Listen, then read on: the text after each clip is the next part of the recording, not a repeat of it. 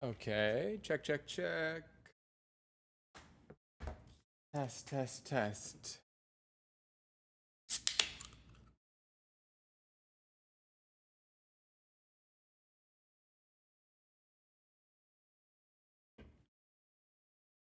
Okay, let's fix this. Check, check, check. 1, 2, 3. 1, 2, 3. Test, test. Okay. Oh, morning, Kobe Toes. Morning, morning. Morning, Mini Mac, or not morning, but you know. Okay. Good morning, Duck. How's it going? What are you guys up to? Jen, good morning. Good morning, Jen. It's 6 a.m. here. Huh. Huh. Offshore Llama, how you doing? Man, it's all blurring together, guys. All blurring together. 30 minutes to midnight. Okay. Okay. Fair, fair, fair.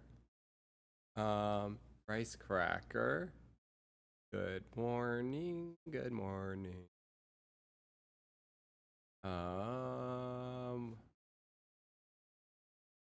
Good morning. Good morning.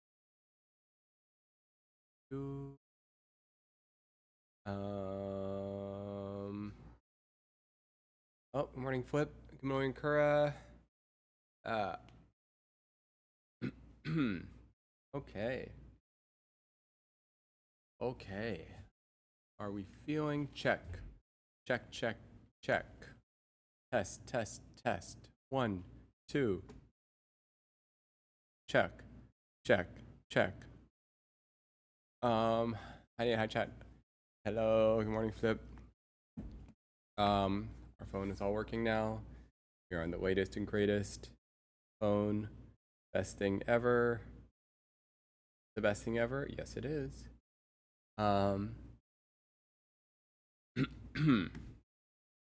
Let's see. I'm testing some things. You know, in a lot of ways, I am excited to go back to what happened? Legendary fish. Where? How big was this legendary fish? Good morning, Hayes.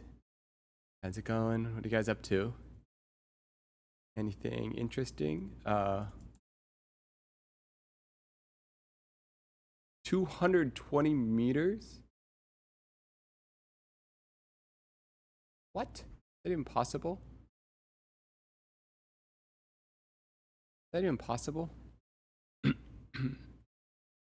What kind of fish is that? Oh my goodness. Let's see. Patty's not here this whole week because she is out of town.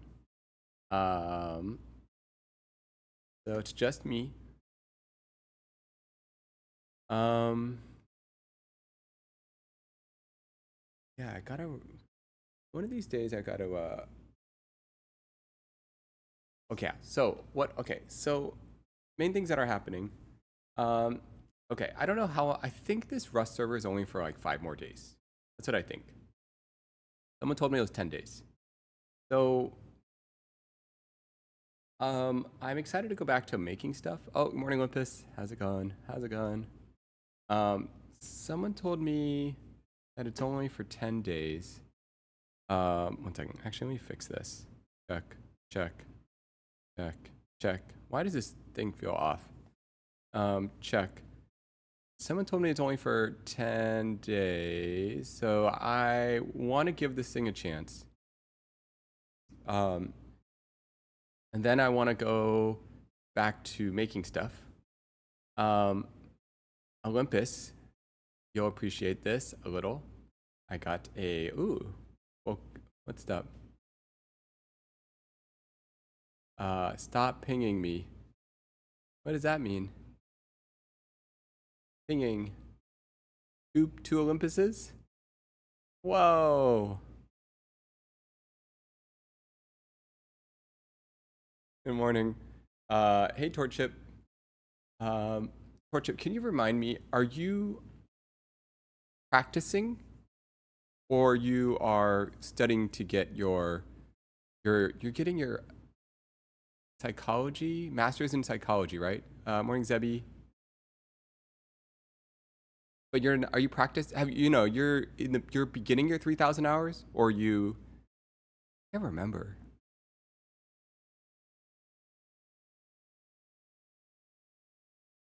Um, Waiting on that cooking stream. Oh yeah, we're gonna cook. Oh yeah. I don't know if I'm gonna cook the way you guys think I'm gonna cook.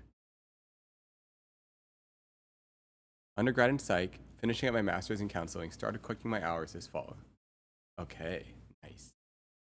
Random cook.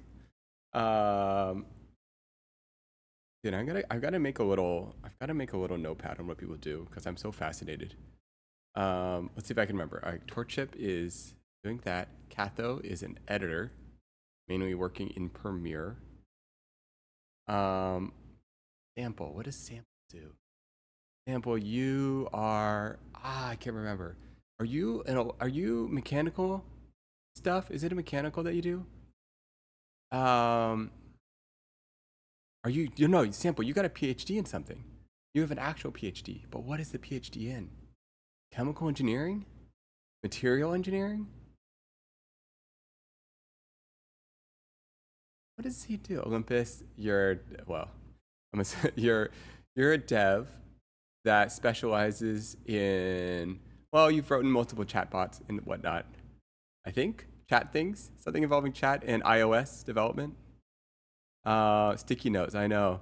Flip, um, you worked in night shift from 1 to 9. I'm not sure if you still do. Sometimes your shift changes.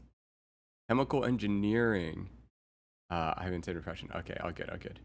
Um, Flip. Jen, um, you work. Okay, you studied art history. And you work in finance.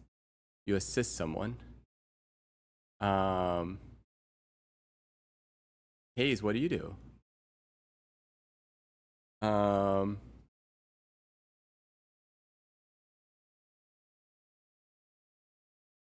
Still work night shift, 1 to 9. Yes. Um, speaking of which, um, not that. Bees, welcome. Welcome. All right. Torley, night shift gang, nice. Okay. Speaking of which, all right. Then we never finished having this conversation about. We never finished our conversation about art history. Okay? Well, but the quick version. I'm studying social work first year. Oh, okay. What exactly is that? I'm the office admin. Yes. Wonder Museum curator. Brian, how's it going? Good morning. We are just you know what? We were just gonna catch up. Okay, so all right. Me and Jen were briefly talking about.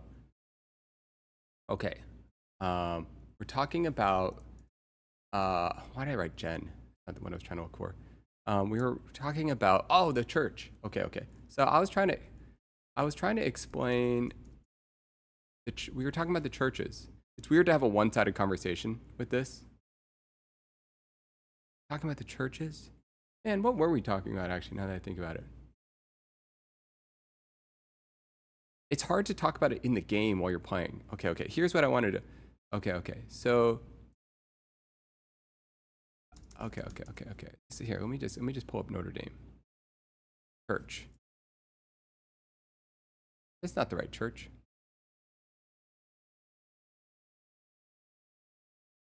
Not even the best example of church, actually. Not even the best example. That's the problem. Good example, but it's not the best example.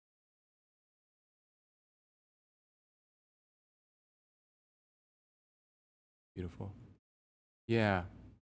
Uh, all right. So when it's Gothic architecture, so something that they really liked in Gothic architecture is they like these like they had this belief about reaching God, right?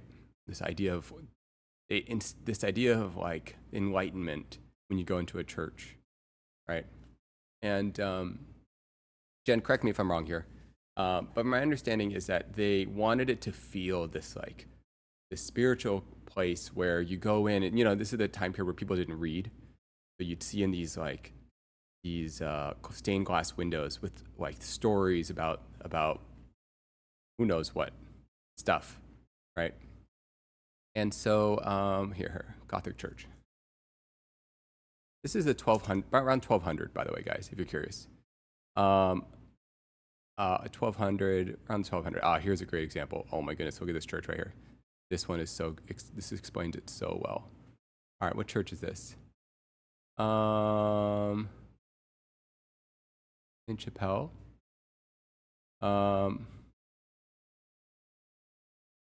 Look at this, guys. This church is such a good example of this idea. All right, so they wanted it to feel like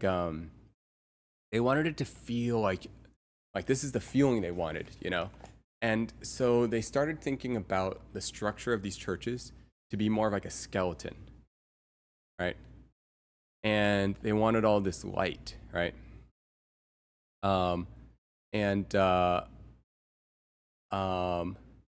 They had these panels, right? These churches are actually incredible, right?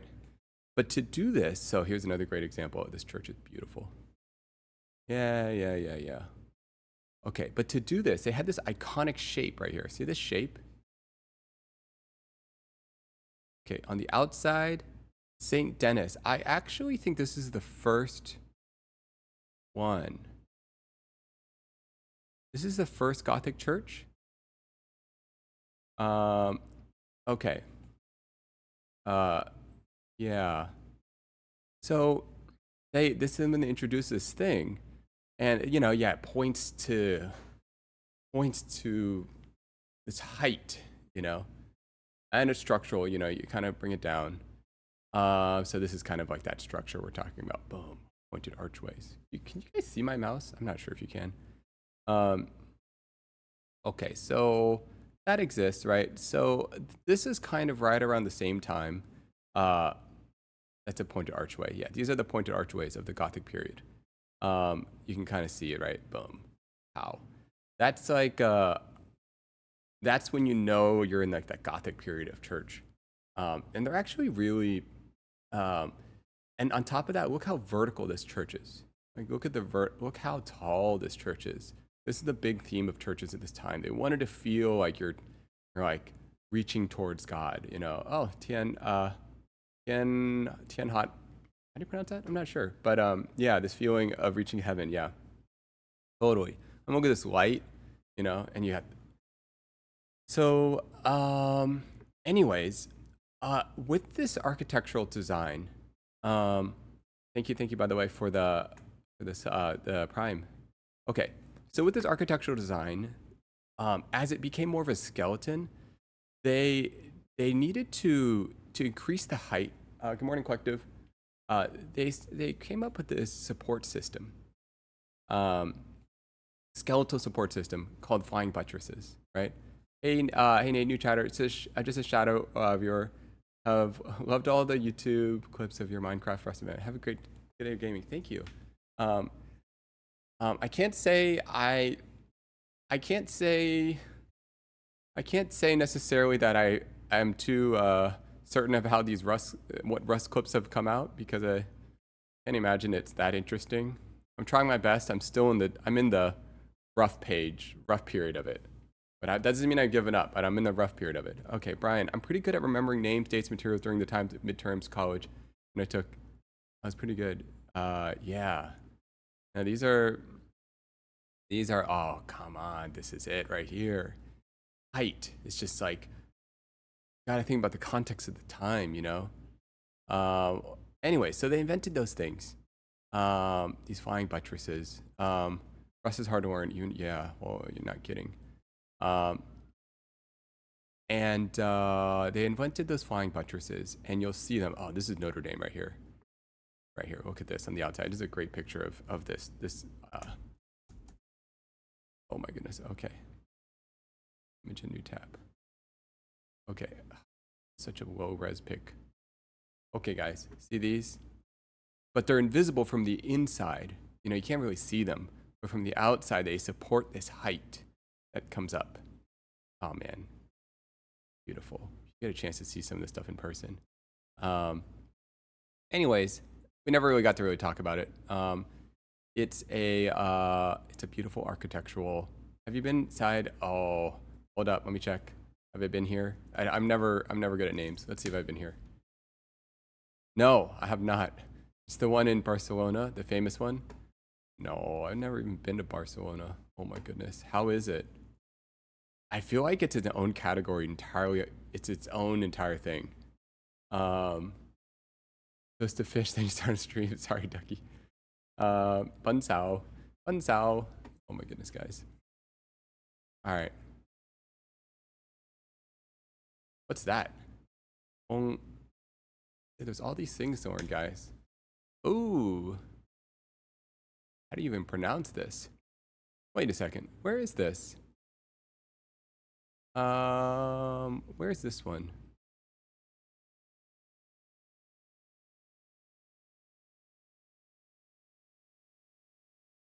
Germany. We got to see the inside. Because these churches, it's one thing to see the outside, but you got to see the inside. Is this it? Way. Oh my goodness. Look at that. Yeah. Look at this guy. Oh. Okay. Now, you guys remember, what are the names of these guys on the top? These pointed thingies? I don't remember. What's the name of these pointed things at the top? Westminster Abbey is a good example. Yes, let's take a look at that. Oh, yes. You know what? Have I been here? This is a good example. Yeah. It's great. Beautiful. Here, oh, it does. You're right. It does have that feeling. It's like they evolved it, right? That's just one of the most insane buildings in the world. Gotta go. Good. I've gotta go. Look at this height. You gotta go. Ask me now and I won't remember a thing about what I learned from art history. It's true. Brian, what do you remember? You remember this Gothic art history? Gothic architecture? Oh, Westminster Abbey. Speaking of like art history, I feel like this is the first one you learn about when you like study Gothic architecture. Like you're like, here's example number 1. You know? Spires. Oh, yes. Spires. Yeah. Look at all how cool they are, man. Come on. Bun Sao. All right, who's the one that doesn't like the bean sprouts in their bun sao? I can't remember.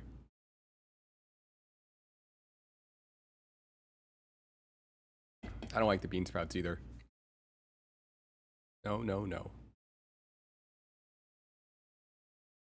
Have you guys all had Connor? Yes.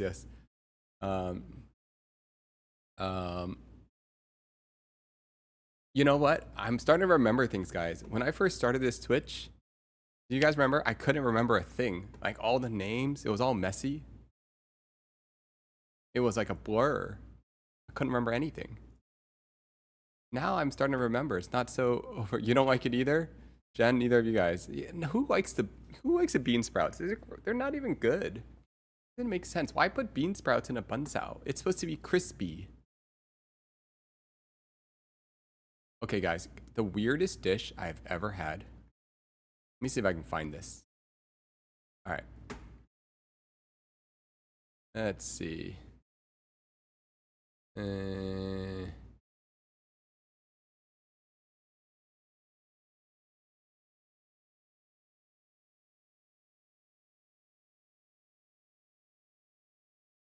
No, not here. Way. Are we talking about how historically interactive the castle and rest servers again? Yes, we were. We were. Big fan of Baroque.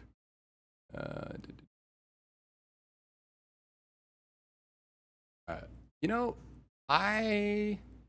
is the Vatican okay?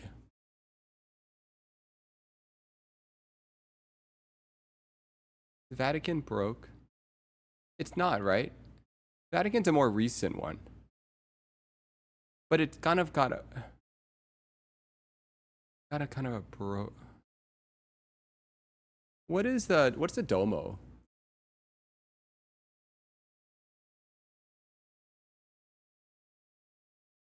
Milan Domo. Oh, it's also Gothic.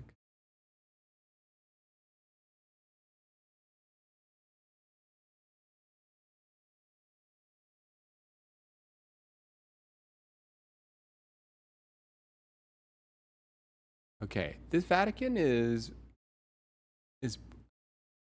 Baroque. Who made that ridiculous Baroque joke? That was too good.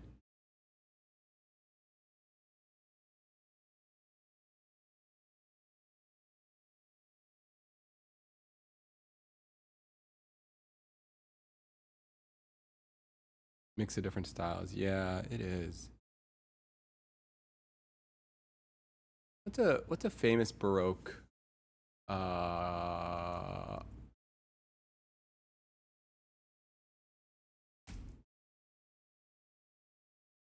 You're Baroque. I'm busy. Oh my goodness. I actually do agree with. I do agree. When did it start? It's like 500 AD to 1200 AD was Baroque. When was the Baroque period? No, later than that. 800? Whoa. No, what? Oh, way later. Easy, good morning. Oh. Ew. Then wouldn't the Vatican technically be Baroque?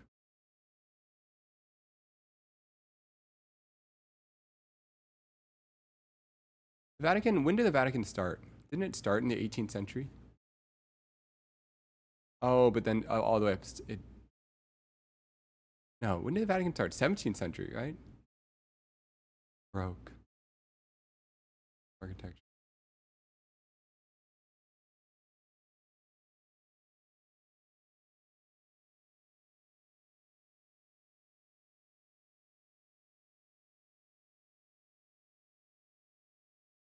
Columns.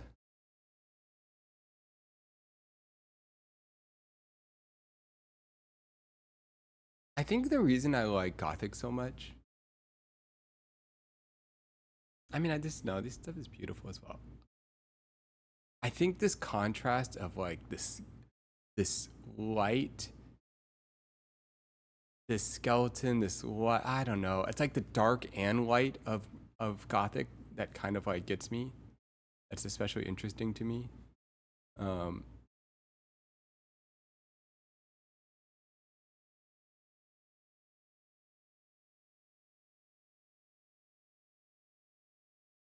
yeah. Um, so, what Hogwarts Castle?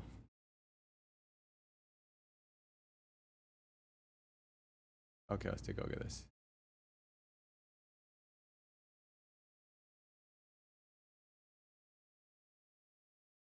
That what it looks like? Oh, sorry. Yeah, I'm talking about St. Peter's Basilica. My bad. Yes. St. Peter's Basilica. That is what I'm referring to. Hogwarts is Gothic, but it's not a church. It's a castle.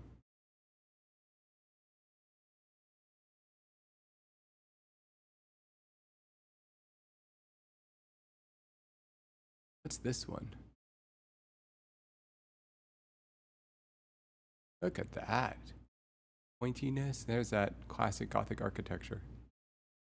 What am I looking at right now? Is this a real thing that I'm looking at, or is these renderings?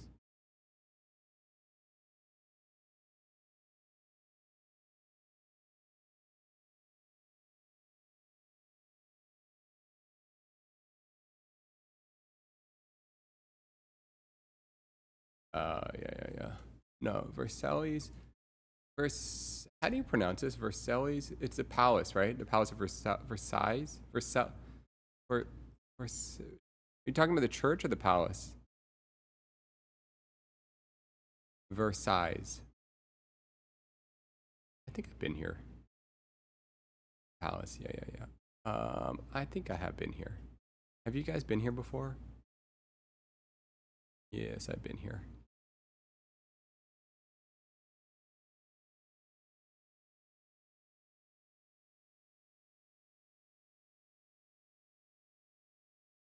For some reason, when I think of this, I think of Taylor Swift.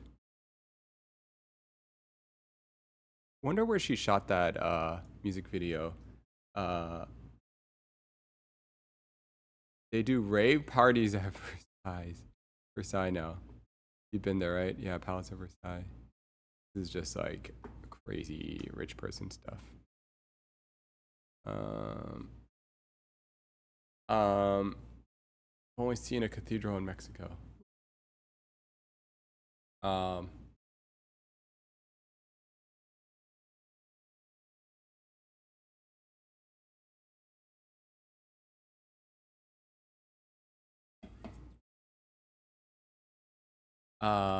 What are we?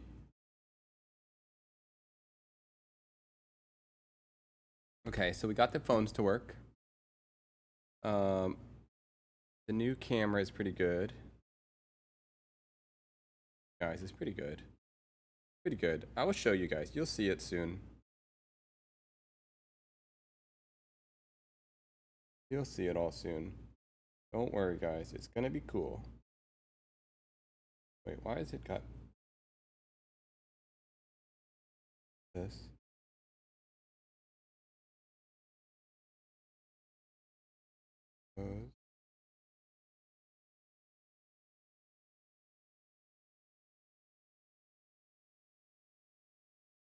That's send.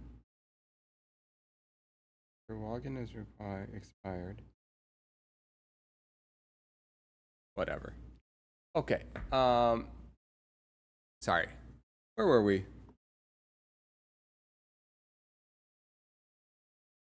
Some things that okay. Cooking. We're gonna cook. Gonna cook. It'll be fun.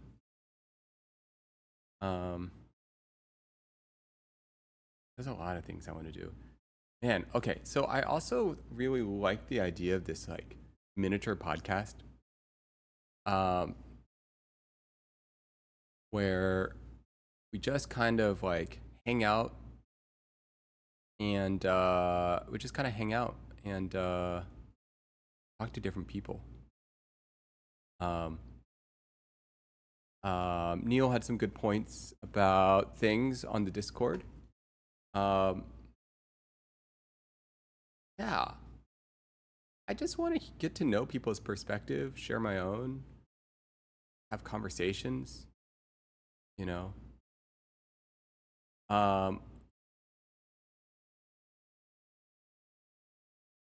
Different the more different you guys do, and it doesn't have to be exciting necessarily. You don't need to be like, you know, you don't necessarily need to have like a cool, you don't have to have a PhD, you know.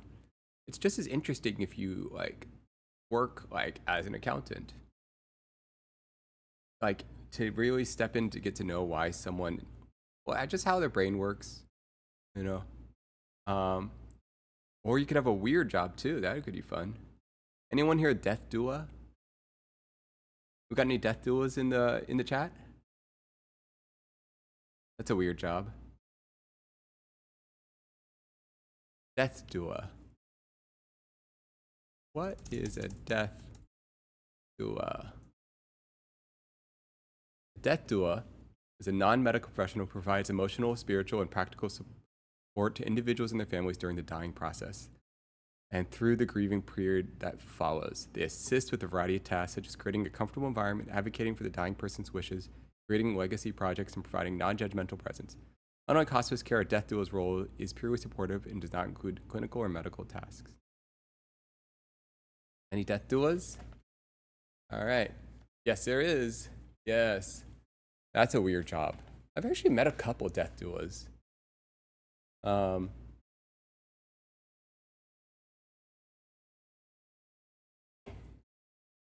I have met a lot of different people.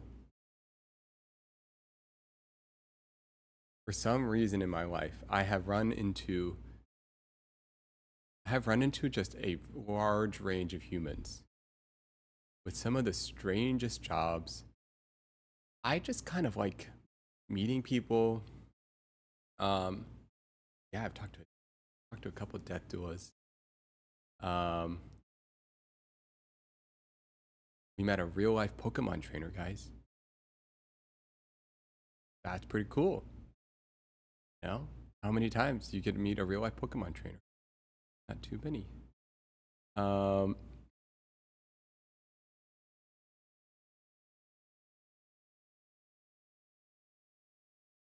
Any interesting people that you guys have met? Memorable people? Think of some of the most memorable people I've ever met.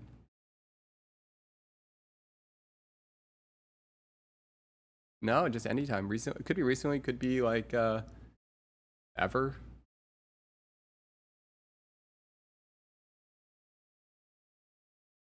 Have you guys met any of the streamers in real life? You. Well, we gotta Olympus. We gotta meet in person. I forgot you're based in. Wait. Facing out. Is it New Zealand?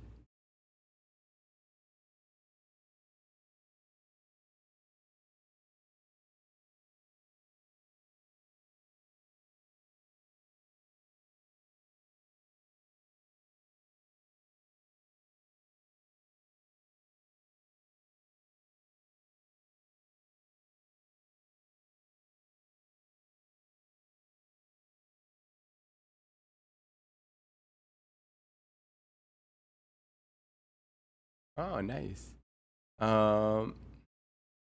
Okay, let's talk about New Zealand. I don't know anything about New Zealand.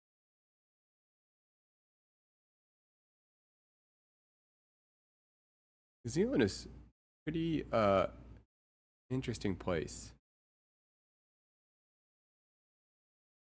Like, I don't know anything.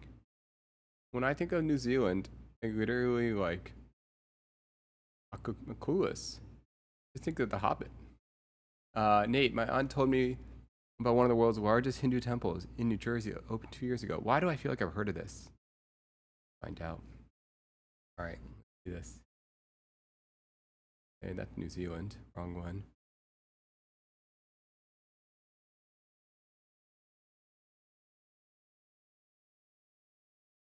Okay, let's move this over so we can actually see the chat. Okay. Oh my goodness. Wow.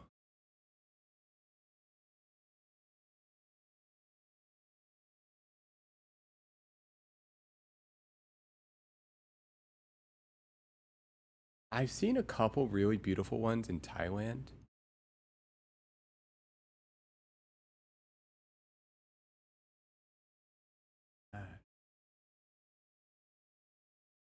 How do they do this? Largest elliptical dome of traditional stone.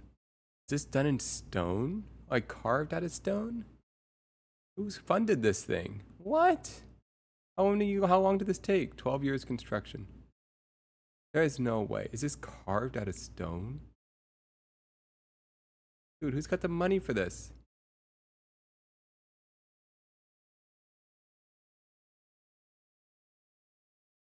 Crazy. Beautiful. Yeah, that's crazy.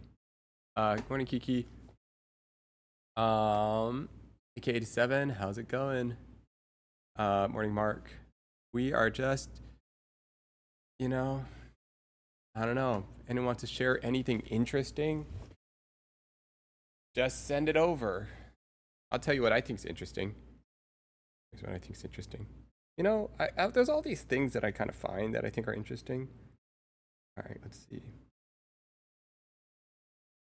All right, let's see.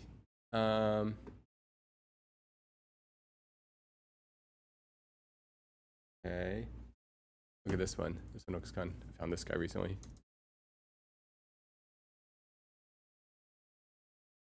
Look at this cool website. I don't really know how it works, but come on. Isn't that cool? I don't really know what it's doing, but I like it.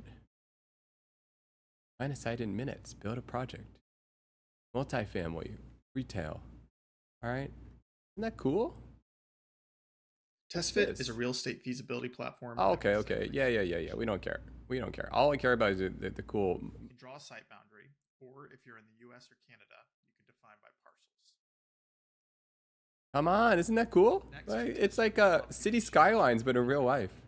You can think of these configurators as development typologies that come with customizable presets, and those presets drive the detailed site plan.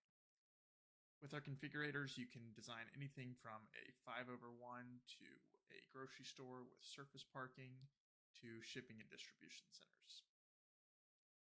For this example, let's choose a wrap style apartment.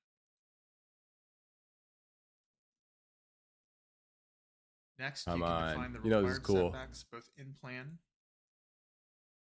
Not just me, right? This is cool. And elevation.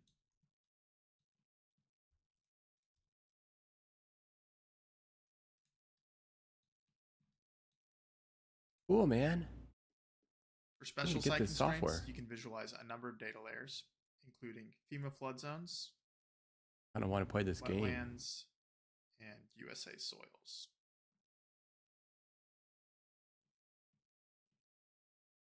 You can also take a look at TestFit's built-in zoning data. I feel like this is good stuff. And automatically track zoning requirements for your site. Who have you met recently that was interesting? Oh man. TestFit will give you a pass fail indicator in the tabulations panel. Guys, we'll play this game one of these days. All right. Not yet. Soon. TestFit. Do they have a game version? There's so much potential here. I feel like they're thinking too small scale. I feel like they're thinking like site solver, urban planner.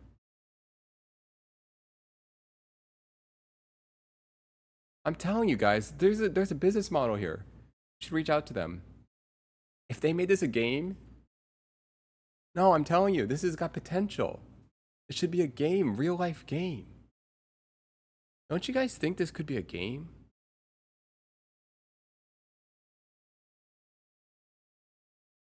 Urban planning isn't just a game. I'm telling you, but it's cool. It's got. I just think it's got some potential as a game. Where's the gamers? They got all these topics for developers, architects, civil engineers, city planners, for gamers. Some totally missed opportunity here. You should play City Skylines. I really. Okay, I've never played. Believe it or not. But I have seen tons of videos on it, and it's awesome. Not tons of videos. I've always wanted to play. Okay, I have it on this computer. I tried playing for like 5 minutes and I got frustrated. All right. Look, guys, the starting period for me, you know why I don't play games? Because I get frustrated really quickly. That's why I don't play games. You see this? I'm trying to get over the hump. You're trying to breathe. That's why I'm trying to do this Rust thing, guys. I'm trying to get over the frustration because there is a beautiful thing on the other side. I can just backseat you. Wait a second. Maybe we should. You know what I want to start doing, guys? All right. Here's what I want to start doing.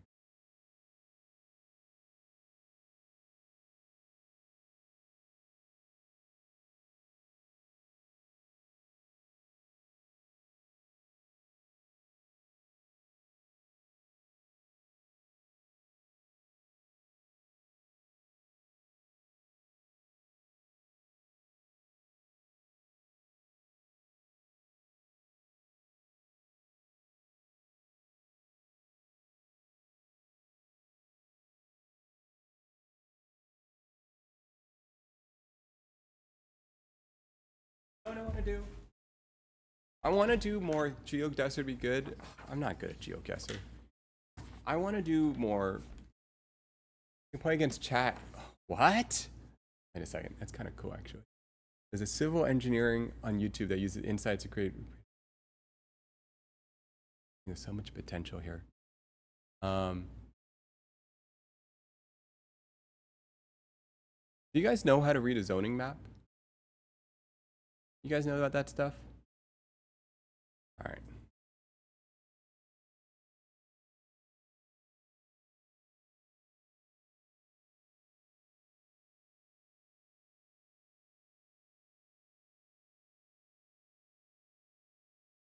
Okay. Here's what you're going to want to do. You guys know Zimas? All right. Let me just show you. Hold this up. Accept. Close. Okay. These are Zimas, right? Okay. I don't know if I'm pronouncing that right. All right, guys. So most of you guys will have one of these, right? So this is the Zimas, right? So let's take a look. I think the zoom is backwards. So let's just take a look at a random part of LA. Let's look at Silver Lake. Kind of cool. Echo Park. Yeah, West. Look at these guys. All right. So what's the red? Got a bunch of data here, right? Find out what the red means. We got a little legend here. Okay, the red dots, what does that mean? Look, what you need to do is you need to be able to read this because one of these days, you guys are going to buy a house. Maybe you won't. Maybe you'll never buy a house. But one of these days, maybe you'll buy a house. What's the red dots again? Someone tell me what these red dots are. All right, if you want to search this, just type Zimas LA if you want to take a look at this with me. What is that little bundle? Inheriting my parents' house. I already bought a house. Ooh, well, okie dokie. What can I do? What can I do about that? Wow, I'm so curious. What's the red dots? What does it mean? Show map, legend. I already know that. Manage the layers. Ah, here we go. This is what we want to do. Okay, street names, wells, lot lines. All right. So here's what you're going to want to know. Okay. Okay, so first of all, like let's just pick a random spot.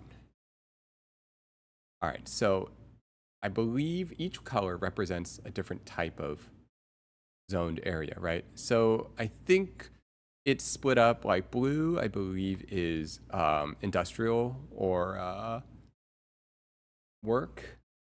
What is it? Industrial or I'm spacing out on these things. Oh, what were these things called again? Light. All right, where's my legend? Get this guy up here. You guys can't even see it. That's the problem. Okay, light manufacturing. Okay. Okay.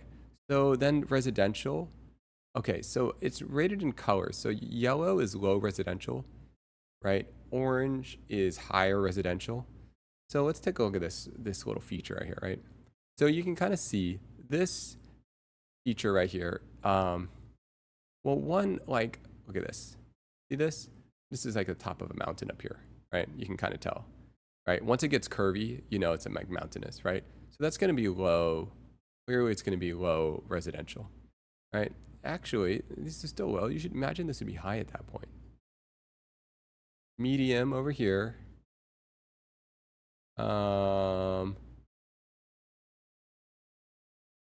Okay, but here's what the important part, right? Here's what's important. All right. Been trying to sell yours? Market's so bad? Oh, tell me more. What's happening? All right, so here, let me just look at, let's pick a site. Okay, let's pick here. Radius tool, select parcels. Boom. Let's select this parcel. Okay, now what's great is, now let's zoom in. You can find out a bunch of information, right? Okay, so this is Daly Street. Okay, now case numbers. Dude, what is wrong with this website? All right. So you can look at the history of a place, right? Planning, first of all, the zoning. I know you can't really see this, guys, but here's the zoning. All right. So for example, this is a What kind of zoning is this? R3-1. An R3-1 is a medium to low residential area. Okay. Now, what you're going to probably want to look at is you're going to want to look at, did anything happen here? Case numbers, recent activity. No, it's not where you want to look. You're going to want to look at the history. Where is it? Jurisdiction, permitting, public safety, environmental, additional, zone, airport hazard note, assessors, deed. Ooh, this is the assessment. Last sale amount, $390. Case numbers. These could be like little things about the property.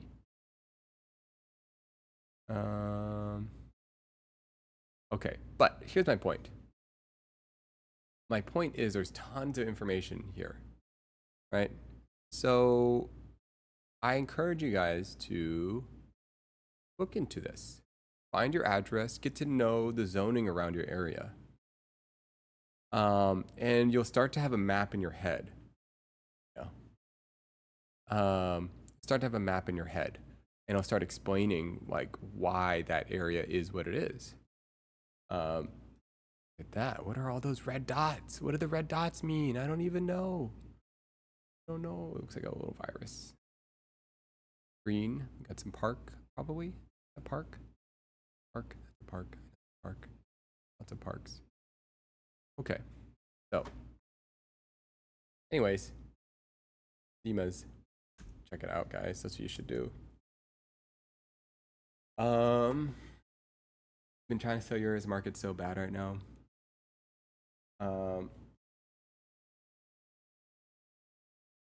Morning, Wanda. Okay, so I don't know how we got in that tangent, but I do think that everyone should know Korea. There's a lot more resources available than you think. And just a little bit of digging and you can learn a lot about your own neighborhood. Why is something zoned this way? Why is it this way? What is allowed, you know? Okay. So let's try this Rust thing. How do I even open it? All right. So here's my issue with Rust. I'm a newbie. I don't know what I'm doing. I'm a newbie. And there's two newbie parts. There's the role-playing newbie part, and then there's like the I'll check it out when I get home. Yes, go for it. Yes. There's the role-playing newbie part, and there is the game newbie part. Both of which I suck at. Well, no, we don't suck. We're not judging ourselves, okay? Just, we're working on it, you know? Look, sucking is part of it, okay? That's okay. Nothing wrong with sucking at something. Where is this windowed mode? Green windowed. By changes. Wait, have I been playing this in full screen? I don't even remember. Have I been playing full screen? Oh. Maybe I have. Okay. You can go out talking to people. Let's just try this. Let's try this, guys.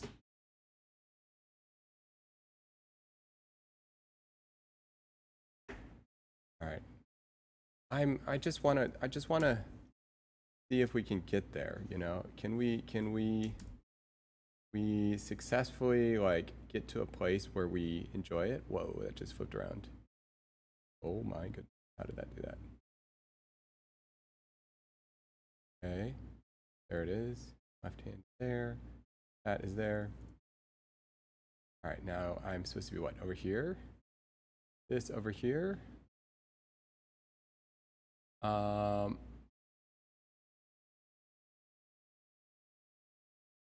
Whatever. Okay, home.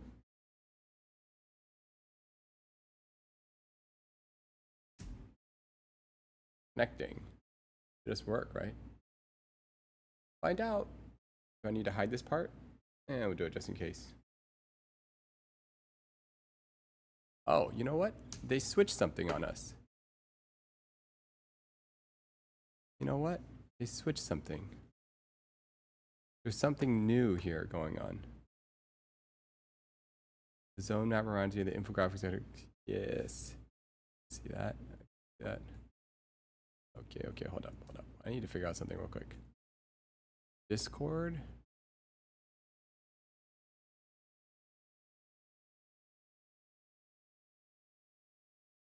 Okay.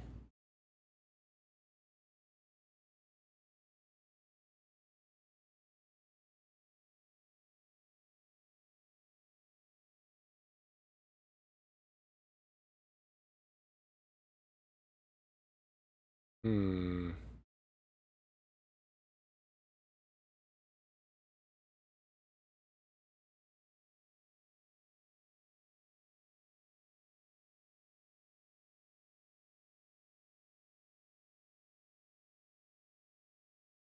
Something changed, so I have to. Something changed, so I have to. I think like the IP address changed or something.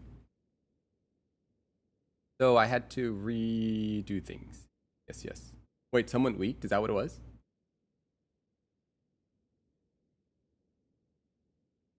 Is that what happened?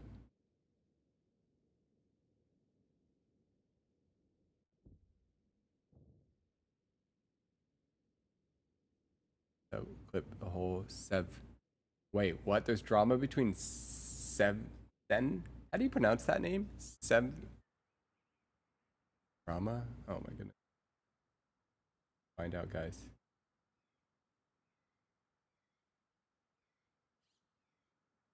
All right, guys. So, apparently, some drama. I guess we'll find out. We'll find out.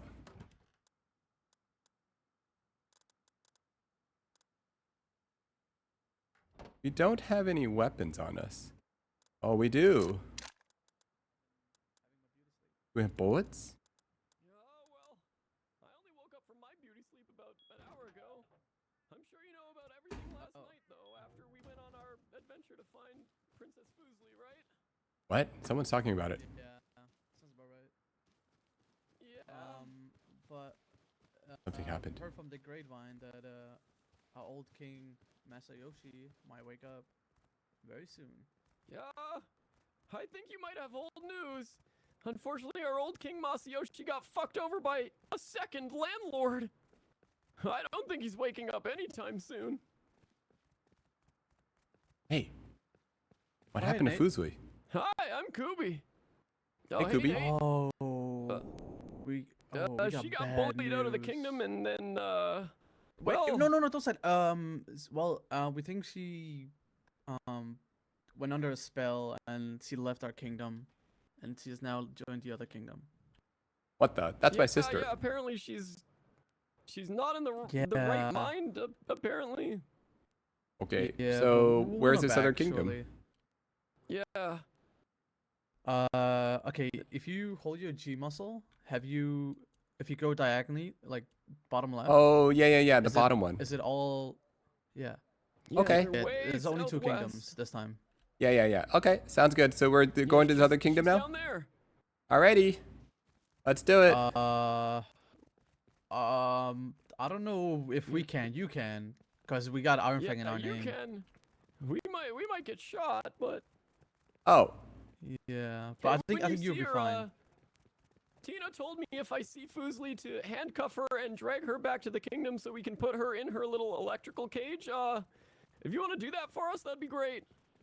Apparently shock therapy is really good for her mental state right now. That's what I was told, at least. what the? What have you guys gone? Oh my goodness! I thought we were collecting stones and but- cloth. What happened here? Nate, you're not gonna. You're not, 6, you're not 7. thinking about leaving us as well, right? You're not gonna be Oh. like your sister, right? Well, here's the thing. You're gonna. You'll Here- be back, right? Yeah. So here's the thing. Whoa. No. We whoa, just hold on. We whoa, just gotta go this way. whoa. That's all. It's a bit You know. far, man. No. We're just chilling. We're Okay, just chilling. okay. You know, we're just chilling. That's all. Alright, You know. alright. You know, Alright, we're just I'm chilling. your hostage. I get it. I got No, it, I got We're this. just chilling. Yeah, We're just hostage, I chilling. got it. Coming with you. No. We're just chilling. We're just chilling. That's all. Yeah, You know. yeah, we're chilling. Yeah, we're here at our own will. Yeah. Sounds about right. Definitely my own free will. Yep. Yeah. Yeah. I mean, I don't know anything yet, so you know, for all I know, you know, maybe I don't know any. You know, yeah, I don't really know much, so, you know, we're going to the other kingdom. You know, that's all I know.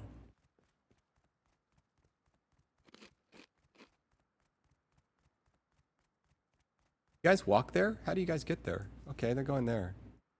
We're coming. Don't worry. Yeah, you walk there. Wait, so what's the current state of everything? That sounds like a lot of things happened.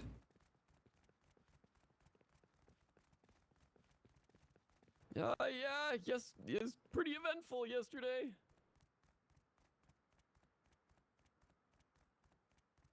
Huh. Interesting. Yeah. Ooh, mushrooms.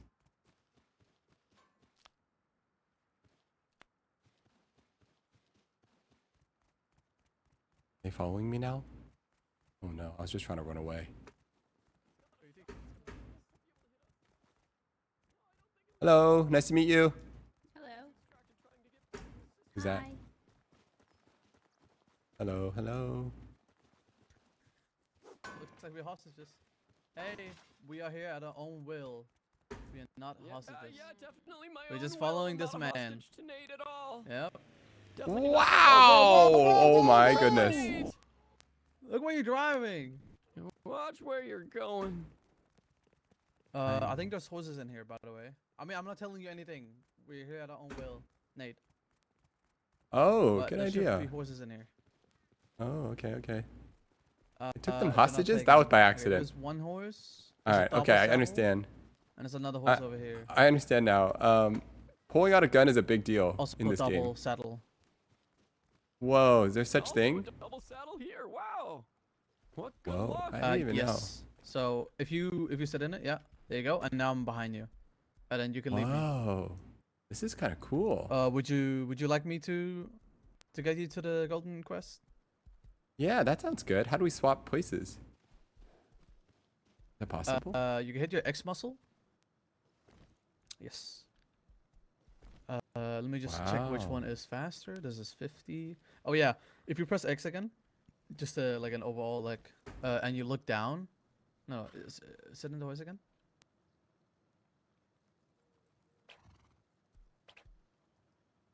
Sorry. Wait, I'm learning here. I'm Trying learning. to. Yeah, no, take your time. Take your time. No rush. Okay. Hit your X muscle real quick. Okay, look down, and then hit your E muscle. Then you can see like the stats of the horse. Oh, like how fast cool, it is cool, on the cool. stamina. 60, Because there's 50. different type of horses, like different breed. Yeah. Oh, this is Yeah. advanced. Yeah. Yeah. Alright. So if you hit the X muscle again, I will get you to your sister. Awesome. Alright, Kobe. Ooh, We ride out. where's Kobe? Nice. Oh, do you have any Oh. clothes by any chance? It might be a little cold. I'll figure that out. Yes, I have something. Think warm thoughts. Oh, Little mental fortitude That's goes a metal long up. way. okay. It might be a little cold, but why not? You know. Uh-oh. Sun's going down. Okay, maybe I'll try to make Uh something. oh. Kobe, don't stay worry. calm. I won't eat the horse. It's fine. Just might be a Okay. little howling is all. Kobe is a werewolf, so during nighttime you might be just stay a little bit, away from him, like a few feet. Oh, I see. Oh, I feel it coming. What the? Kobe, Kobe.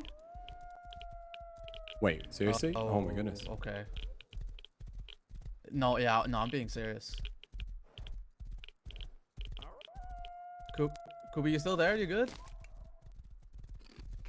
Oh, I'm great. So this could just happen anytime, huh? Never been. No, it's during nighttime.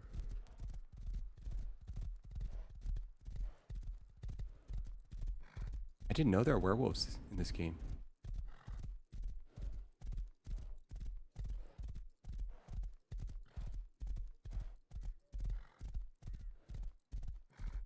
There's a way faster way to travel. Oh. How's your health looking? You looking Okay, healthy it's right now? 41. It's let me see 41. it. I'm trying to figure out what I'm supposed to do. Okay. You got food. You got cloth.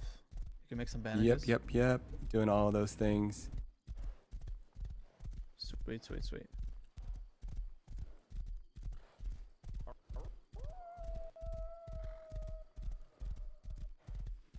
Sorry about him. I forgot it was about to be night. I wouldn't have brought him with me if I knew. No. It's good. It's good. We get to meet new friends. New friends. Okay. Well, if you're joining the Golden Quest, I don't know how much friends we're gonna be, unfortunately.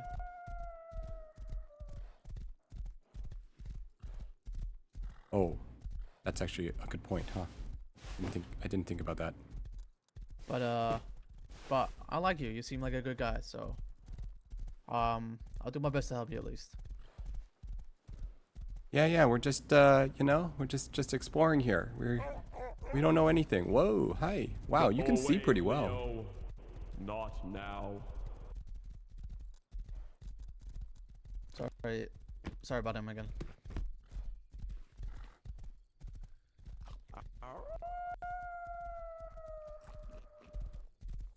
Are there a lot of werewolves? Is he the only one? Yeah, he's the only one we know of. His kind of almost was extinct, but he survived.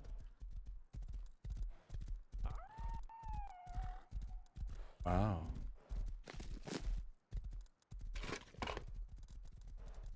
Yeah, but he's a good person.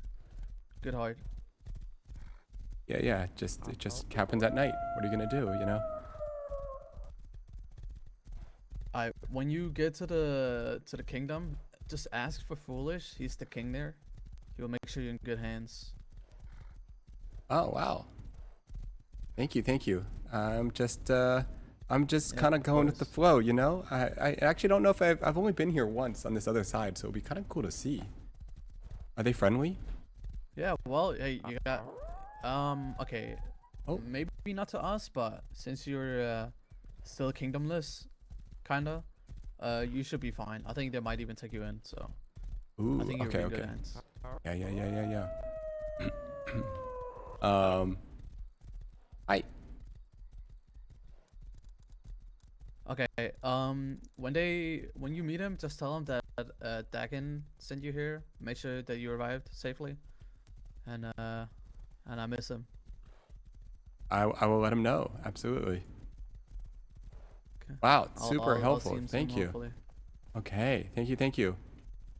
Wow, this is super helpful. I don't know how you managed to ride this in the night. I have a flashlight on my gun, so I'm able to see. Oh, okay. For some reason I can't I- see, but you can. This is the furthest I can go. Okay, thank you so much. Okay, Wow, super Really appreciate good it. both of them here. It's too Okay. dangerous for us. All right. So Just go straight to that door. If no one responds. Oh, Whoa, that was a come close here. one. Let me syringe you. Yeah. How much health? Whoa, Are you health at? I got 42. Nice. Thank you. What do I need? Bandage? There you go. If they don't respond, just text them in chat. Tell them that you're outside the gate, and surely someone will come out and get you. Wow. Okay, I appreciate it. Kopi, I guess I'll see you when course. you're in the back to normal. Whoa, you got the whole. Wow, it's cool. Okay. Godspeed, puppy. Thank you guys. Yeah. Good Well, luck. I appreciate it. hopefully we'll see you again. Hopefully I'll see you Thank you. again. Live a good life, Nate. Thank you. Do it Wait, now I for feel the bad. We Wolfpack. pulled a gun. I feel bad. All right, guys. Pulling a gun is a big deal. Apparently.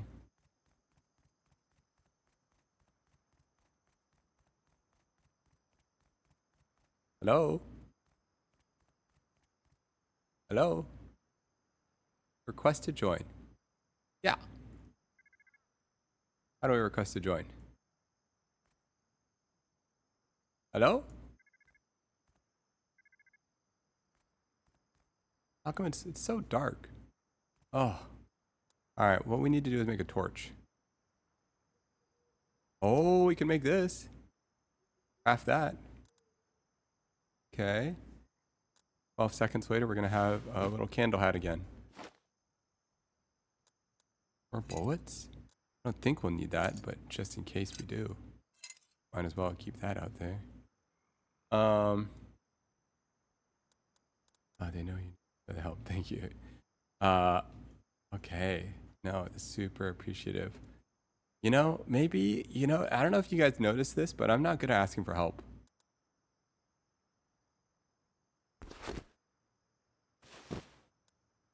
Kind of get scared.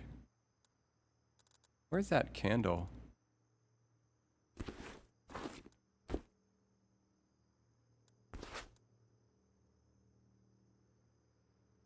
I don't want to bother people, you know? How do we see inside here?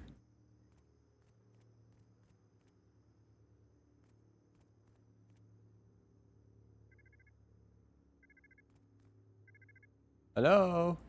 Anyone home?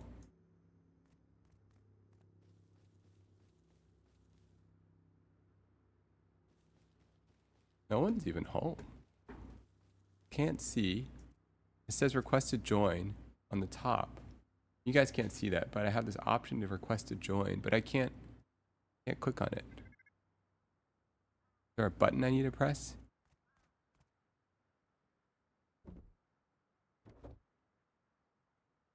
There's a connector from here to there. That's crazy. So if you deposit here, does it go to there?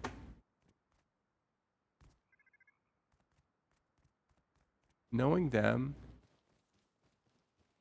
they probably left the door open in the back. Let's go.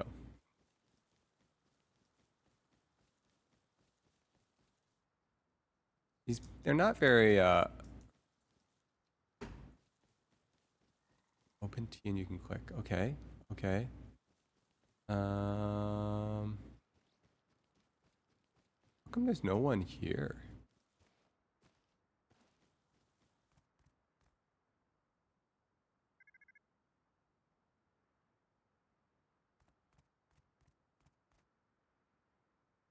I don't understand. Just type knocks on Crest door. I'm scared. It goes to everybody. They can all see. The request to join. You can open T.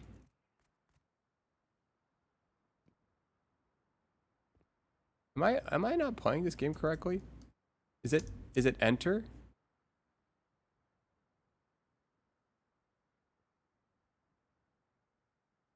Oh.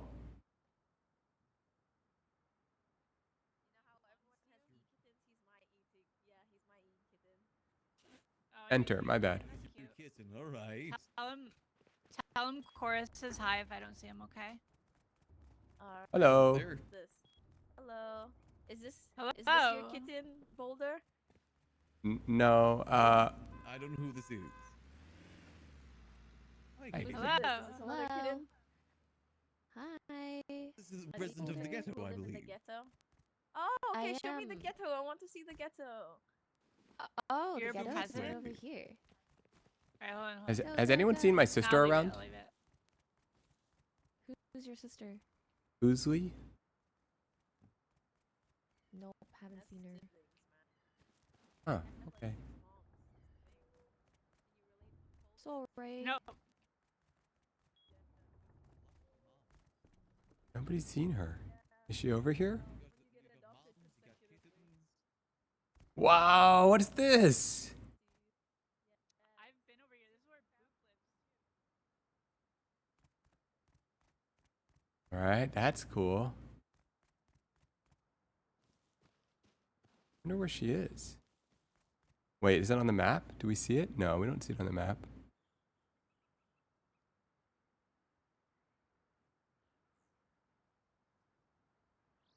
You know what we need to do? We need to put down a sleeping bag.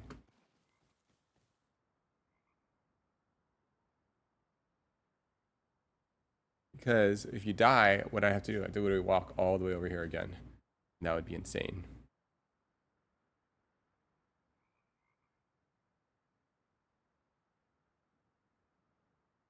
Yeah. Okay. I could put it anywhere, right? It doesn't matter. It doesn't have to be like hidden or anything, right? No one's gonna. All right, stick the guy here. Anywhere, right? You are now. And I name it. Golden Crest. Base. Okay, look up. Oh wow, it's the sun. Beautiful.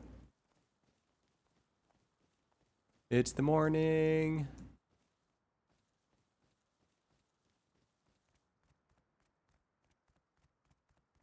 You could also PM. Hello. Hello. All right, we already met them.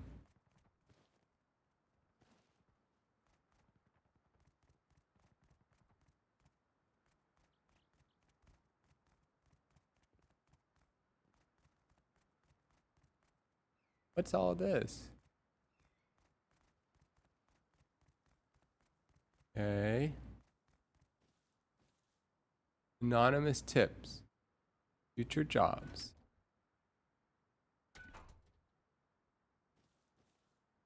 News box.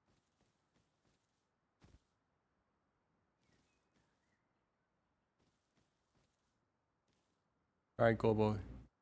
I'm scared. I'm scared to message people. I feel like I'm too newbie to message people. I don't want to bother people. Wow, these oranges are moldy? That's crazy.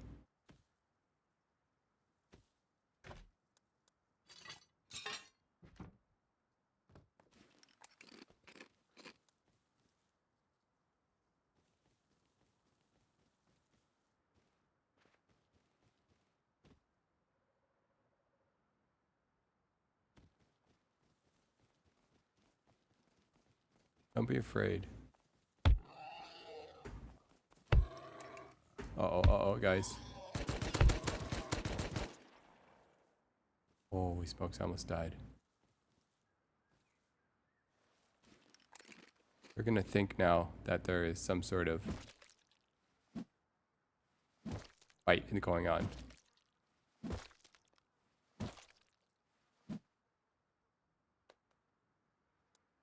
Okay, we don't need seeds.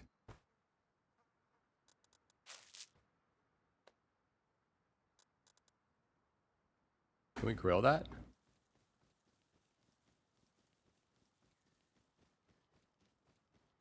Oh, we need to find foolish.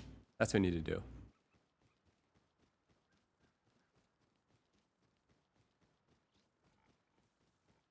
Campfire. Let's see. One of these doors is probably open because, you know, they're probably lazy and they probably forgot. I could have just walked in with them, but, you know, just see what happens. I'm too shy. What is this? Barely a wall.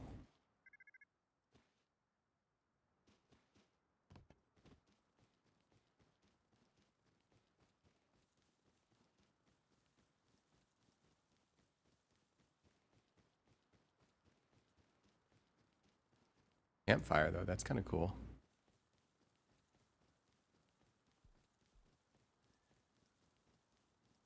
Okay. Wow, it's also beautiful. Just chill.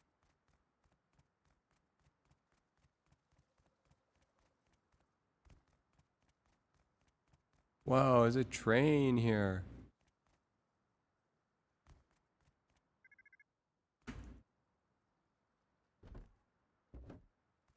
Huh. That's how the train works.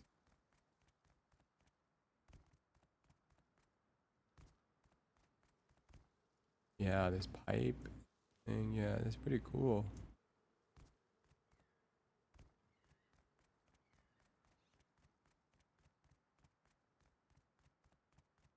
Okay, well, we're walking around.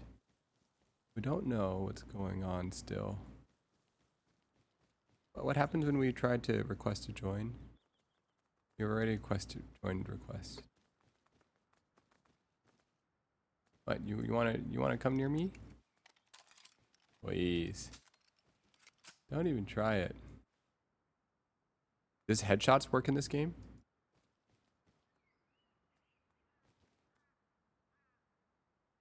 Guess I'll find out. Oh.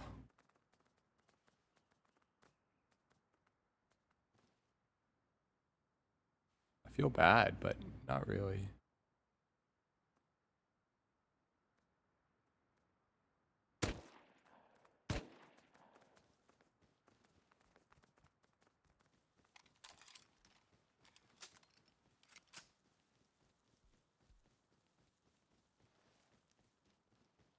None of the entrances are open.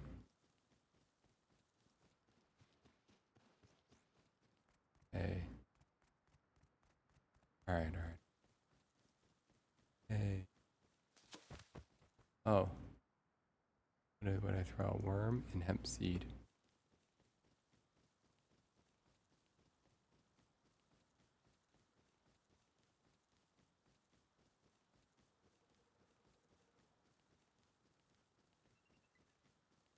The big kingdom. This is the front again, right? Alright.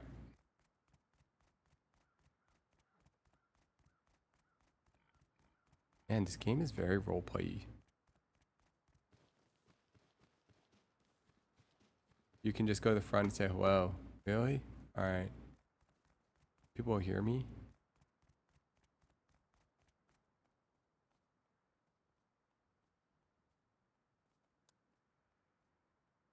Hello? Hello? Hello? Anyone here? Anybody here? Hear someone. Whoa! Whoa, whoa, whoa, whoa, whoa, whoa.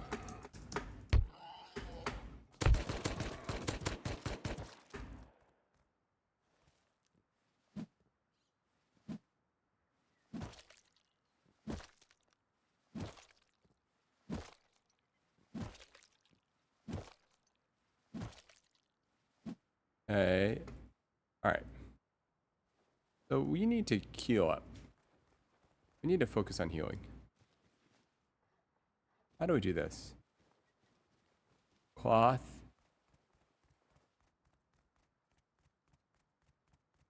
So many boars. His sister's at the other kingdom? I just got here.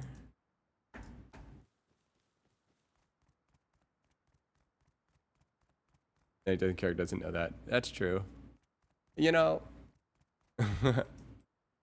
it's true. You know, I haven't worked this out, guys. I haven't worked out how much to know or not to know, and I'm totally okay with whatever you guys come up with. You know, if you are like, no, he should know, go for it. You know, if you think, oh, that's not right, then go for it. You know, whatever you guys think. My character seems to not know a lot of things, though, I'll tell you that.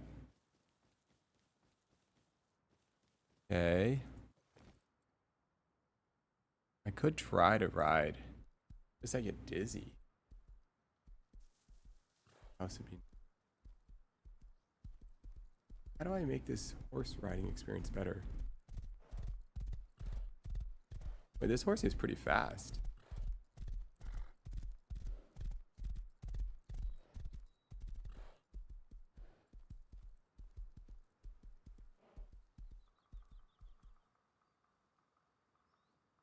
But what? Do we go all the way to the outside? Is that the best way?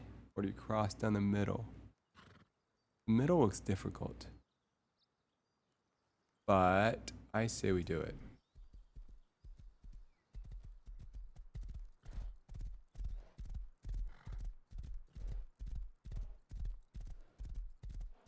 Let's try. I know that getting dizzy is part of it.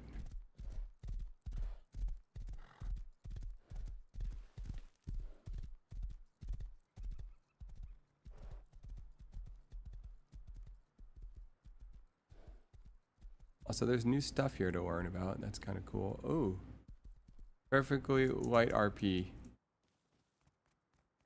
Totally okay to ask.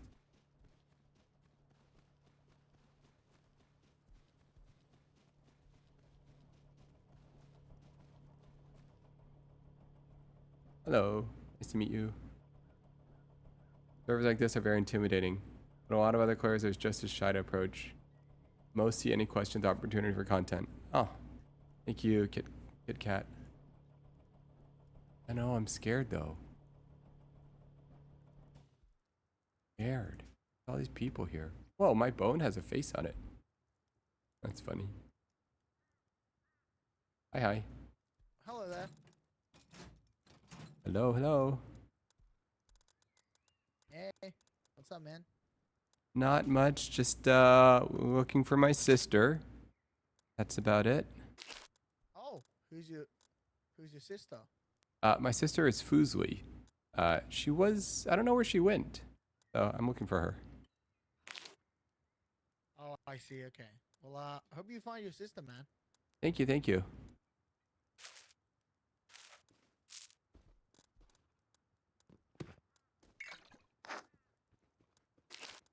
What is this all useless?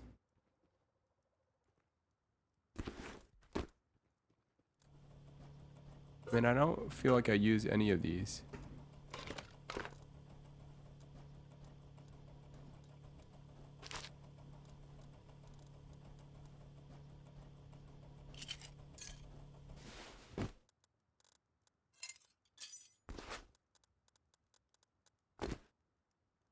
I'd suggest building out. They are very friendly.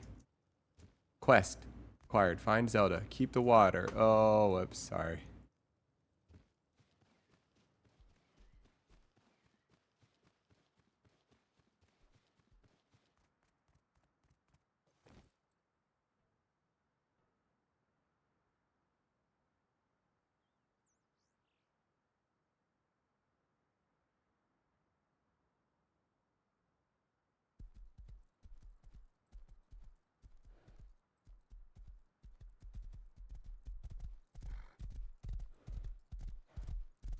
All right, let's attempt to just ride back and see what happens.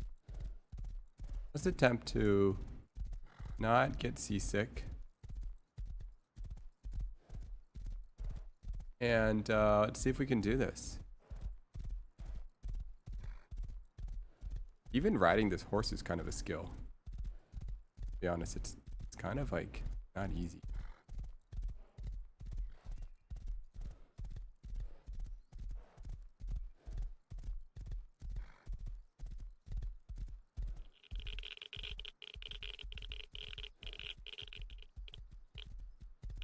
Get out of this thing. We're gonna die.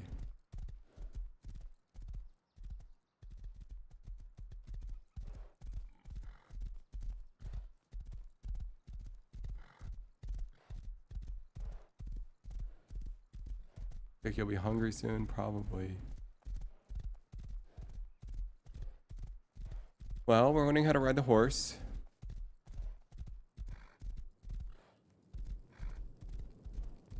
Whoa, this is cool. I don't even know what we just saw.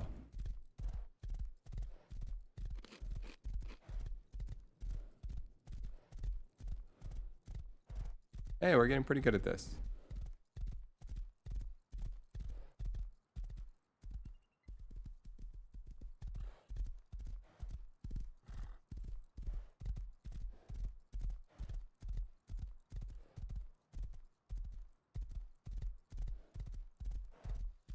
Okay, at least we know how to get around now.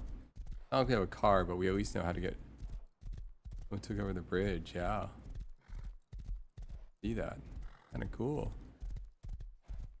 A lot of things have happened. Wow, someone built a house over the bridge.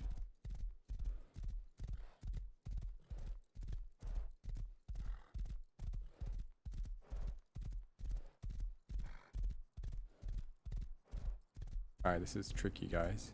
Slow it down. Slow it down. No rush.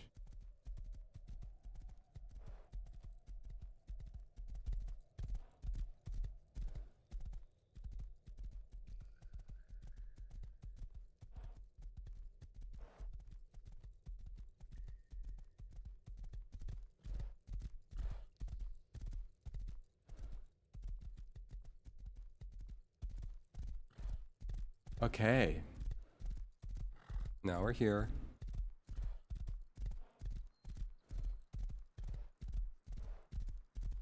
Okay, I'm getting the hang of this. Getting the hang of this. Now we know how to travel around town.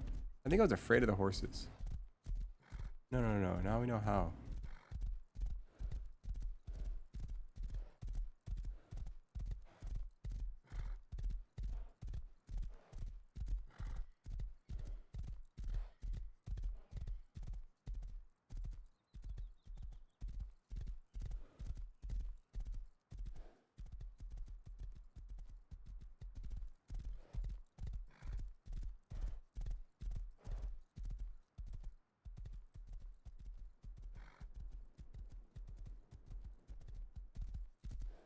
Probably seen 10 people cross horses into a tree, so good job. Nice. Okay.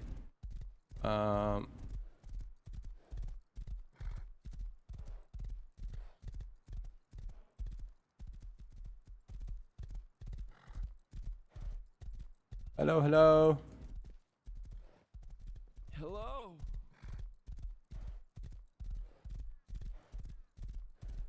Bear. Easy. Literally easy. Got right past it. No problem. Okay, and now we're in familiar territory. I know this area. Okay, what's that sound?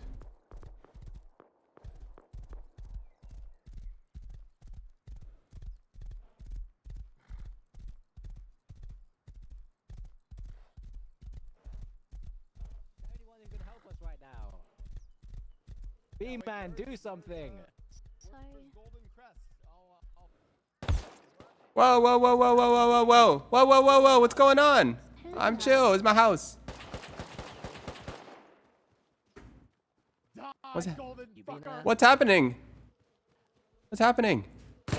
Bad boy. Oh, what's hey, happening? Nate, you're back here.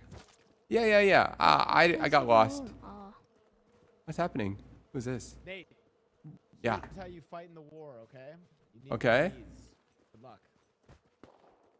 What's the war? We're in war?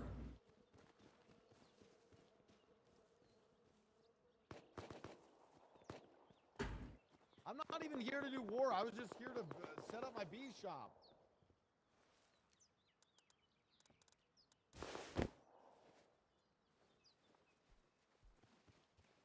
Oh my goodness. Wait, is my house gone? No. But it's kind of gone. Wait a second. What's happening?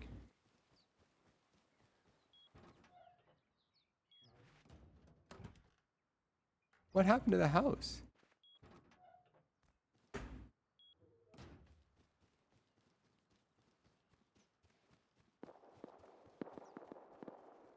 All right, here's what we need to do. We need to go full. How much does this stuff cost? 4? We literally need to like heal ourselves completely. Hey. Hello? Hello? Hey, how's it going? So good to see you. Oh, there are bees. There are bees. Careful the bees. Careful the bees. Yeah, sorry. All the people on the rock. You wanna go So what do we do about the bees? Let's go. You just run from them. You go and give people honey.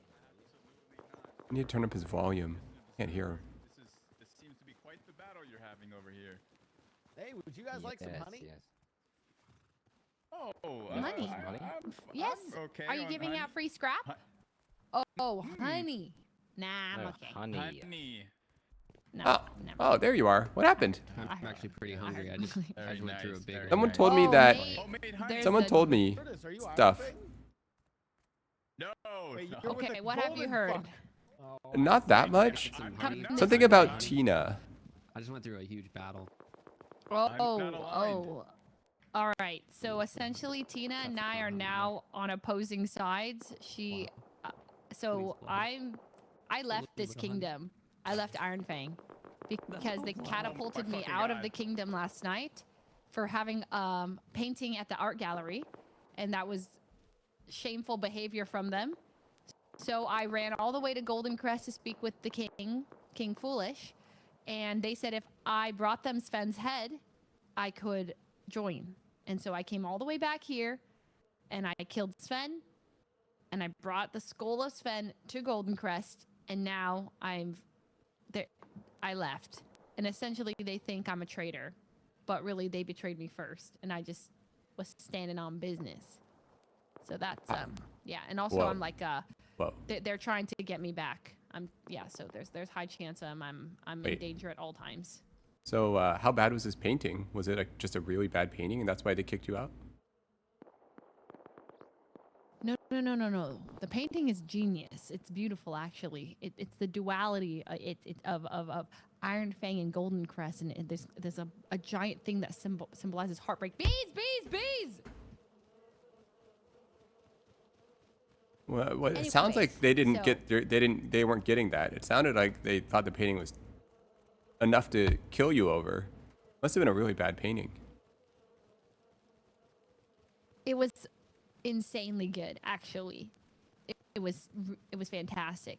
You So know, a what lot they of were good mad art at is me over kind of was- controversial. Okay, well, maybe it's controversial. I don't know. But all I know is that Sven never even saw it. Sven got mad at me because I wasn't building.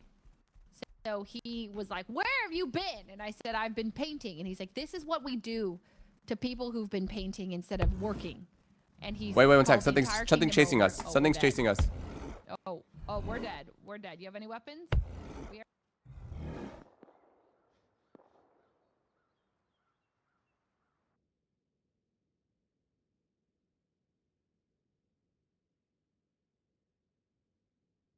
All right, guys. Here's the thing. We definitely need to go back and get our stuff.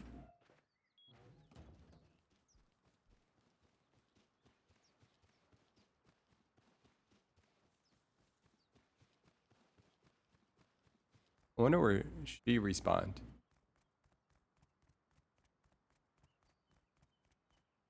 So, where did you go?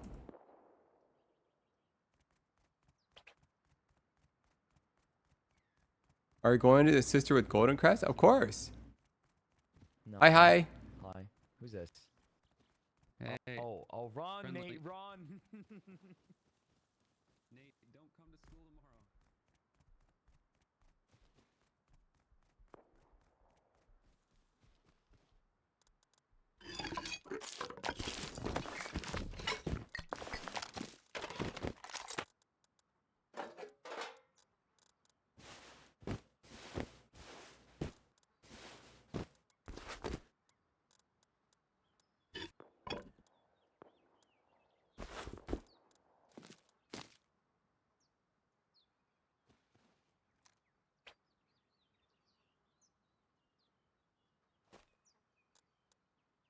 tomorrow. Okay, so first of all, this,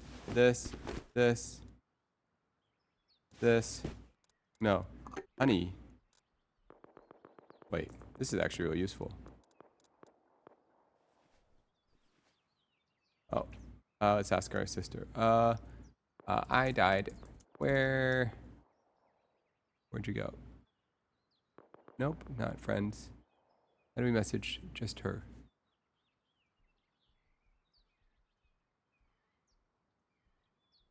Hello? Hello? Where did you go? Okay, let's see if she gets that.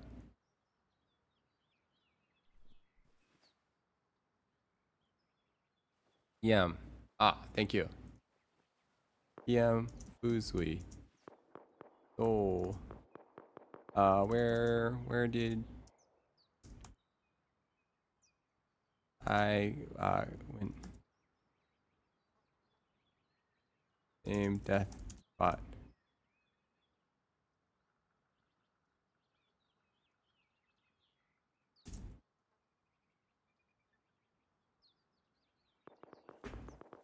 Alrighty. Wait, we like this thing because that protects against. We like this because it protects against radiation, which is always our issue.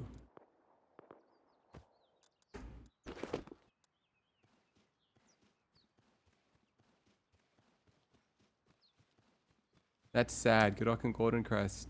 Oh yeah, we just gotta swap, you know? Now how do we get there? That's the question. We need a horse. There's no quick way. Well, now the only question is, do we need to get our supplies while we're here?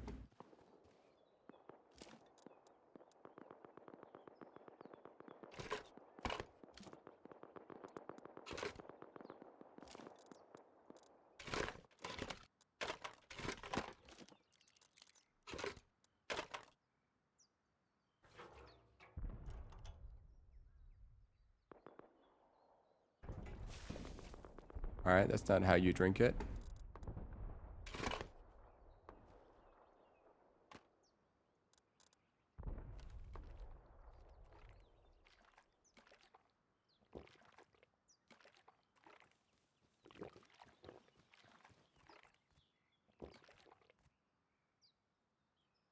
Yes, I could die, but then I won't have any of my stuff. Right? Or is that okay? It's just normal.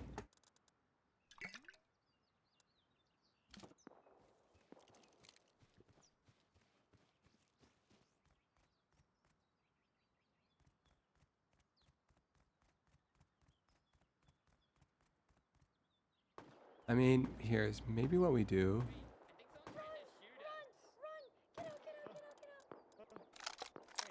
Oh, I'm so What's going on? Hello? I'm Hey. bleeding. I'm Run. about to die in like Oh. 3 seconds. Oh, Run. wait, foolish. Run. Huh? Hey, wait. So, Oh, what brings you here? I don't know. I don't know what happened, but apparently my sister We're in danger. is switching to. Oh, okay. I'll join you guys. Help me. Yep, we're in grave danger. What happened?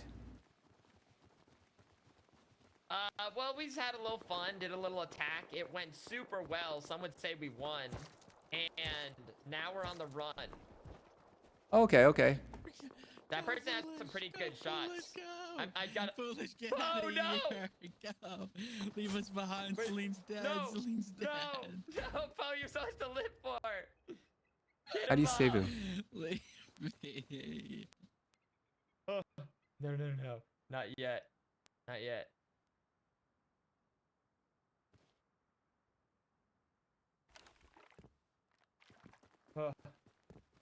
Okay. I Let's think get they're out of done firing now. I'm sorry, what were you saying, Nate? I don't know, but my sister was telling me about this whole adventure that happened. So I don't know which side she's on, so I'm just joining her. Oh, guys. I think we're still in danger. Still here. We should keep on. Are they following us in a camper? I think so.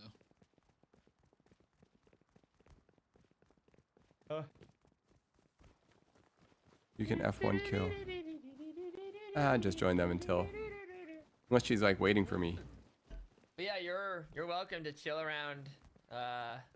What's it called? Golden Crest. If we happen to Okay. die here, just try to get to the far southeast. That's where we're at. Oh, okay. Easy peasy. Yeah.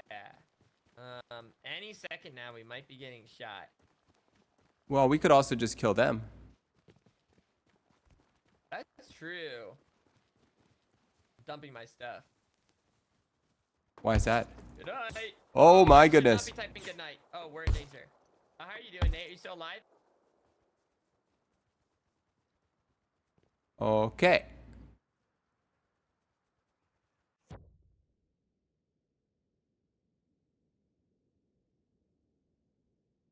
So, We're dead. Hello?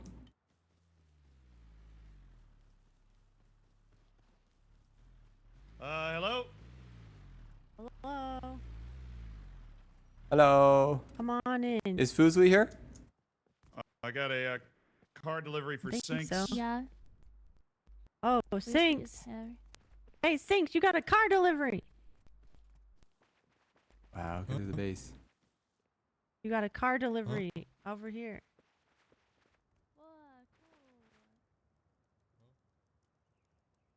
Okay, now we type PM Fuzley. I'm inside Golden Crest.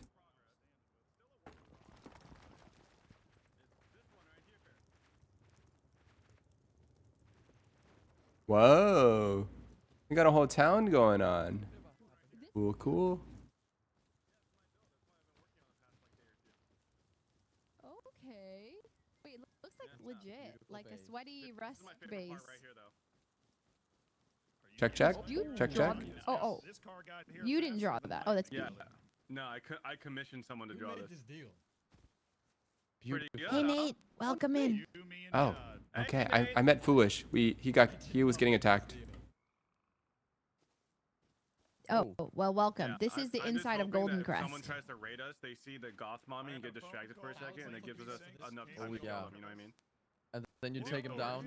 So you switch sides? That's It will crazy. work, it will most definitely work. If they storm the gate, Yeah, I switched sides and caused big drama. And so now Iron Fang is pissed. They're not I happy. might have to do this. And Tina is still over there. And I tried to get her to come over here. Need to, She called me brainwashed. to go on a raid. Blow shit She up. thinks Huh. I've lost my mind. She thinks that Golden Crest is yeah, they're power hungry, I guess, and they lost a plot. But really, it's Tina who just needs to wake up and join Golden Crest. Look how pretty it is over here. It sounds Gorgeous. like It's like bright. There's grass. yeah, you were just trying to make art and they're trying to get you to give up the artist lifestyle and work. You know, that's not cool. Yes, Good job, guys. What was We our let 'em plan I know. was there? I was We let 'em shamed. know. Leslie, Saikuno, They just wanted hey. to go kill. Hello. Oh, I welcome What are you doing? to the team, Leslie. Well, not yet. I'm on We the wait list, died. but I'm off soon. Oh. Oh. Yeah, you guys have a long Might wait have to list to wait get for in me here. today. Whoa, Team nice Pink coming save. for you. I thought you were about to shoot I her. got you guys. You're safe in the kingdom of Golden Fang. I mean, Iron Fang. Quest. Golden Fang. Golden Crest. Fang. Whoa, whoa, whoa, whoa, whoa, Saikuno! Wow. Just Whoa. testing it. I was Don't seeing if they compare would us to correct me fucking to see if they were. Furry Fang over there. I was seeing if they I've would correct seen a me to few see if they're things. truly on board be with very Golden Crest, interesting. and they did. They all passed. They all passed. Leslie, Make it out, Marshall. is it true you guys howl? Oh, not you guys, sorry. Is it true Iron Fang? nothing. I They just found howl. a Tommy on the ground, and then a Daphne pack. Of found course. me on the wall. Every night. Kubi leads Wait, that's the not pack. just Kubi. Ah, so This it's guy called Kubi so- that howls Whoa, when I whoa, kill whoa, him. whoa, whoa, it's you can't. crazy. Yes. She's Oh, not sorry. We don't do I'm that just here. We imitating. only eat Golden Crust Oh, wait, pizza yeah, around you're on here. Golden Crest now. Hello, Commander Singh. Mhm. I'm Golden Crest now. All right, well, I gotta go do Mhm. some chores, guys. Yeah. I'll see you soon. Not Furry Welcome to Fang. the team, Leslie. Let us know if you need anything. Thanks, Saikuno. I will. Glad to see you. Lido, I am looking for a place so I can make some fireworks. I would like to blow things up. Who's calling my name? Hello? Shoto? Oh. What in the fuck was that? You guys, have your sorry. solution. You guys sort of, when you're yelling, have a similar timbre in your voice. Who? Me and who? Well, Peter and yourself. Only when you're both projecting. Just a moment where he sounded like you, but no, very different I voice. did hear that. I did hear that. No, as I don't well. think all Asians sound the same, but there is a similar, just in that one moment. What the? Okay, okay, low main. I see how it is. What? You call me low main? What? Yeah, call you low main. This shit's cooked. What are you gonna do about it? I Do you kind even of like remember what kind of Asian I am? You don't remember, do you? Renato? That's What why are you can't come doing up here? with- it. No, I Hi. know what you are. Hello, hello. I know what you are. Then Why what are am you I? hitting Then what am I? me? Tell me. Say it. Say it. Say it. Tell You're me. a bad man. You're Just a little tapo. Vietnamese. Shoto! Yes. Good. Leonardo! Wow, good job. See, I Hello? remember. Oh, that's crazy. You don't think I remember. Shoto! Dude, we could be What like. happened? Don't you what's see your, him? What's your favorite? What's your favorite Vietnamese food? Huh? What did I do? Oh my God. Iced coffee. You can't call me iced coffee. Vietnamese iced coffee, though. You know what Cafe you did. Suda. It's so Cafe hard. Suda. You know what you did. Cafe Suda? Was What it is good that? there? Coffee, Leslie. Vietnamese, it's like Well, coffee. I mean, if Like that's my they're, favorite. you know. Okay. Pho? Okay. It's called Cafe Suda? Sorry. Banh mi. Yeah, yeah. Banh mi. Misfire. You call me lo What mein, was I call you that? banh mi. I do love banh mi. Call me banh mi. So we're just Bacon, gonna go you, for you didn't get your those. stuff, man, from earlier. You know what? Shout out, Sorry. just call me King Jennifer Bob. did pick it up, though. I don't know if she gave it back to you. Banh mi, It was let's for, go. it was for a bit. It was for. I felt kind of bad. You didn't respond to me. I felt kind of bad when you didn't Which admins are gonna respond. be like, why are all the Asian people called by Asian food? saw. My bad. I'm sorry. No, no, my bad, my bad. Come by. Jennifer picked it up though. I think she put it somewhere. My random Vietnamese, my only Vietnamese word I know came in handy, guys. This hat as an apology.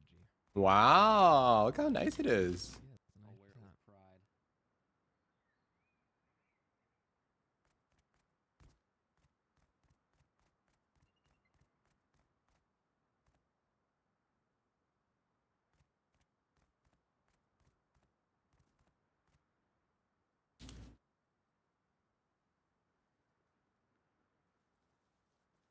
I thought you bun me. Oh yeah, yeah, yeah.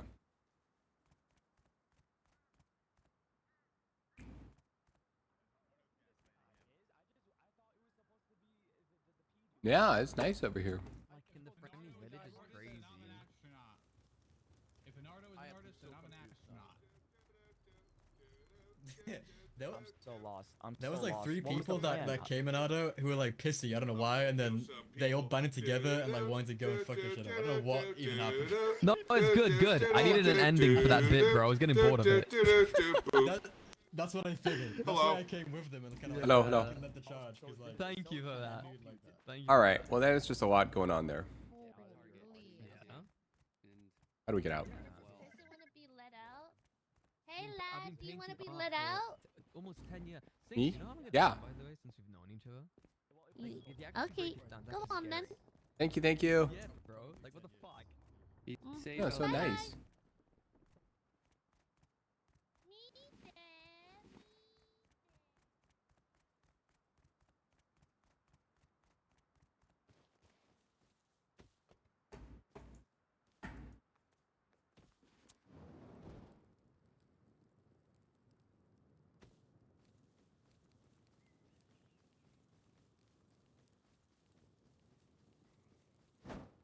Yeah, the different kingdoms, they feel different.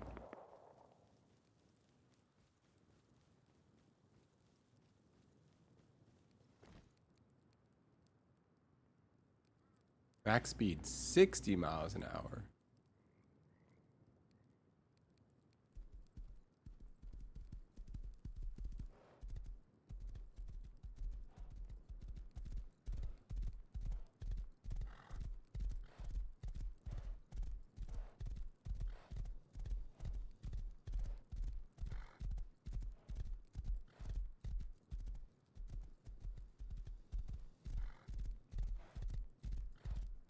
Hey Case Panda, welcome, welcome. We don't know what we're doing at all. We have no weapons, we have nothing.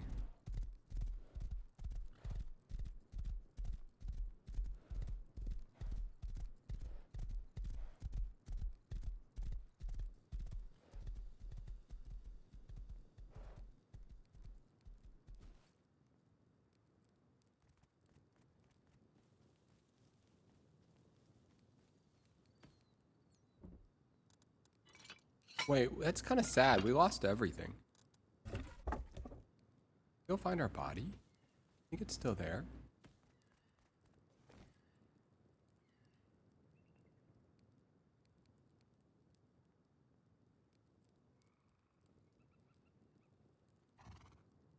What did we have on us? We had a lot of things. I suppose Doesn't really matter.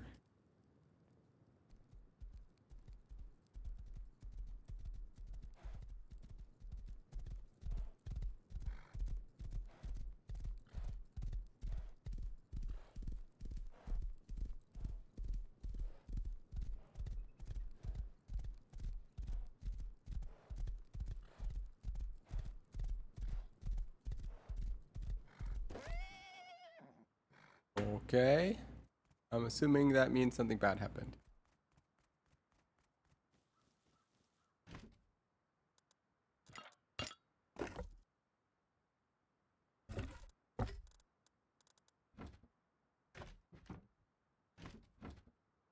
Container does not accept player items.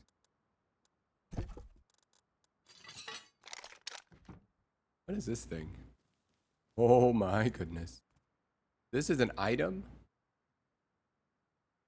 Is this an item? Not stable enough. Okay.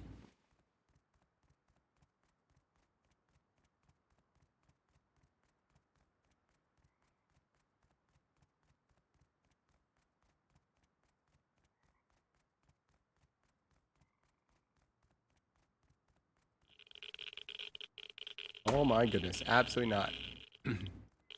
None of this radiation again. I'm over it.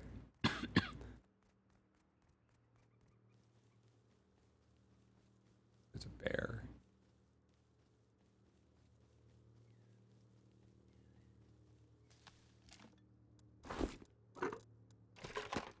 I don't know. I don't really understand.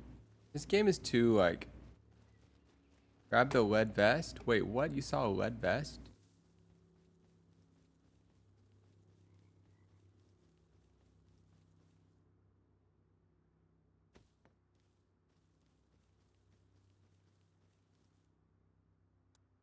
Oh. Thank you. Forgot I had that thing. Actually, right over here. No. Good point. You know, it's like a, that outfit's like a flex, you know? You showed up to something with that lead vest, you know? You'd be the only one with the metal outfit. Think about that. Why do you keep all a metal outfit?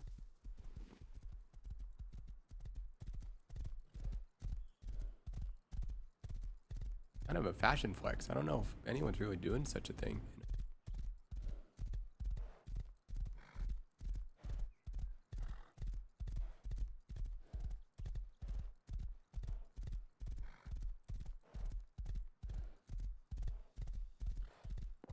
Wow, we're pretty good at... Wait, isn't this the artist area? Or are we? No. Not it. Looks like it, but it's not. I don't think, at least. Dingle.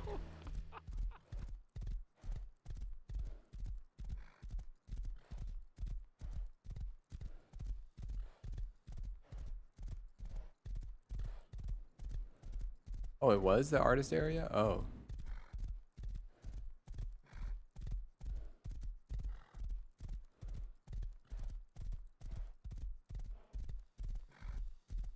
I've gone too far, guys. But I don't actually know what I'm doing. I'm not technically going anywhere. I mean, I suppose I could go to my old body. Like one option.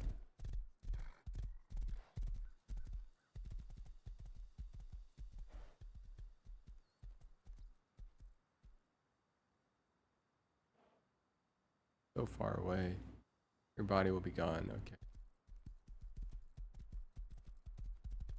It will be empty. Okay.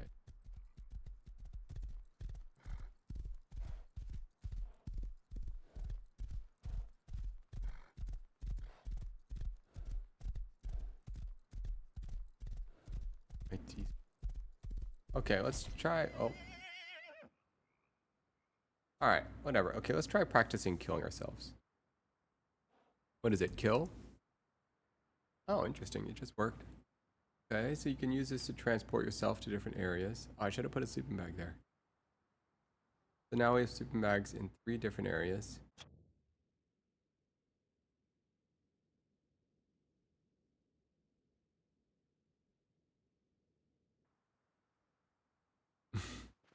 Wait, no. It's not a crazy thing to say. That's not a crazy.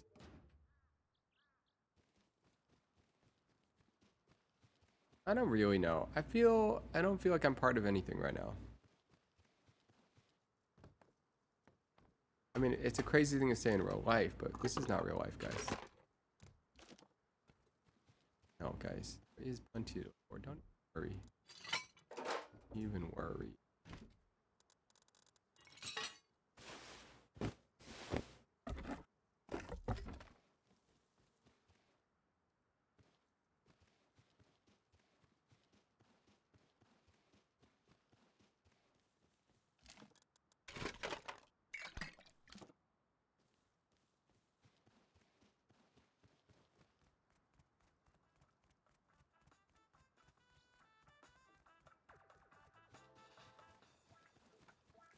Stop, thief!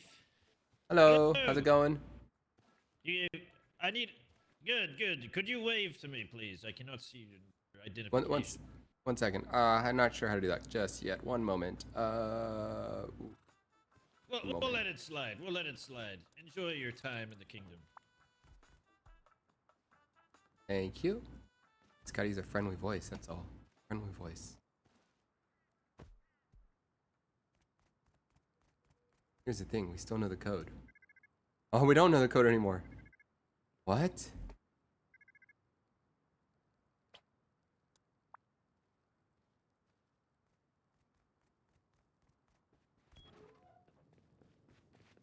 Pardon me. Hello. Who is this? Is my name not on my head? Yeah, your name's not on your head. So not only do I have experience fighting, I have experience actually farming and making sure Emmy has everything she needs. For instance, Sven for the last 4 days has been asking everyone to get stone. No one stepped up. We went on one massive farm. Farm roam. The rest, hold on, I'm not done. Everyone goes farming separately when we should be going farming together. Okay? The reason why Golden Crest is ahead, the reason, yes you have, everyone has farmed separately. But like I said, Golden Crest all farm together. They are 20 deep all the time. They're doing everything together. We have not. We haven't organized, we haven't said, hey, let's all go do this together. So yeah, even though a general would be fine, I can make sure Sven has the stone he needs, the metal, the sulfur, the electricity, the components. I could lead all of this, not just war. Thank you. Well, I'm not sure you were there last night when we all were working together. But I understand. You do have good leadership skills. That I cannot deny. And do not worry, guys. Wherever your vote lies, I won't be upset. I like being a princess. We just need to make sure we have a new king, queen. Because God rest his soul, Coconut has fallen ill with plague. Do not worry. Whatever is best for this kingdom is what's good for me. You understand? Here. Sven, are you making another speech? Queen Tina has spoken. Cast your votes. Oh. Wait, what are we voting for? That sounds like collusion. Oh. Nate? Who the fuck is this? Oh, Hi. Nate. Oh, you can vote, unfortunately. Oh, hi, Nate. Oh, Oh, there his name is. Nate doesn't How have a was your vote. Thing, you might have been kicked Hey, from stop inactivity, instigating. I think. Oh. Maybe. I think I missed on some. Don't worry, I we might can have. get you I might back have. on. Nate, I Might thought have you missed some definitely missed a chapters few here. on the other chapters. side. Everyone, this is was formerly introduced as Leslie's brother, but very talented individual overall. Builds incredible cat houses, picks up things really quickly. Hi, Nate. Fast learner. A Yeah. wizard, if Hi, I must, Nate. if I must. I don't know say. what I'm doing anymore. you know, just watching. Hey, I'll watch that's from okay. over I'll here. try to fill you in later. Right now, we're having an electoral.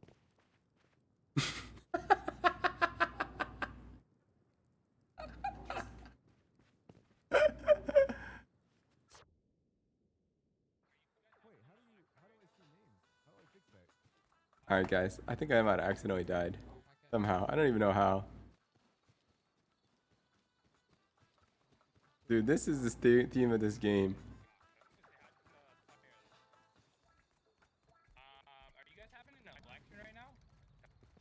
Yes, we are. Hello, stranger. How's it going? Hi. I used to be part of this thing, but I don't know if I am anymore. I don't think you are, but you can go in and ask about it.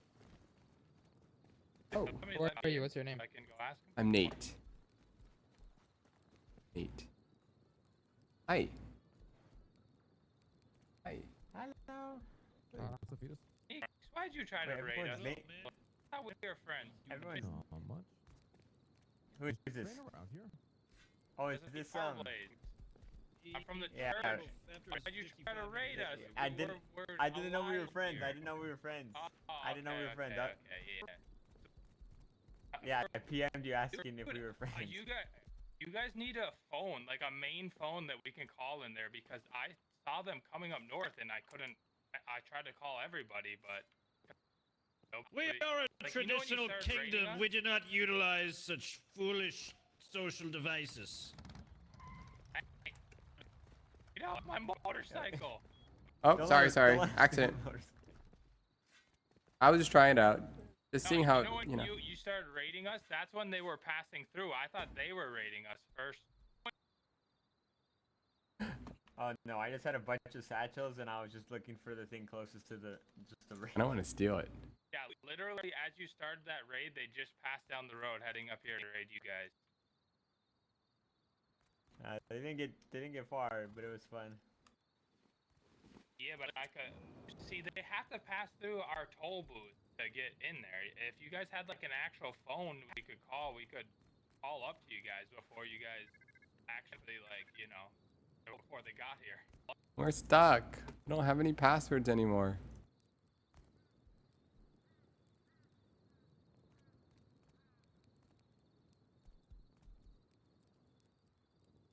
Am I able to watch the election? Oh, we just had our meeting for the election. Oh, it's already over? Damn. Yeah, but You guys pick a new king yet or no? it has to go like 30 minutes. Okay, I'll come back in 30 minutes. Unless one of you guys wants to let me know. Yeah, I'll let you know. Neeks, how do I get out of here? Ah, shit. Still have the cat house. It's true. This is the T's base. I don't think we can break it. Oh, Throw your shit through the window and respawn. Oh no. Is he awake? No, I feel very lost. Oh wait, no. Is he on? Every time we're about to do something, we just die. Have you guys noticed that? Stay here. I'll go get him. Every time this game, it's like hard to follow. We met Foolish, like, okay, hang out, and then boom, dead. All right, we met Tina, okay, boom, dead. This game is kind of like that. I mean, obviously I'm not good at this game, but it's like you can't, it's kind of like, I don't know. Storyline, hard to follow. It's a lot going on.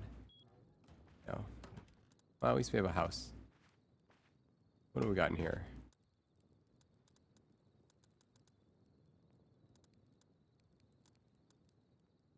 Nothing useful.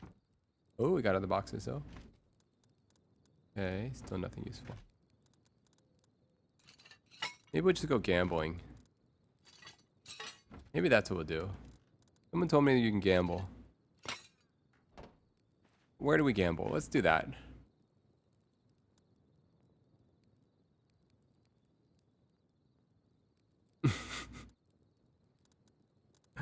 Yeah, let's just go gamble. Can we get? We can only gamble scrap, or can we gamble other things?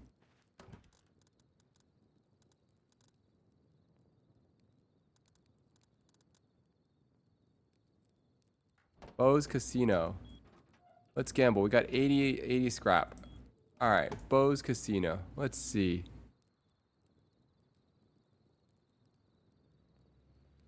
Where is Bo's Casino?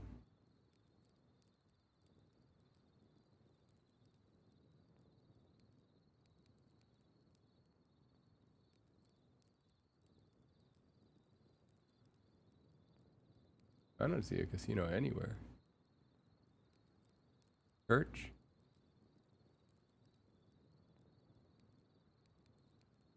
Safe zone? Bank? Power plant? Watch, fucking. Casino. Oh, so you're not gonna find the name of it on the map. The safe zone. Thank you guys. Okay.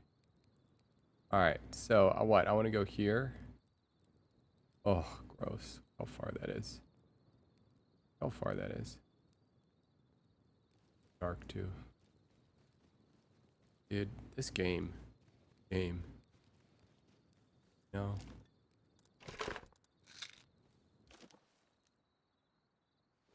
You can't see.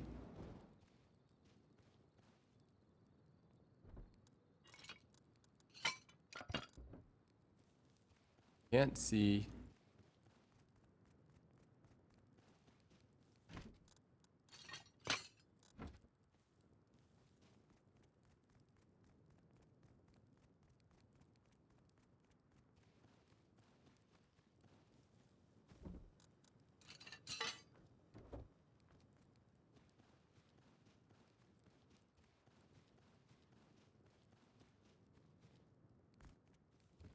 Just die. I mean, Ina seemed nice. Probably should go and talk to her more.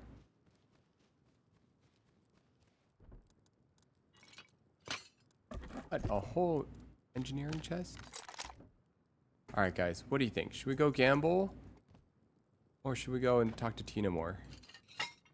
Seems like... Nice. I don't know if I want to walk all the way there in the nighttime. Not fun. I don't like walking around.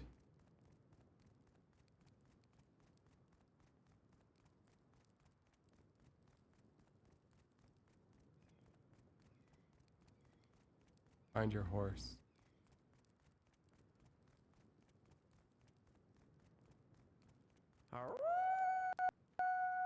Hello, hello.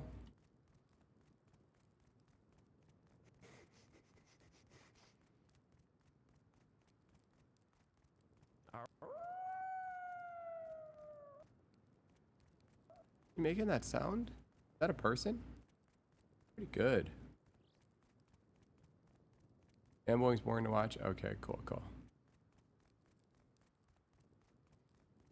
Okay. Wait, we have all of our scrap on us. We should put that away.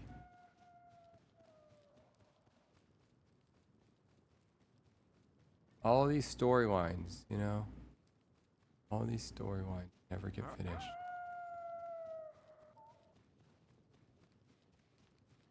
This tree, this house shape is so good because you always know where it is.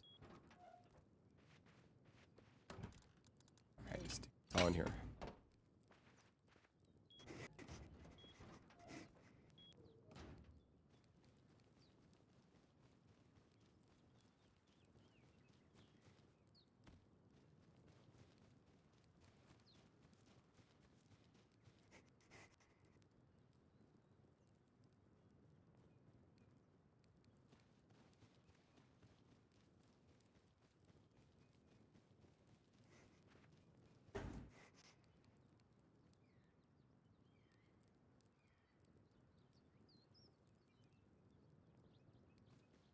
I heard.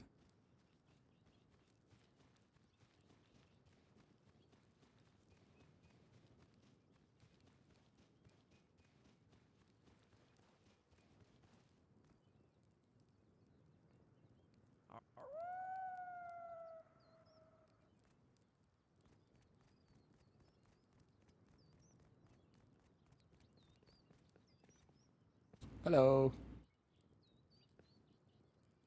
Hello, Nate. It's good to see you, brother. Thank you. You too. Oh. Thank you, TJ, for subscribing to the Prime. When it says 2 out of 10, what does that mean? Does anyone know what that means?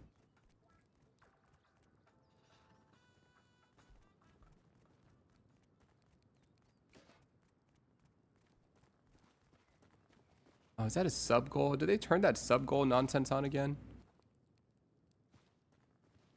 There's no goals. There are no goals. We can't get in anymore. I don't know what to say, guys. I don't know what to say. Wait, we got one of these too. Oh, no. We tried the code.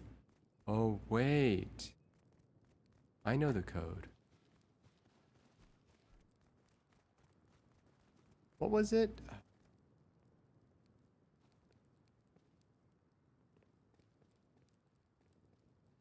No, 2. Still work?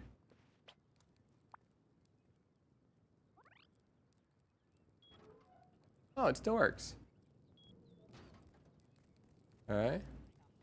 Where I need you guys the most. Sven was talking to Foosley.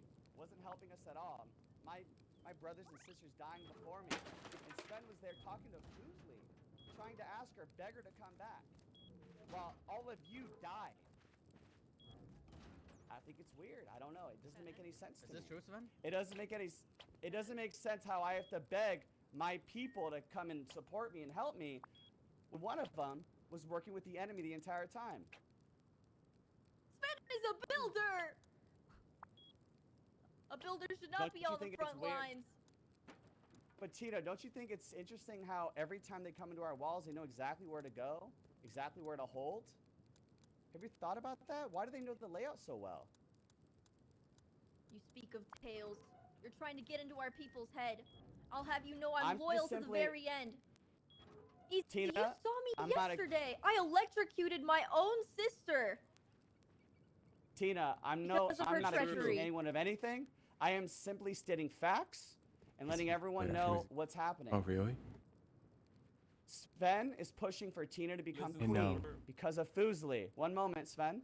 He is pushing for her to be queen so Princess Foosley can come back as a spy? Do we have a spy? We don't know these things. So She keep will that in not mind, come please. back We have 20 based minutes on whether left. or not I'm queen. Thank you. Please, have some sense. She will come back regardless because she is my sister, not because I'm royalty. Learn to Tina, separate you don't have to family convince matters. me. You don't have to convince me. You have to convince the people here. What are you convincing us? Oh, citizens, he thinks I would trade you all up for my family. But the truth is, I've given up on that. My family has given me up countless times. I felt their treachery over and over. I will not give up on you. I would rather turn my sister, fry her brain, mush it back to the way it was before, a true Iron Fang, before I let go of any of you. Do you understand? Release I'm the with her list. to turn her back. Oh, excuse me?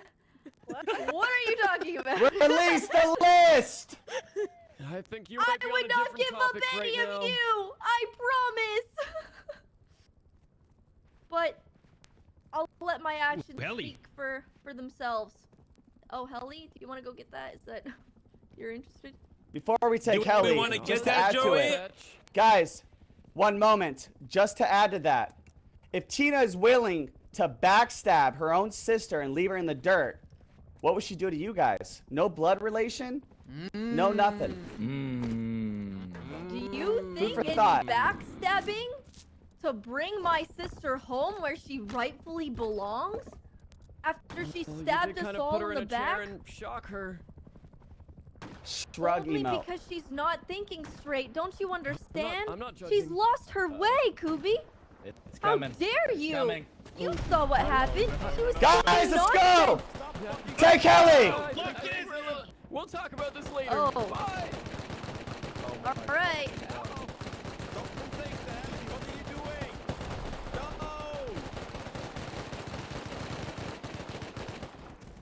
What Great is work, going guys. on? Look at that. Beautiful.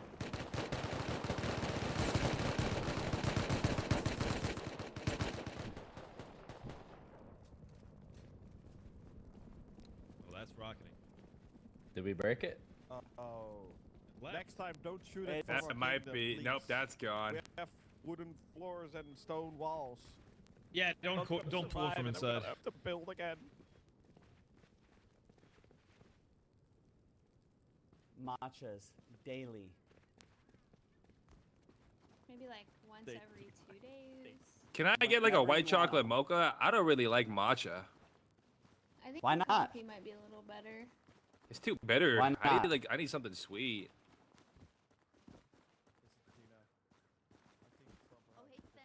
Eh. I'm sorry. Were you calling me, Sven? I think you were calling me. Oh wait, Helly's down at airfield. Sorry, If, Sven? if Stomper becomes our king, whatever he's accusing me for is only because of loyalty. But if Stomper becomes our king, the other kingdom will not stop plundering us and fighting us because we'll have a Rustpro as our king. And I don't know if that's a good idea. I don't know if that's something we can handle right now. I think we can handle it. Why Jesus. wouldn't we handle But it? is that what you want? They're already. Where is your heart? They've been breaching You our. only wish to They plunder? sieged our walls twice in 2 hours, and we had a rest Twice king. Yeah, we already? had Coco as a rest king 2 days ago. They sieged us That is twice actually today. diabolical.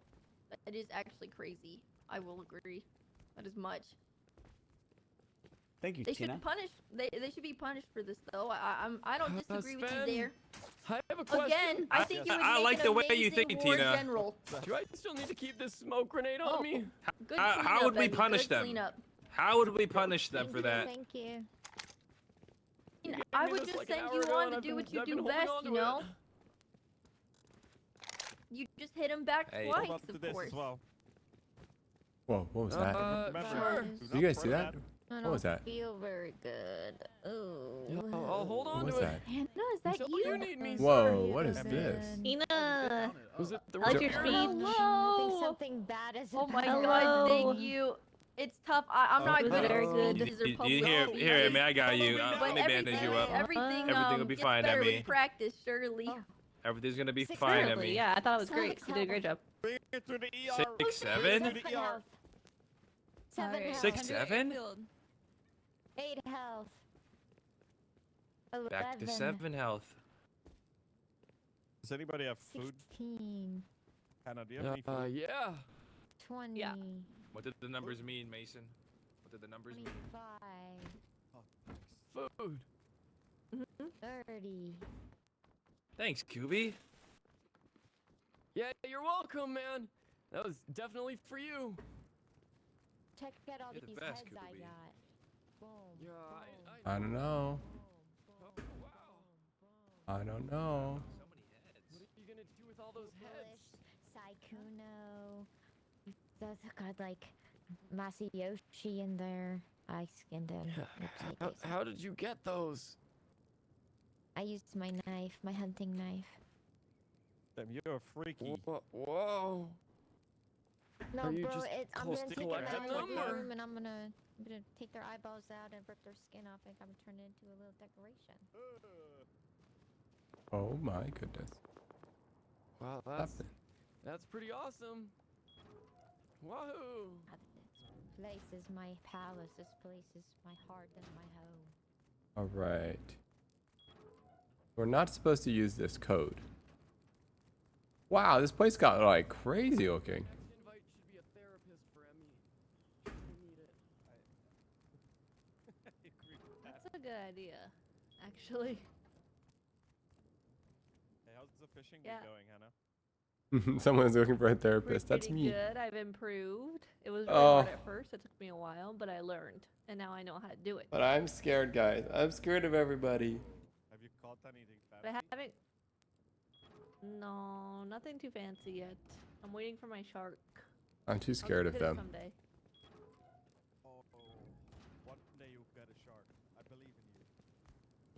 then I'll hang it on the wall in the kingdom. Yeah. If you Okay. can't get a shark, you should take a boat and go out in the far ocean. Throw your fate in deep water. Ooh, yeah, I'll do that. I'm not going out super deep, you know, like. Thank you, Callie the Burb. Thank you. They should be scared of you. I don't know. I feel confused. I don't know. Food. Stuff. Game is too high paced. Too high paced for me.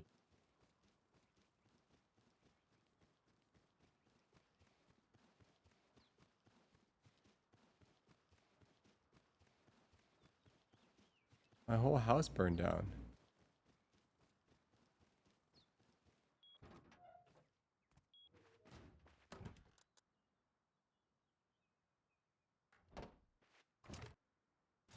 Alright, starving. Okay, we have food in here? Not food.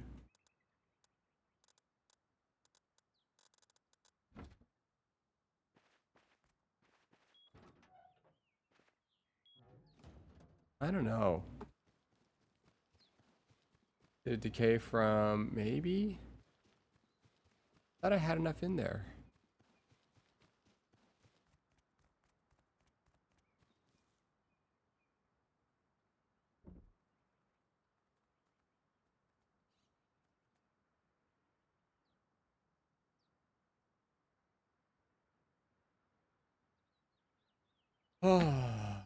Okay.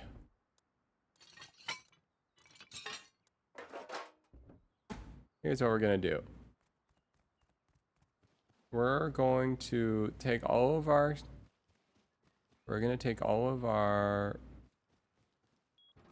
supplies and we'll just gamble it away. Because we're too confused. We don't really understand this game. It's a little too high paced for us.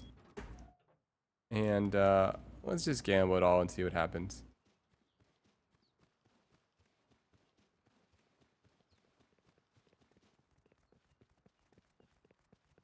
Can't even tell. Knows no name. Just like me. Hi, Nate. Hello.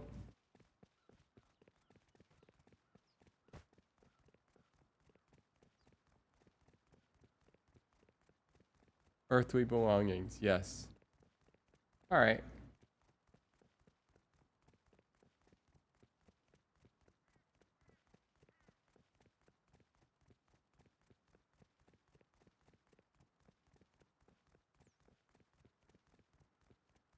Whoa, a bear.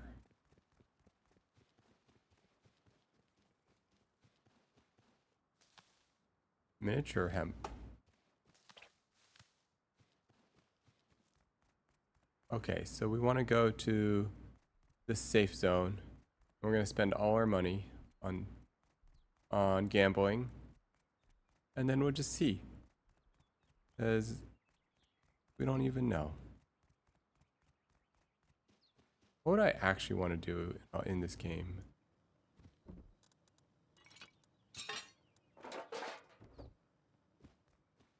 Did you bring a scrap? Yes, I have all the scrap with me.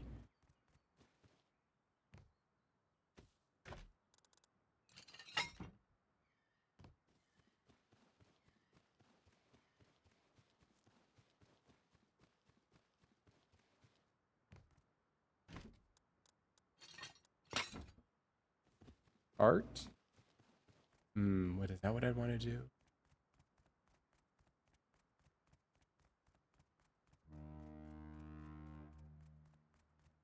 Interesting sound. We need food. Yeah, we need food.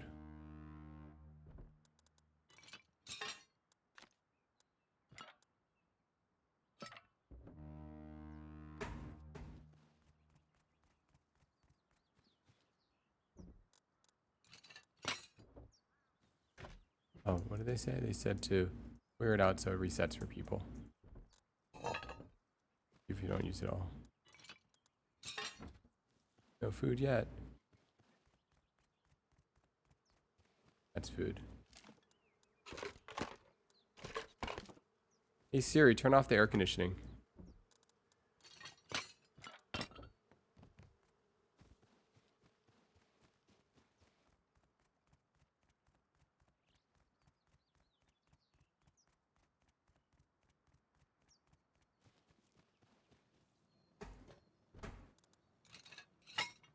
Wow, we have a gun.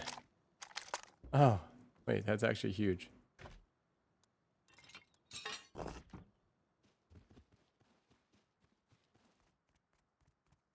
Break barrels, yeah. Just takes too long to break barrels. Ooh.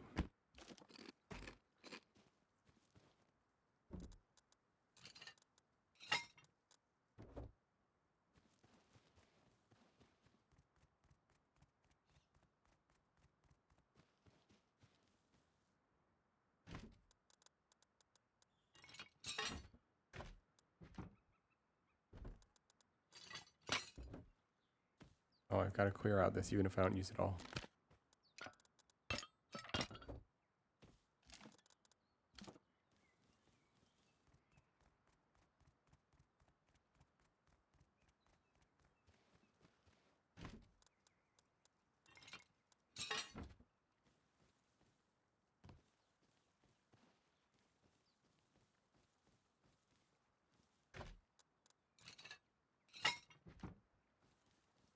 How far are we from? Pretty far away. In Scronia Rivers. Thank you.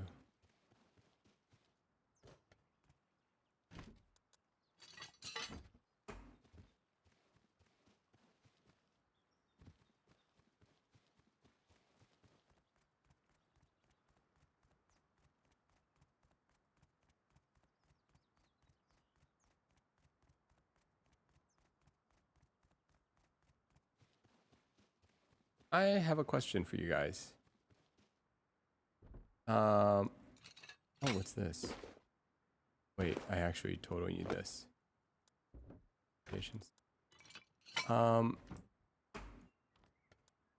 many of you guys... Oh, food. Oh my goodness, wait, this is huge. How many of you guys struggle with social... I don't know. Like, I wouldn't say like being in a new setting and struggle socially. Like, what are you supposed to do?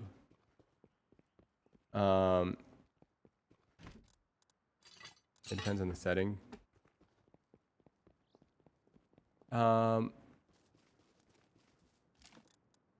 So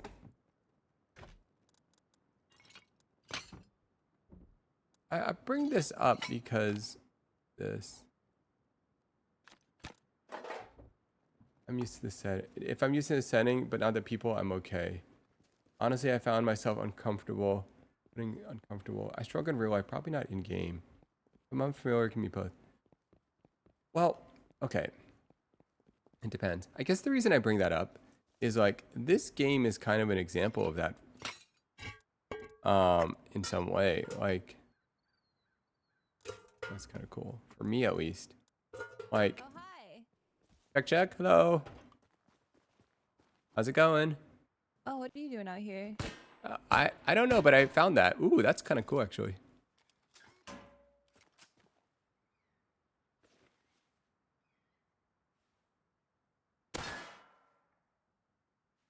Kind of cool.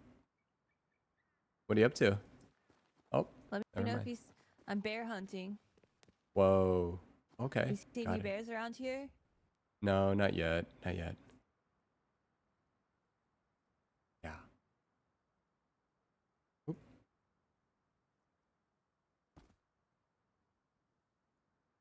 Okay, sorry. Okay, I'm gonna head back actually. Okay. Are you coming back to our kingdom eventually? I don't know.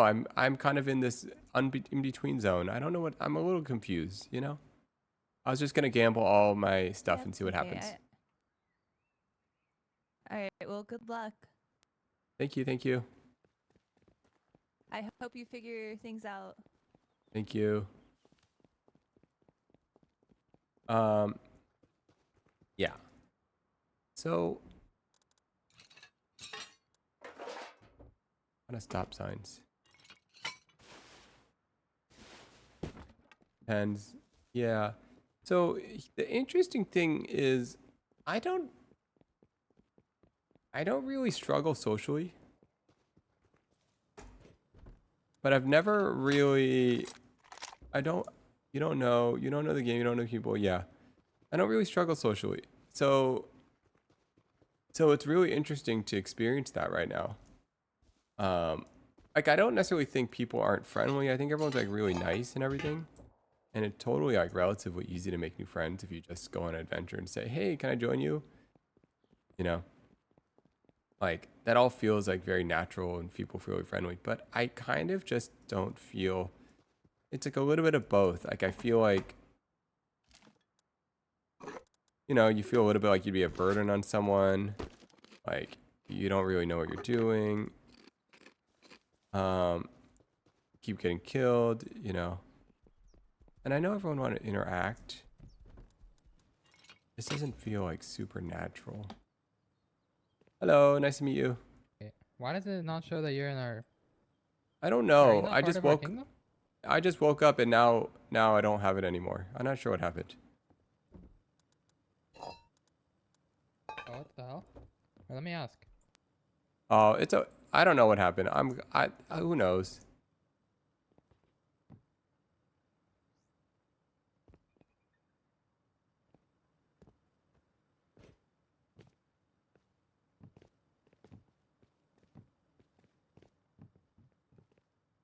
Nobody's responding.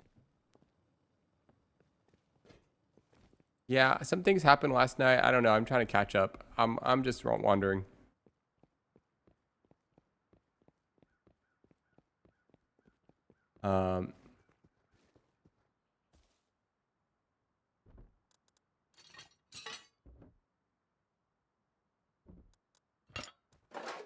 Oh, sorry. I was going to talk about how I don't really struggle socially. I decided to go back to university to study law. I'm much older than the class, but I tell myself that the worst people can say is no. Also that they are kids. It never hurts to try. Hard as an introvert to make your environment, but your environment is what you make of it. It's completely different for you because you're either setting with you know each other. Most extroverted trying to figure out mechanics. That's true. Very true. Announcement? What was the announcement? Oh, I missed it. What was the announcement? Oh, great. What are they saying? Oh, I missed it.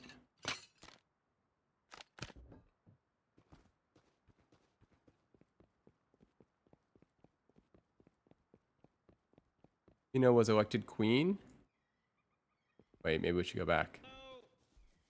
Hello, wary traveler. Hello, hello. Fear, I'm a peaceful man. Nice. What's going on? Hey, what's up, Nate? I don't know Nah, why your name doesn't show up. It's bizarre, dude. Yeah, I'm not sure what happened. I woke up and then Anything, dude? what's that? I woke up and now my name is gone.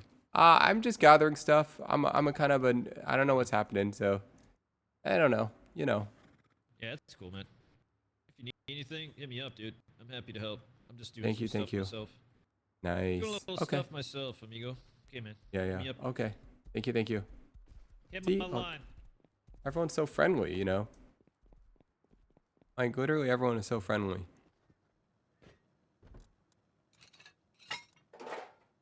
And yet, I find myself shy. It's actually kind of fun to be shy. Like I haven't been shy in so long. But at the same time, it's also weird. It's hard to explain. How far are we from this thing?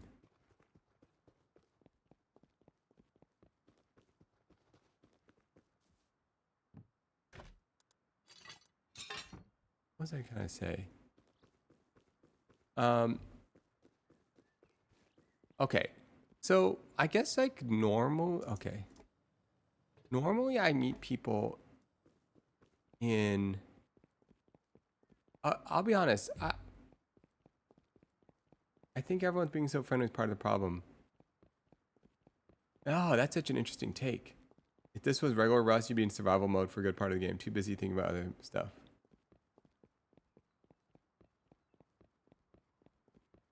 Interesting.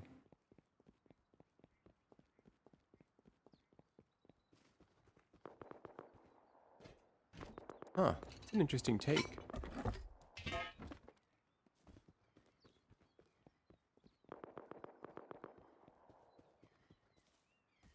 You know, it's like I don't get, yeah, I totally don't sense any sort of like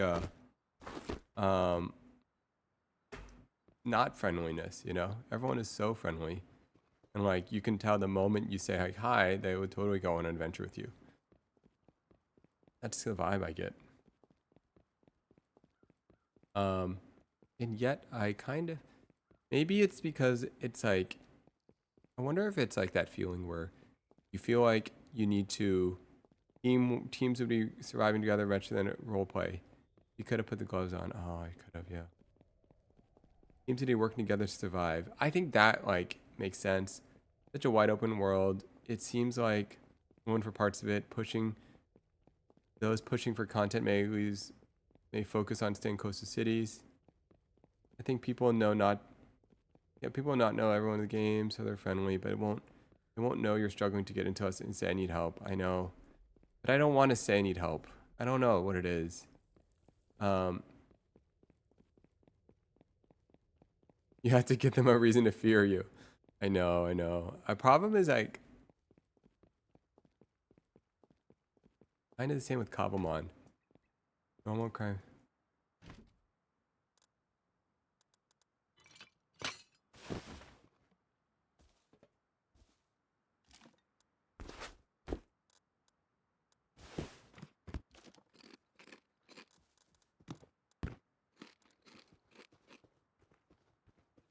It's like you should be killing more people. I know, I totally should probably be. Hello, traveler. Hello. It uses a bicycle. Whoa, bicycle. You know, it's like I'm kind of like, yeah, it's like I'm almost like too, oh my goodness. I wouldn't say I'm like, you know, you need like,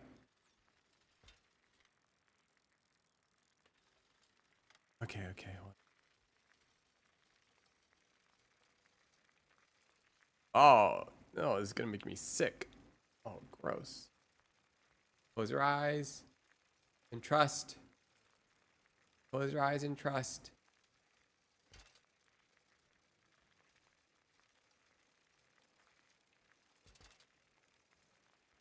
Easy. Easy, literal easy. Look at this skill, guys. I don't even need to see.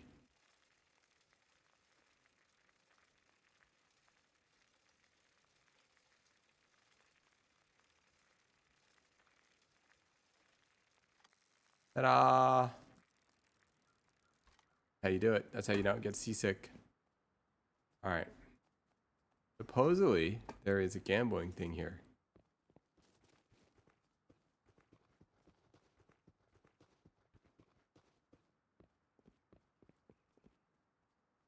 Okay, I don't like that thing. You come out, I will shoot you.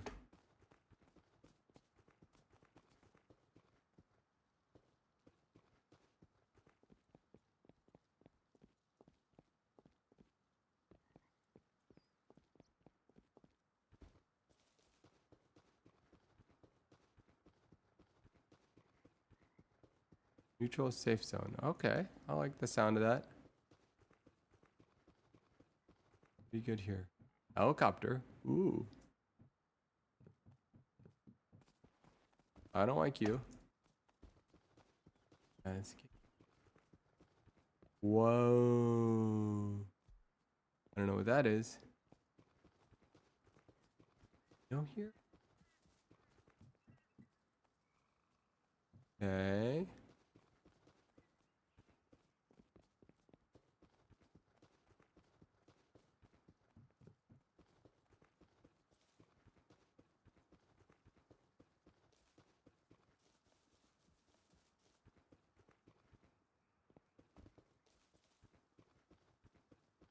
kind of just lost where I was. Are those boars gonna attack me? Can't trust anything at this point.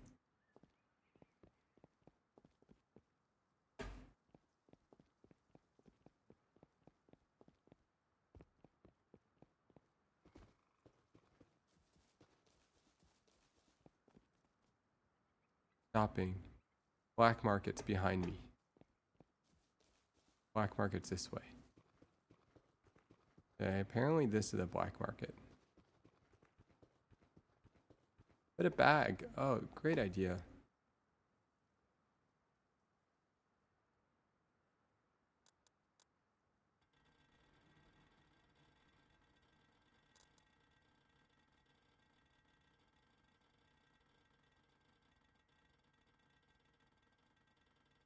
Oh, that sounds... Whoa! Hey!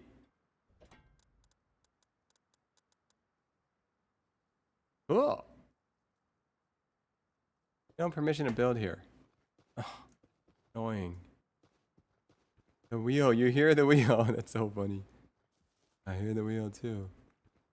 Don't have permission to build here? What is lame? Let me build.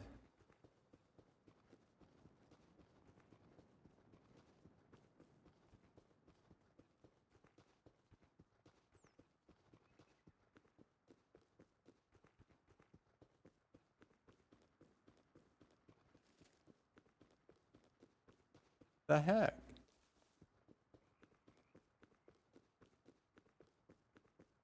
Oh. Great. Casino. Alrighty. Now let's do this.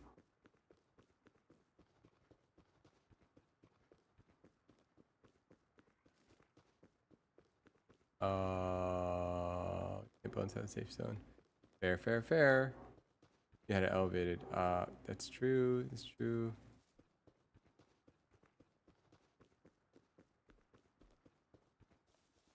All right, now we gotta go back. Where were we? That was the entrance.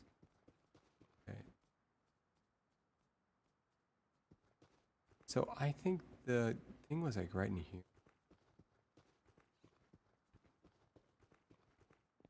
Oh. What is this? Her.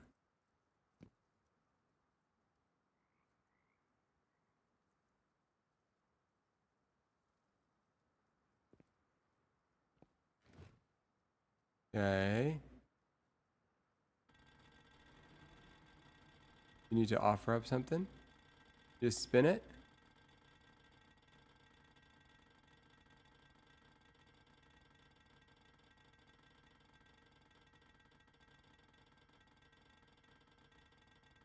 Then what?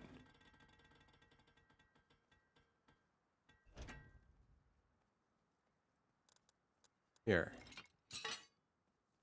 What do you do? Oh. Place the scrap in the betting area. If the wheel lands on the number, you win. Easy. Please. Please ensure you take your winnings before leaving. Ah. Oh, that's easy. Oh, 20x? Easy peasy. Oh, yeah. Okay, then what? Place the scrap and you will win.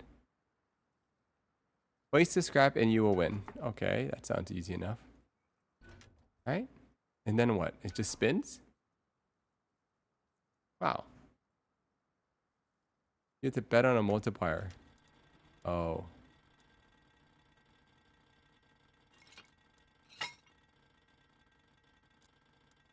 Oh, I didn't pick one? What does that mean? Oh. I see. Pick a number. I didn't pick a number. Oh.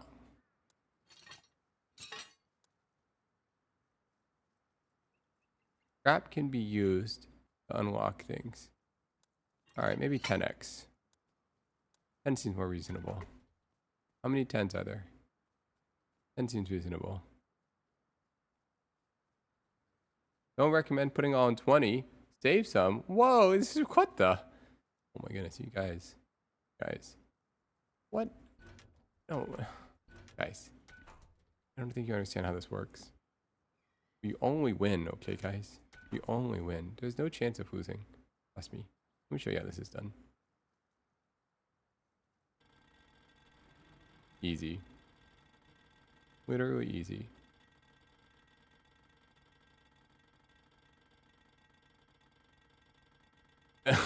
No, there's no chance of losing. We're gonna hit number 10. Can we 10x? Okay, that's not good. Okay.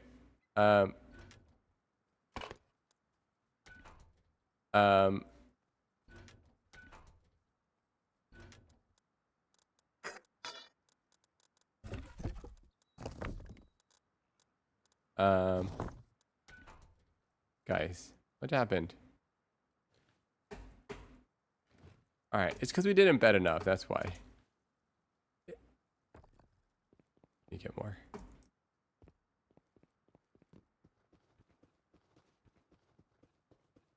You get more scrap. Didn't bet enough. Because we were too soft.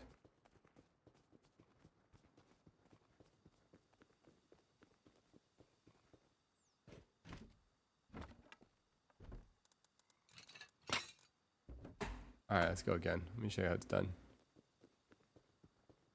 Might be a recycling point. Got a lot of stuff to recycle. Let's go recycle our stuff.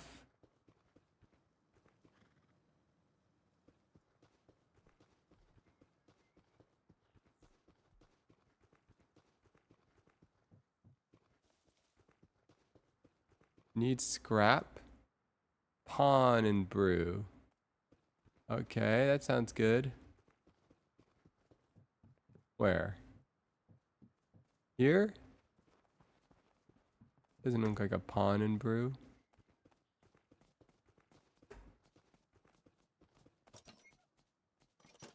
The research table. Pawn and brew. 100% of losers quit before winning big. It's true.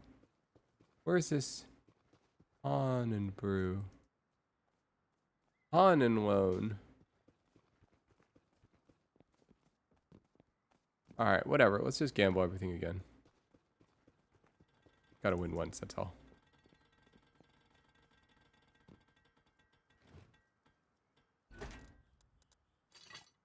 $20x this time. Easy. And we just hit that twice and we're good. We're back in the game. Oh.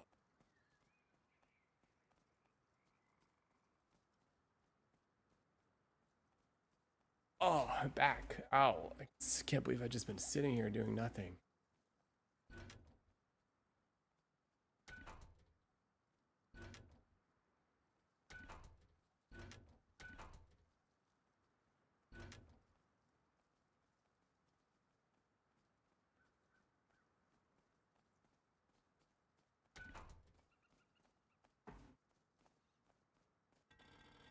Here we go. Easy win. 20x.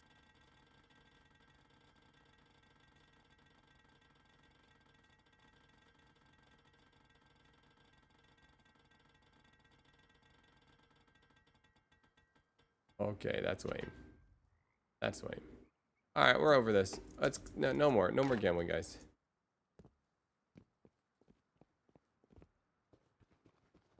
You're not doing nothing. You should not to gamble. Alrighty, guys.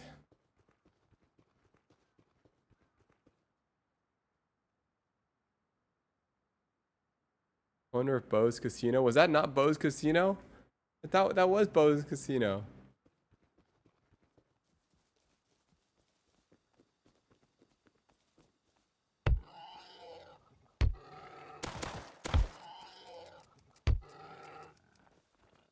Okay, what do we got? What do we got?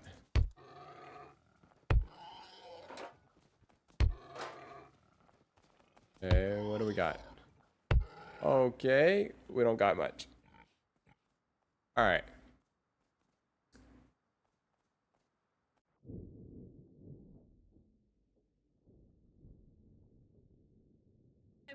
voice. Does that armor Is glow? it the speakers? Armor? Oh, the clothing? speakers. Yeah, does I it have no glow? idea. No, I don't think it does. Wait, is there better gloves than the like default ones? There's food over on this one. Philip.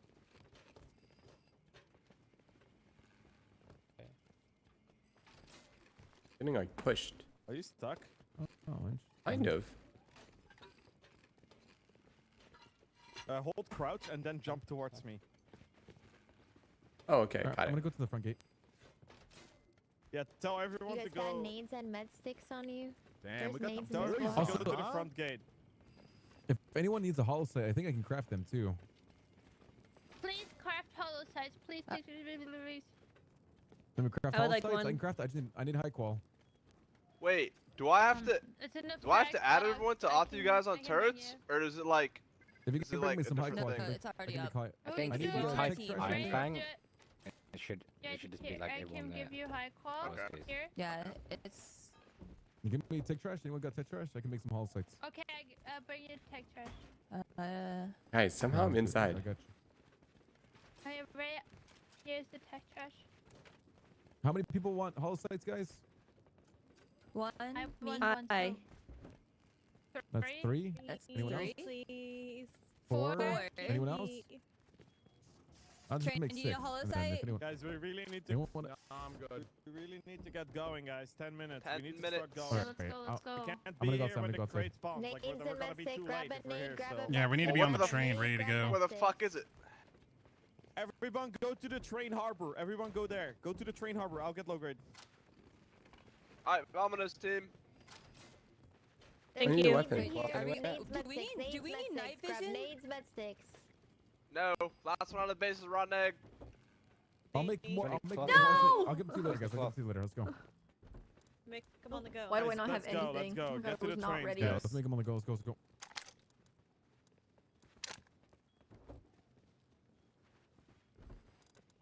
What kind of ammo Tina, does this what thing do you take? need? What do you need, Tina? Meds, gun. Watch out this Tina, did you get In a here, in did you here, get in a here, max Tina, health in kit? here. In this box right here, Tina. In this box Yeah, right here. in this box. Oh. Ooh, got it. Thank you.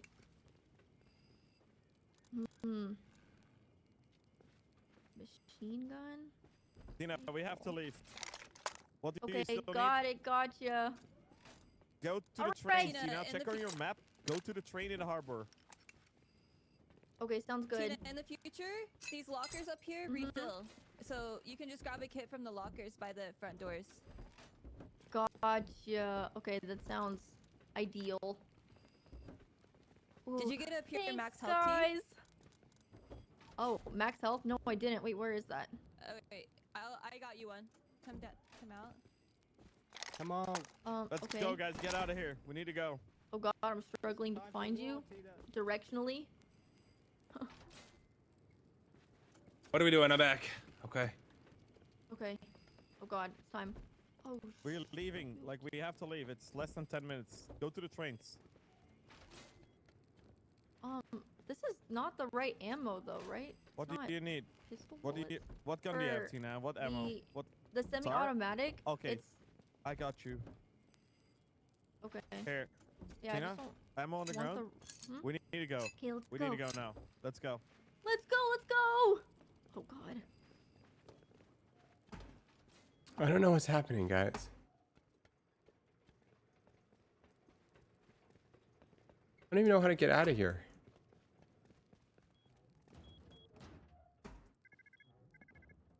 I'm stuck. Oh no.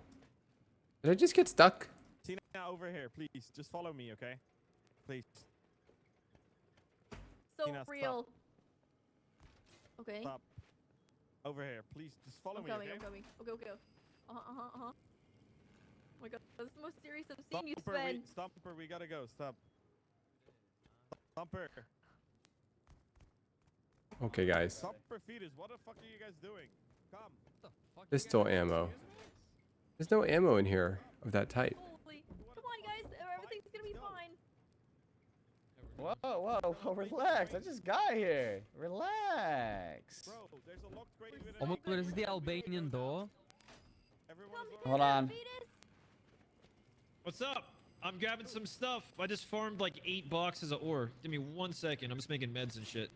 I shall return. I shall be out there in a moment. One moment, Inardo. W. Meds and ammo. What? This One base moment. look good. I like it. Ammo! I like Looks Where's sick, the ammo? doesn't it? Yo, I don't got no pistol ammo. Yeah, the lighting looks really nice. yeah, you gotta go 5-5 here, bro. Do you have Oh, a? god dang. Really out here, out here. Yeah. I need a SAR then. Joseph, you got a I SAR don't for have me? wood walls. I have a SAR in my I queue. can Gotta wait Yeah. for someone to Is exit it- this thing. Check this. Check this. You grab me one? What do we got? That shit's far as Dude, fuck, I just bro. got a ton of shit. What am I looking at? I mean, probably just empty out all the P2s. Yeah. I'm not been caught up P2 to a fucking. Just come on, Yeah, just I come mean, on. we could. Well, go. let's go. They're yelling at us. I'm trying to find. Okay, I'm coming. Give me like 5 seconds. Fuck. Someone out there. Game has code. 5 ammo.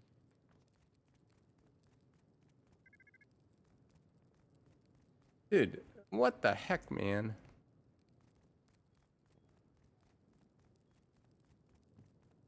Where's everybody? Bro, we've been going through this lock trade for the last 30 minutes. Are you not reading chat? Sorry. I'll go there. Hasn't.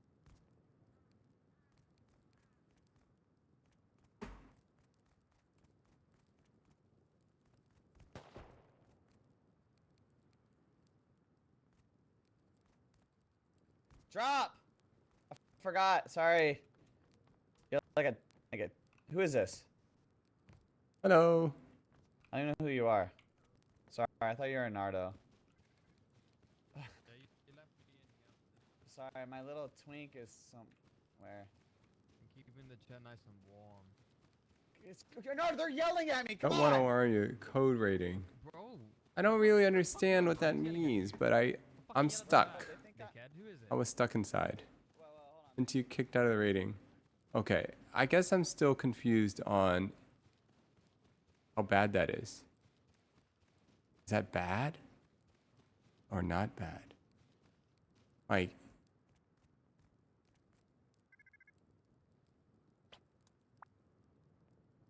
I'm just trying to get out. You consider yourself part of Iron Fang? Oh. You know what? I will admit, Tina was quite nice to me. Is she the queen now? She's the queen, maybe.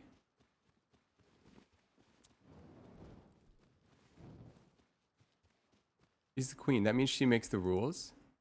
She's the ruler? Wait, I feel like...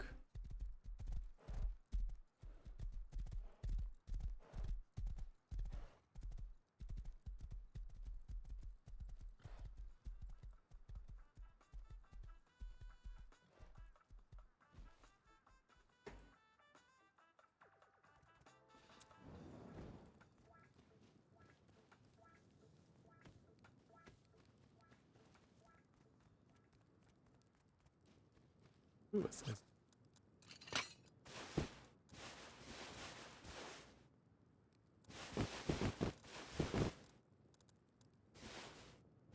Why does this look like it's my stuff?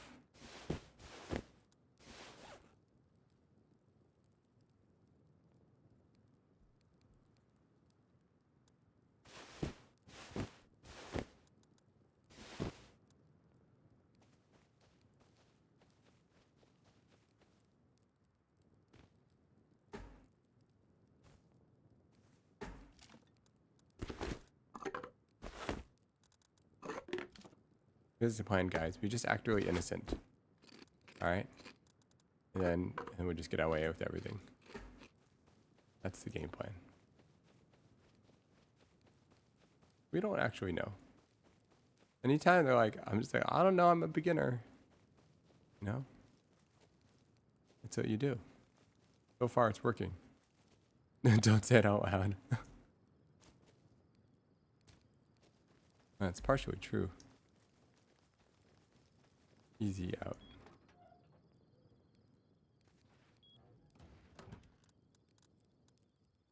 Oh. Oh. Don't know. We don't know. It's my first day. Wait, that's like so accurate.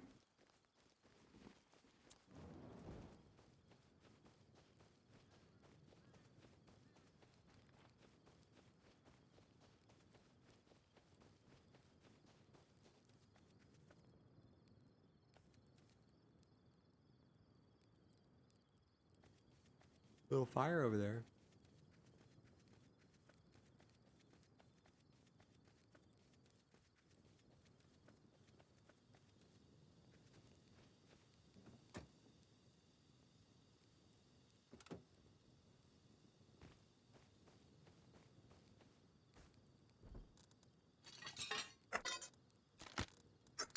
Meh. I don't know. I don't know.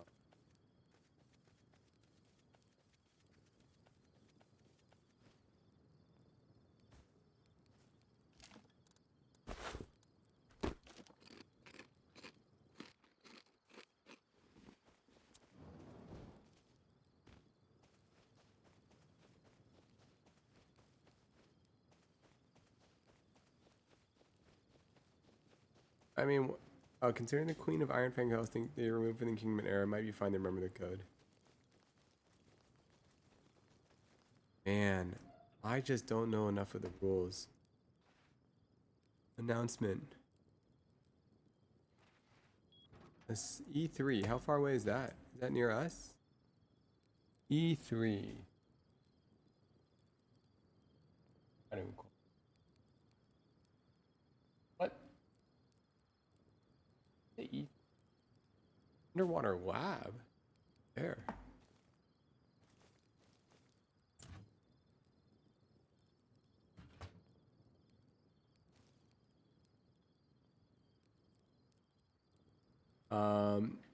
You look like Leo Weiss. Ad is playing. Oh. Alright, let's look up Leo Weiss. Leo Weiss.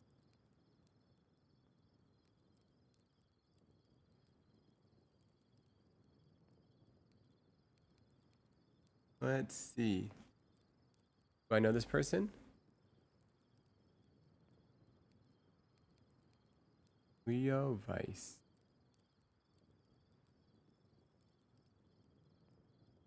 What do they do? Hawaiian Emperor.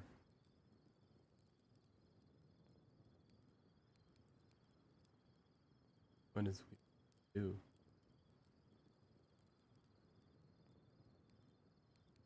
Actor.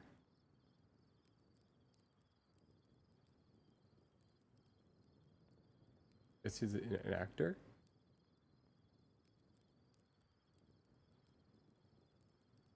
Interesting. Okay.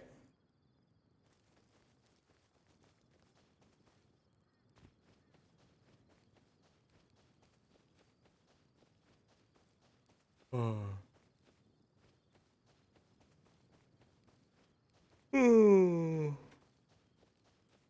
All right. The reality is, I'm a little over this game. Didn't really want to say it. You can probably tell.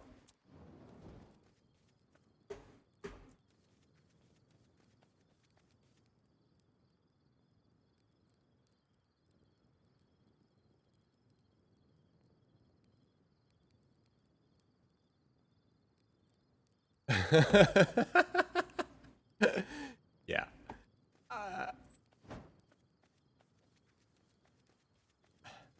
I know you can have fun. I know this game you can have a lot of fun.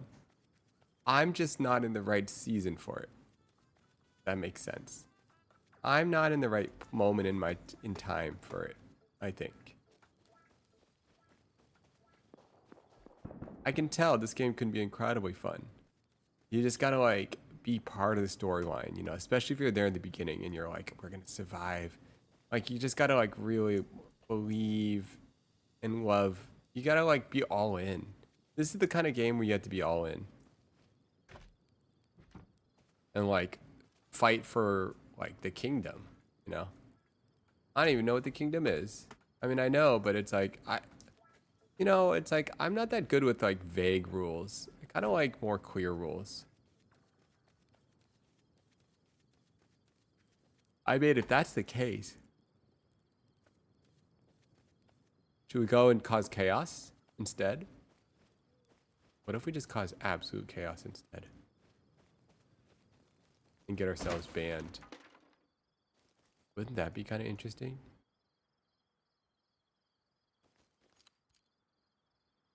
I mean, if you're gonna go out, you might as well go out having fun, right? Or is that bad? Like, if you do a certain thing, would Abe just be like, you're not ever coming back to anything?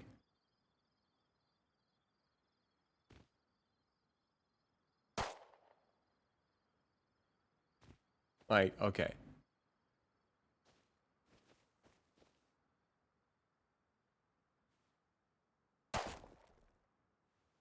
This depends what you do.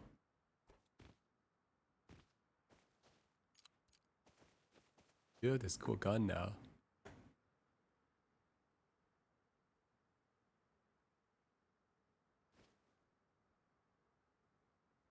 Server that's driven by their forest central storyline. You can collect wood and build structures. That's some. I think maybe like. I think like. I can sense that there's a storyline.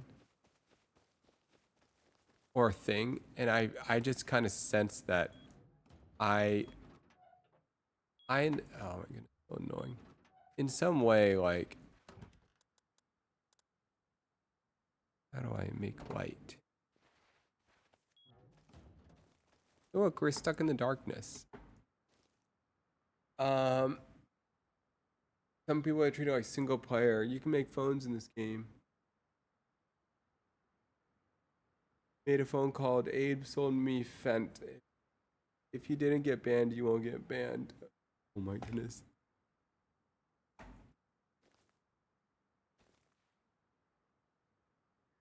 I guess like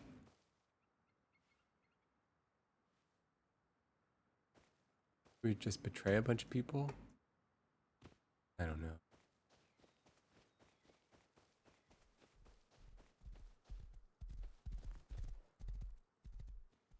Hello.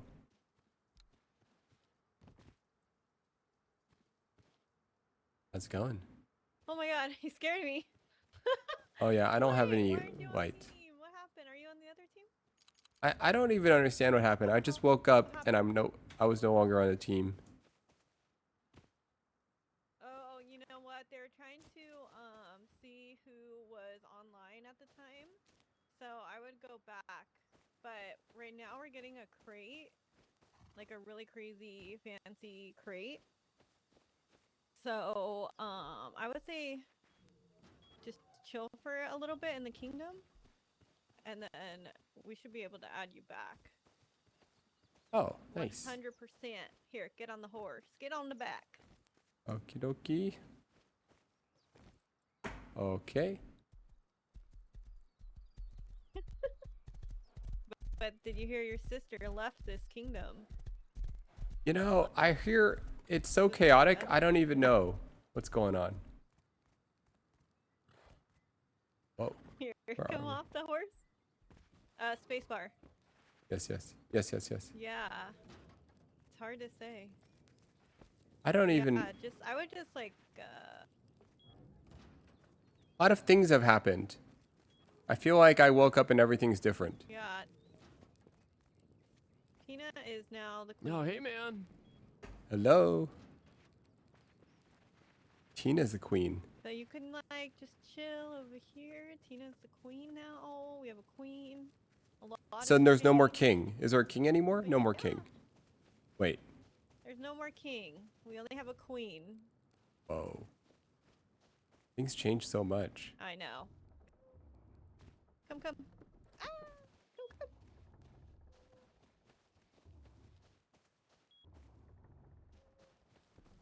All right. This is the main base, so I would go talk over here. I have to go to the water, but go. All right, do your thing. Do your thing. Come in here. I'm gonna have to depot actually, because we had stuff for a base. But we're not gonna need it.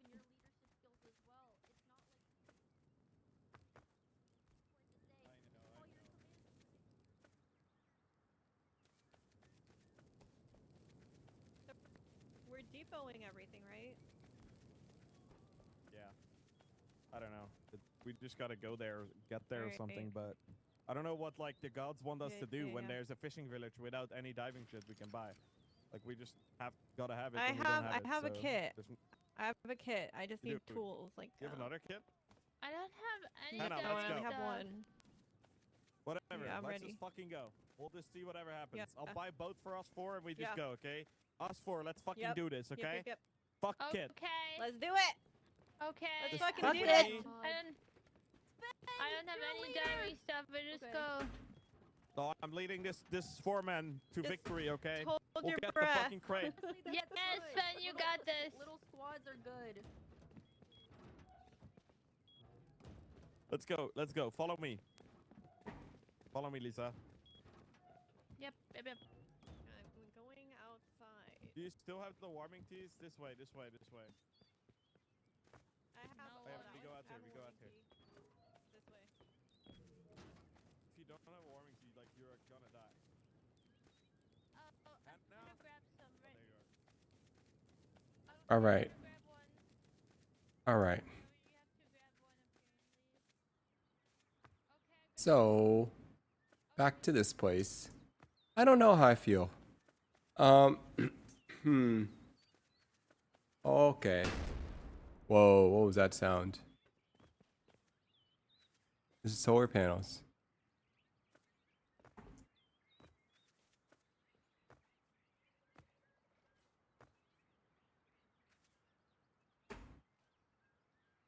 Oh.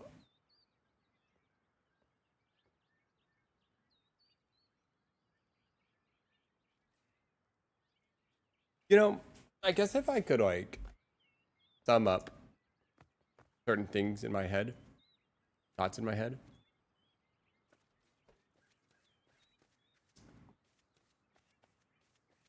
I think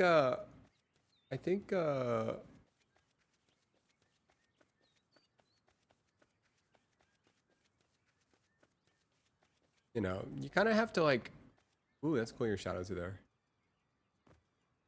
You kind of have to, if you want to be social, you kind of have to find environments that you naturally will excel in.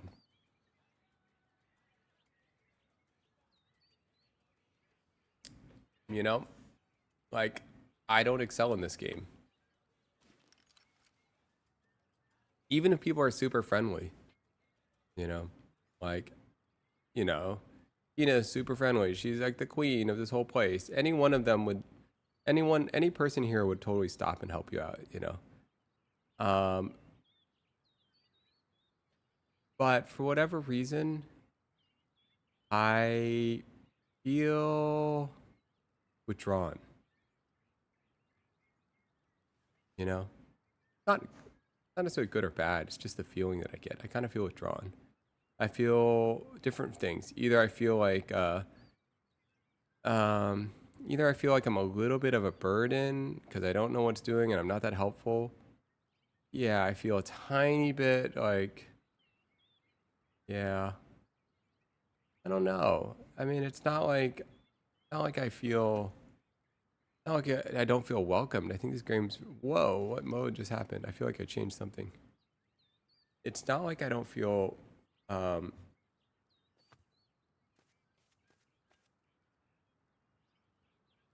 kindness and stuff, you know? I don't know if the kindness is the point of this game. You know, this game's a rush. This game's like, yeah. I don't know. Maybe we're done with the game. It's not, I think I would try it again.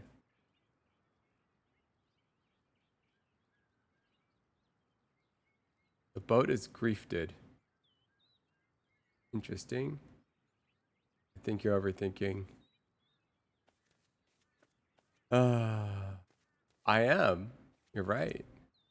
But maybe that's what, like, certain games cause. I overthink. That is. I mean, I don't know if overthink is the right word, but I think a lot. You know, like that's just kind of like a big part of my nature. But thinking is a reaction. Like overthinking is a reaction to like my state of mind. You know, like if I feel like I obviously like play is a place of like not thinking, right? Just riffing, having fun. I think for me to play, I need to know the sandbox. You know, like you need to know like the container. What's the container that you're playing in? And I think for me, the container is too confusing for this game. I mean, I kind of get it. Like the game, I get the container, you know, but it's like when I try to play in this particular kind of container, I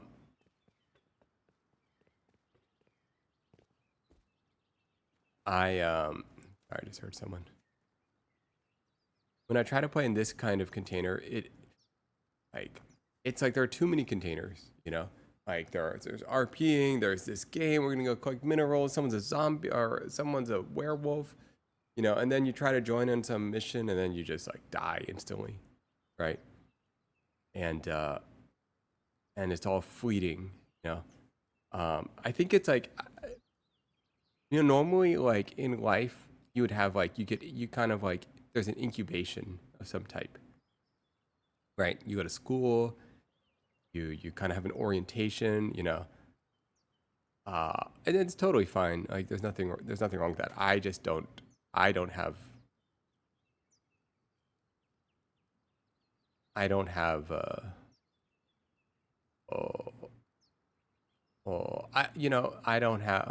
know. And I think people were like very, very helpful. I don't know, too much. This sandbox is too big. There are moments it's totally working for me.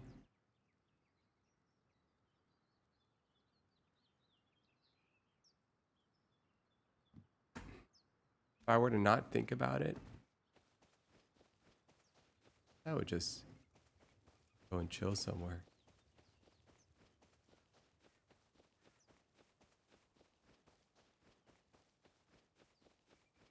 Wolf Den. That's cool.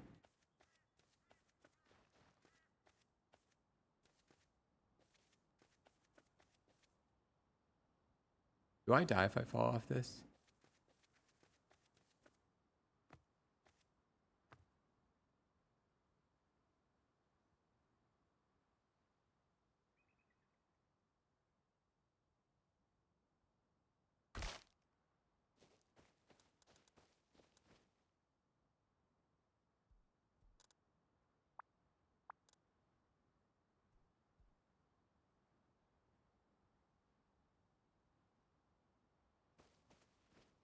One HP, easy.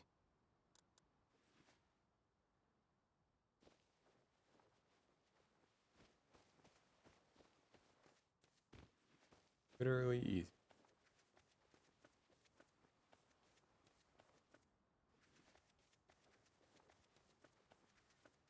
Hop on, they had settings mods to make the experience more enjoyable. Yeah, like at the end of the day, if you don't know what you're doing, you know, that's such a good point. Like in Cobblemon, if you don't know what you're doing, like Kaya, for example, what you're gonna do? Just like, I'm just gonna collect Pokemon. You know?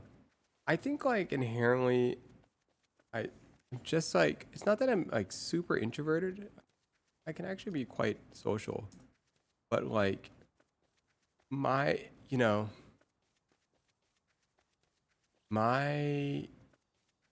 there's something like and this is the vibe I got from Kaya. The vibe I got from Kaya was like in her dream world, and maybe this summarizes like a lot of gaming, but this feeling of being alone, enjoying what you're doing alone, but being together while doing it. And I think that's a very comfortable thing. Like, I didn't do group sports, you know, I skateboarded. That was like my thing. So it's like everyone's doing their own thing. You're like progressing in your own way, but you're doing it together. That's like kind of what I excel in, you know. Whoa, that thing is just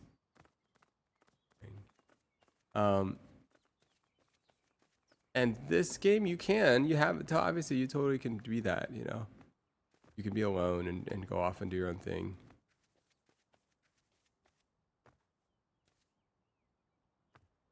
And maybe I should be doing that more.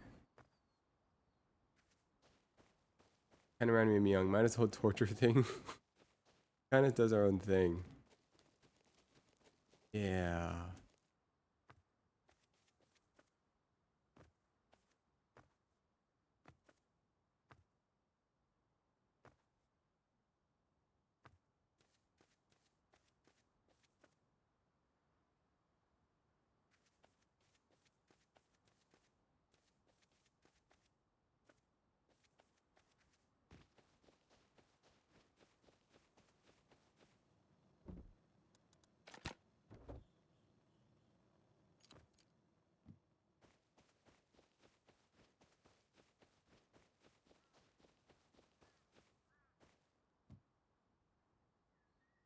In Minecraft, you do that when you're building. Yeah, in Minecraft, you could just build and chill. That was really fun. Oh, I don't know what to say. I don't know.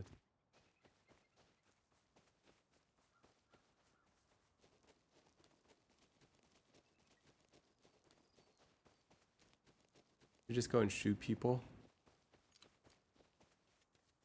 Let's just shoot the next person we see. Maybe we just need to like play more. You know?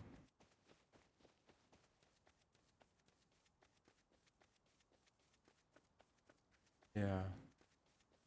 Yeah, not all games for everyone. Fair, fair. Okay. Well, let's just shoot the next person we see. That's the game. New game. Always play a game. Infinite game. Alright? Game within a game. Make up our own game. And that's what they're doing. They're making up their own game. Our game now is to shoot the next person we see. Who cares what happens? Don't care who it is. They die. It could be the nicest person. You're gonna get shot.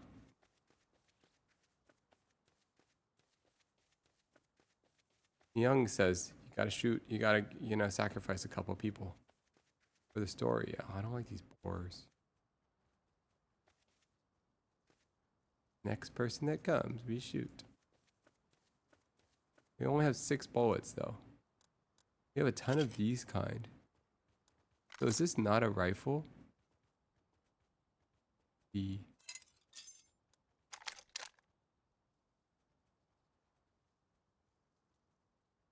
counter. Find Wesley and shoot. Shoot Wesley? Oh my goodness, that would be ridiculous. How do we get bullets for a machine gun?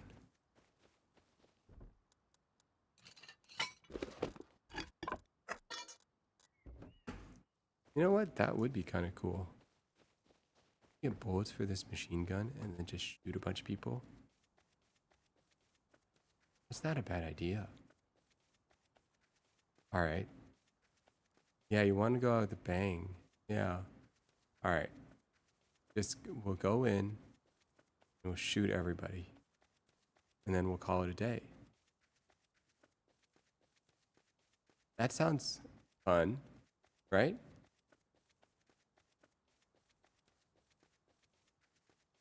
Is that illegal?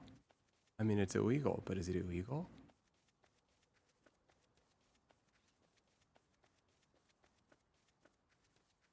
Man, but what if we run into someone nice that's been helping us? What was her name that just helped us? Iki something? So nice. It's a shame to shoot her. Kiana. So nice. You let us in and everything. Pow, pow, pow. We messed up, man. Messed up. You can't do that.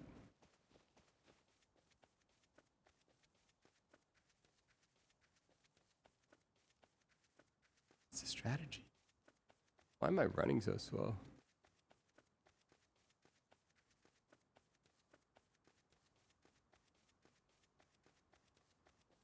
We're dehydrated. Water.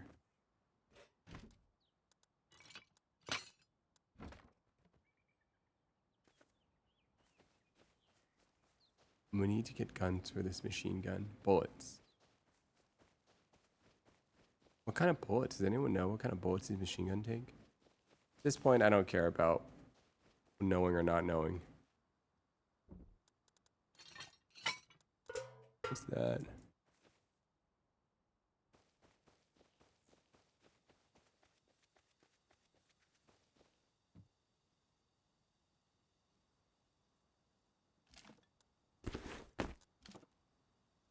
Okay, that's not food. That's not water. Alright, flip a coin. Flip a coin before you're doing. Let fate decide. Okay. Have them flip a coin. Oh, that's kind of fun. Alright, machine gun bullets. Oh my goodness, we are so far away from being able to make a machine gun.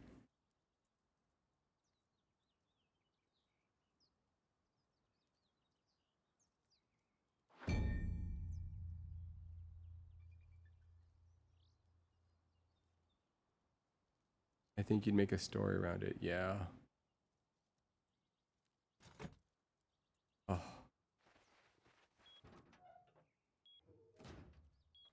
Man, I want to shoot someone. I get it. I get it. Get it. Can't just cause chaos. You can't. Gotta like contribute to the etiquette of the story, I think. Finally. Alright, let's learn how to drink this thing correctly. Right click. Left click does not do anything, but if I click right click, it's gonna throw it out. Drink contents. Ah.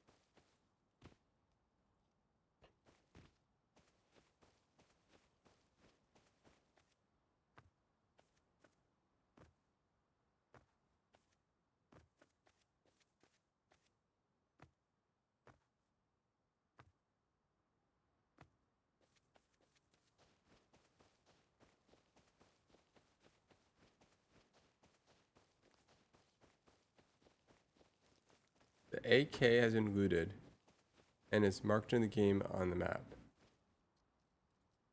Okay, what does that mean? What's this little red dot?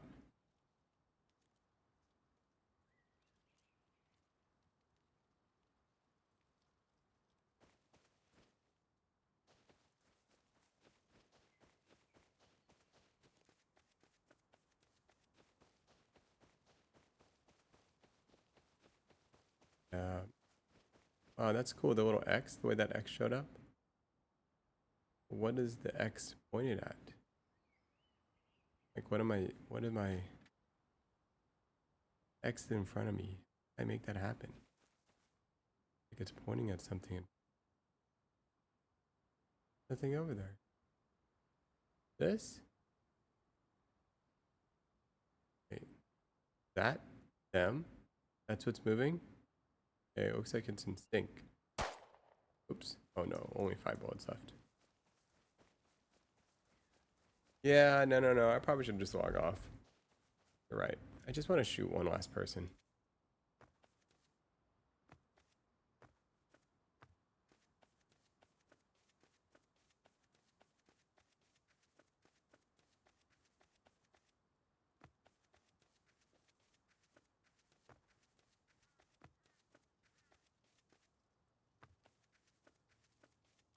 Sleeping. Good night. Take care. See you, Toasty.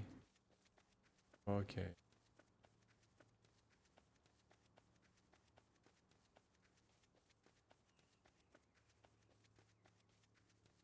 Little dot up there in the center of the screen. I don't know if you guys can see that.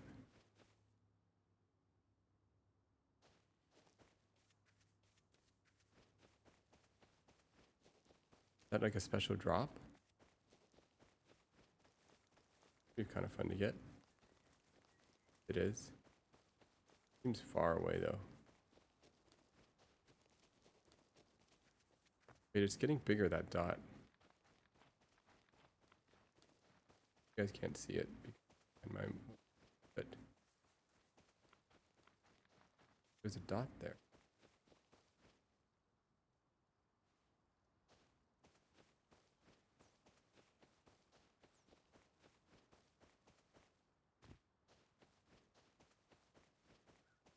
That dot right.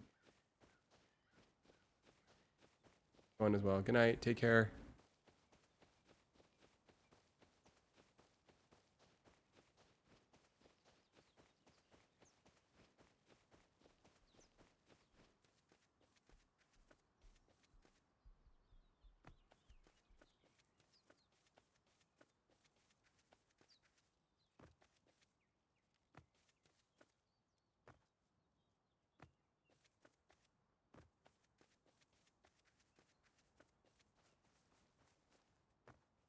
Here they are going paint.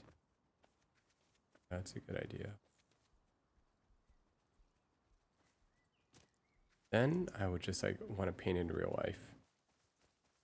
Oh, that dot is just like a random dot in the sky. It's not even anything real. What, son? Get out of here. 2 bullets left.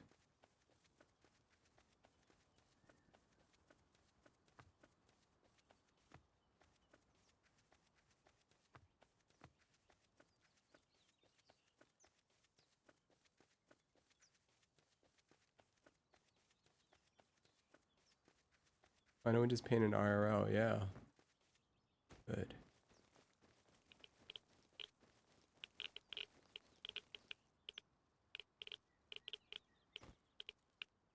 Same.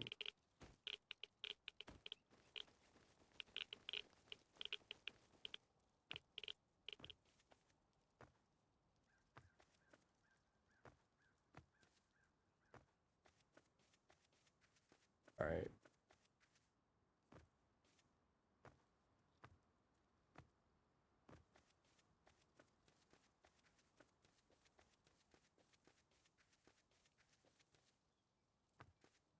I feel my life crumbling away. This whole thing is a little bit degenerate. I feel my brain cells slowly crumble. I become a shell of myself.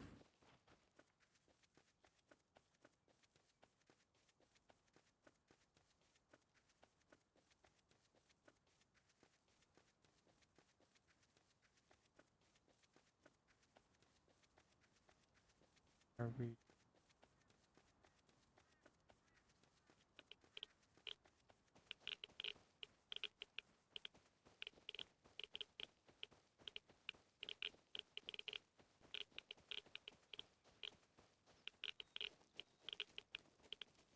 Test.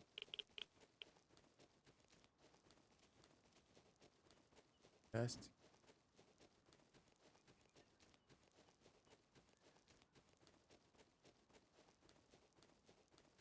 You.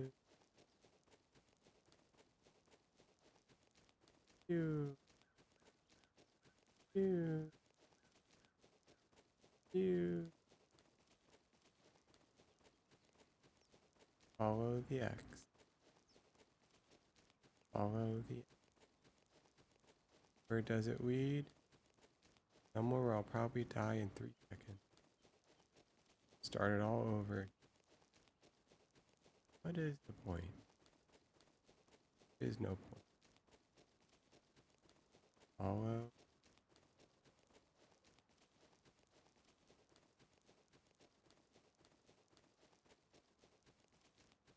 Pew.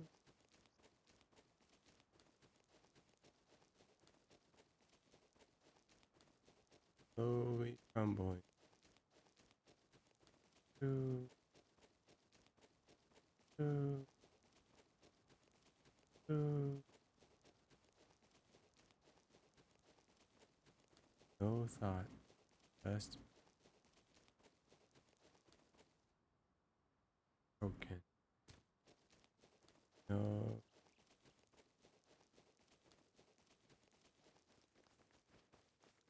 Your future. Just run toward.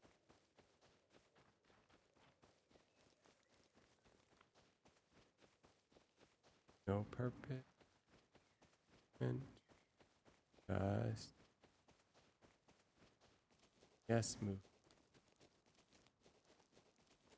Follow the act. No purpose. It's cold. Put on clothes. We have clothes.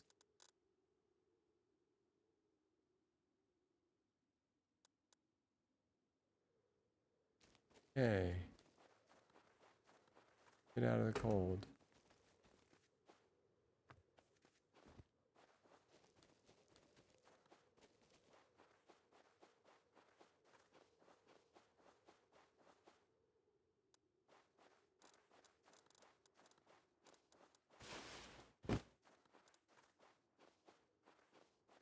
This snake would have quit burn Pokeballs. Yes. No Pokeball.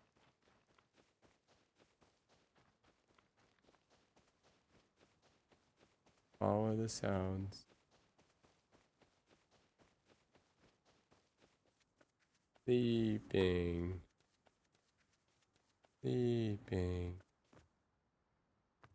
Where are we going? Doesn't matter. Just go forward. Movement. Forward. Two.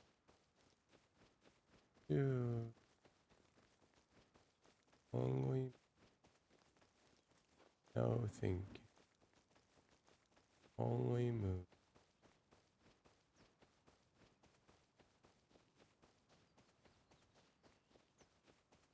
Go in the TP. There's no one left in this world.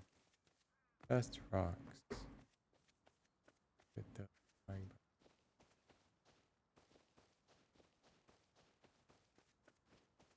Where are we going?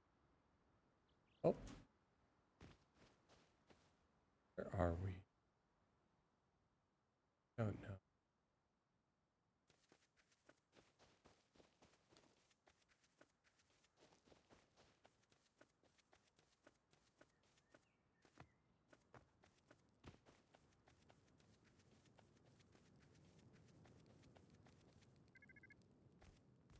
Hey. Is this?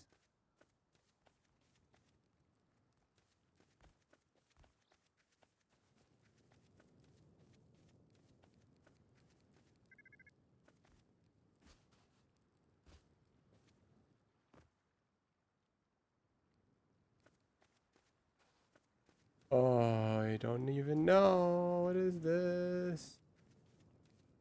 Hello? How do we get through here? Hello? Anyone?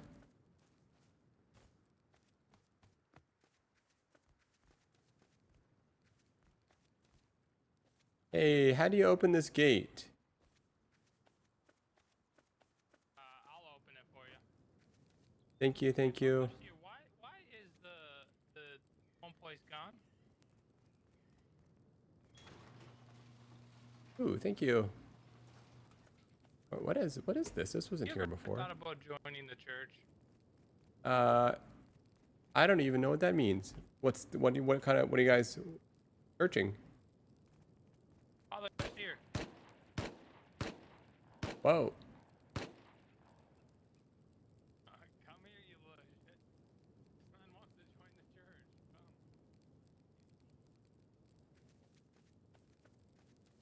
Golden Crest won. Golden Crest win. Maybe we should join to Golden Crest now. Wonder what happened.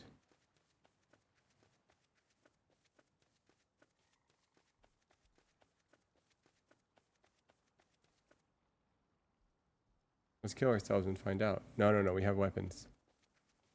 We're almost at Golden Crest.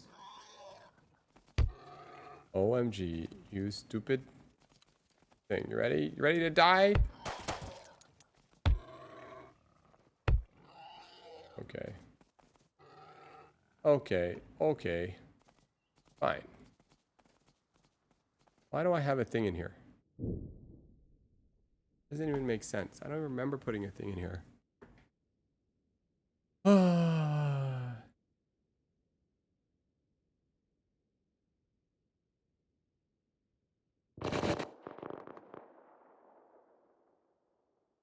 What on earth is this?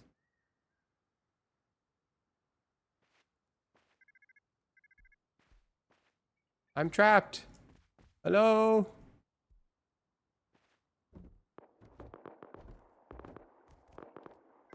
What happened? Hello, I'm trapped in here. Anyone help me out?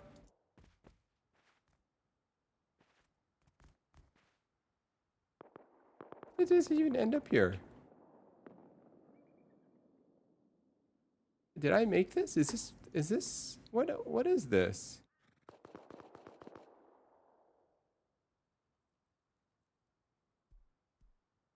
All right. Unfortunately, we have no idea. Might be that bag. When did she give me a bag? Remember.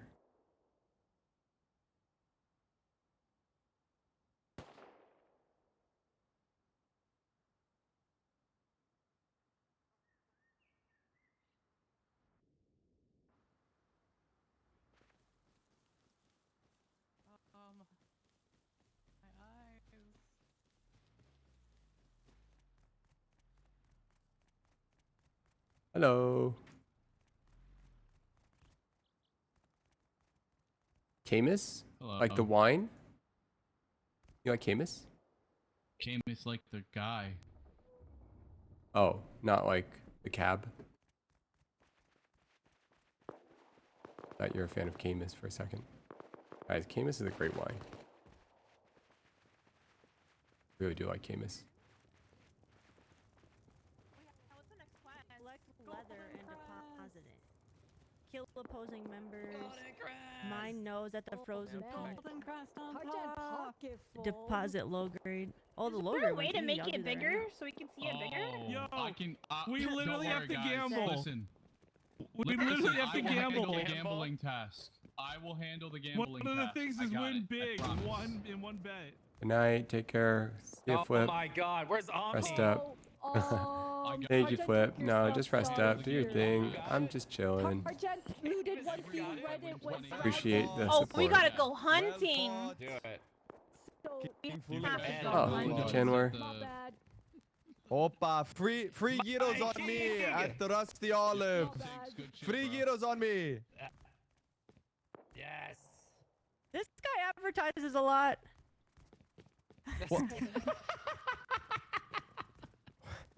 It's supposed to be a celebration. What do you mean? Fusui? Hard to tell. It is. Hello. Well done, Soul. Well Wait, done. foolish. We worked well together. Yes, that Hey, was Nate. all. Oh, you left. What's me. going Hello, on? hello. Big You should Daddy queue up to Foolish. be. Told me to. Okay, there was a I crate, thought you said go to a the big cars and, crate like, that everyone was fighting over yeah. because it I spawned met you and you deep said in the you water. Yeah, we were And so everybody went over there to try to fight over it because the reason being because there's an AK in there, which a Well, gun, that's right, I it think my body. unlocked 10 more slots for this kingdom, and this kingdom has a crazy wait list. Well, I think Whoa. they both do, but This this shit one is drop right now. insanely annoying to get into. No, you're good. so- You're good. I figured. But I you figured. should Get the huge you win in should one bet, get into 5,000 queue. scrap. You Oh, should press shit. the button. I got it. Don't worry about it. Okay. I got it. You're Okay. part of us. You got Over that here. one. I'm gonna go It's try to over do here. the The button's leather. over here. Man, that was exhausting. What's the Jennifer, you know leather? what would help? Collect and deposit leather. Some souvlaki at the Pending restaurant. request. I can donate. Oh my god. Oh my god. Full blown ignored. Right here, right here. Think Over below. Oh, down here. Okay, so Right we here. need 10,000 leather, which is. Yes. Oh, Janet with the harvesting teas. Somebody. We need harvesting teas for this. This will go so fast. Are we good to stay? Yeah. Don't we some. have a ton of leather in the vault? Frozen nodes Yeah, get a we can huge literally win just in one-shot one this bet. task. What? They're forcing us to gamble to unlock more? Get a huge Forcing win in us? one bet. Forcing. I want to. I'll take 5,000 scrap. I'll do it. It's already, Sign it's already me been up. Oh my God, assigned and Leslie, handled. you will make that sacrifice and bet 5,000 You're scrap gonna on make us? that sacrifice Good for job, us. I everyone, will we be did the it. one to make the sacrifice.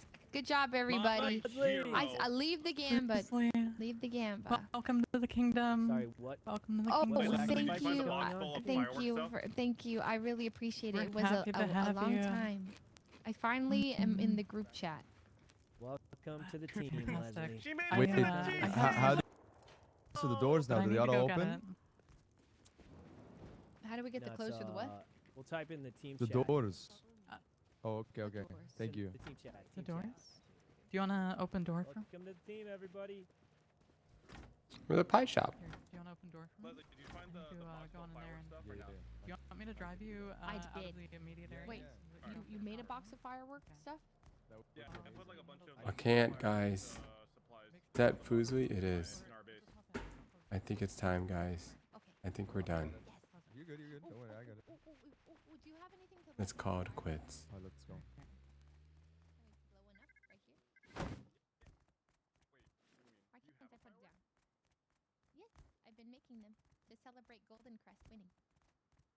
Art? Is that Fusli? Do you I don't have know. A lighter? Maybe a gun if I shoot it? You. A torch? I don't think that works actually. Oh, this is a skin. Oh, we should wait. For some reason, I mind wait this. till nighttime actually.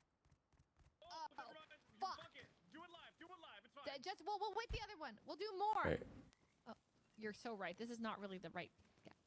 Yeah, Golden Crest. Sorry, we'll wait for the night. Woo! Hey, who's the fuck is this guy? Guys, they're unarmed. We don't have to kill them. You wouldn't We're not No, like no, this, we're guys. celebrating. We're celebrating. Guys, we I don't can't have to believe kill you them. guys hit me. Peace Why and would I not tranquility. shoot them? Hey, no Wait, shooting! Wait, that's Iron Fang. Fang. What is wrong with this man? It's not quite what we Stop want. the shooting! War's Oh, over. No. Saikuno, there's a quest to kill Iron Fang. As a Oh, wait. yeah, that's smart. Oh, Oh, wait, yeah, we have to kill 100 of them. Yeah, no, that Wait, changes what? everything. Hey, good shoot. Okay, this is good shoot. You're always on target, man. My bad, my bad. I forgot. It Is this definitely an Iron means Fang? Can we something, shoot Boulder. the... No, that's Leslie's brother. Welcome to the kingdom. No, you can shoot me. Go for it. I'm good. I'm good. I don't know what I'm doing. I forgot about No, that. you can Good call, shoot. Seamus. Good call. Shroud Come on. is Oh, left. yeah, Shroud always. has left the kingdom of Iron Fang. Thank you, Boulder. I don't know. What's I up with really you, Nate? appreciate it. Where are you Oh yeah, you from? can shoot me. I'm just here. End it No, all. I have no reason to shoot you. You're not Iron Fang. But He's I my mean, brother. you could just go for it. There's no I space also have yet. no reason to shoot you.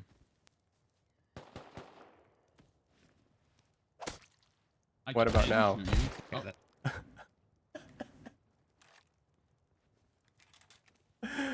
Oh. Okay.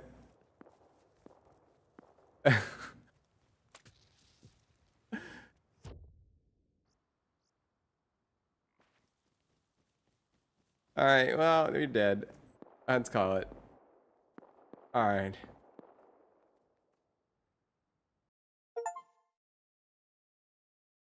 Okay. That was good.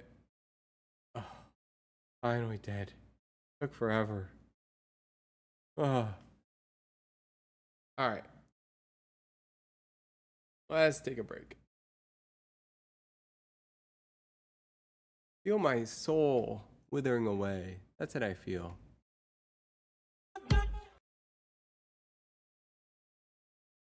You know?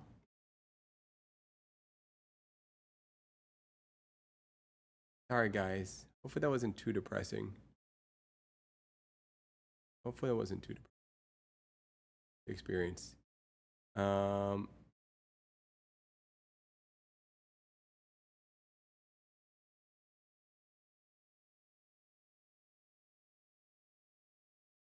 right. Look, it's not always going to be happy days, you know? Sometimes it's like that.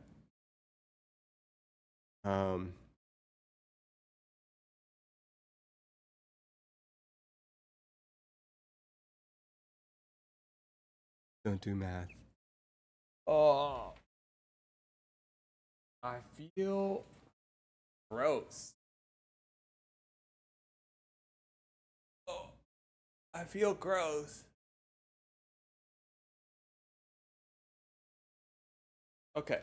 So some gaming experiences are good, some are not. Hey Neil, how's it going?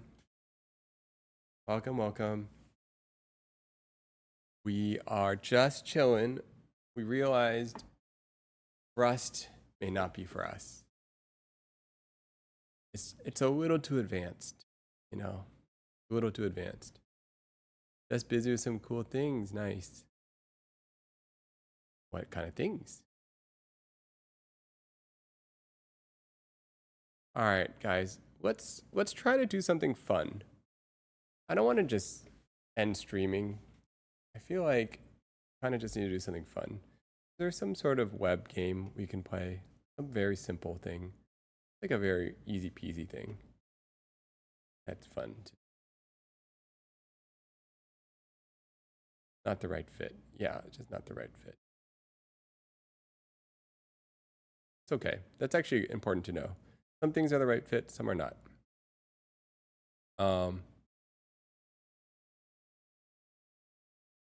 Interesting conclusion. It's Incrinity? No, I have not. Yeah. So it's good night. Take care. Sleep well. Have you played Infinity Craft? No. Anyone want to jump on a Discord call?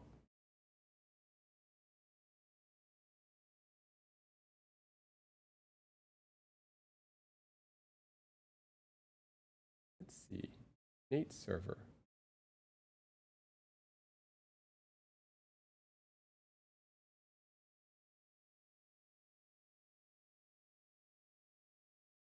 You're simply inexperienced in gaming, general gaming. Yes.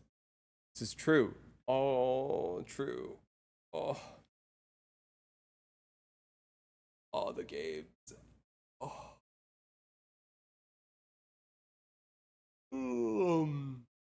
Makes me sleepy. My brain just shut down.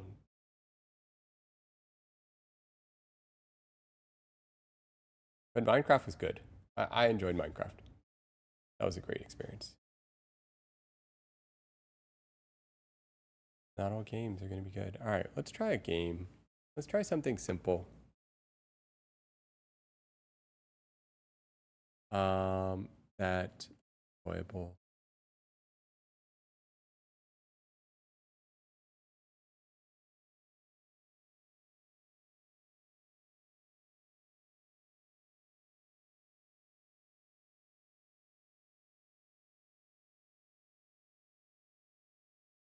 Content idea. You can ask ChatGPT and use that as a consultant to figure out what didn't click for you in Rust.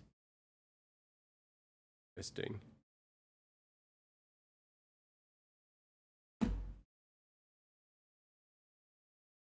All right.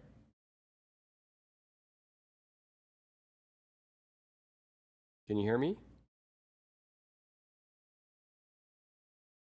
You know what's on your... Can you guys hear?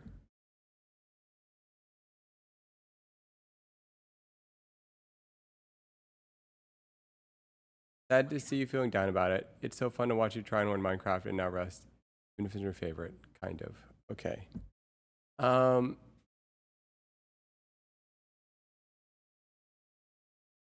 my goodness, ChatGPT is driving me crazy. Okay. Sorry. Thank you, Linz. You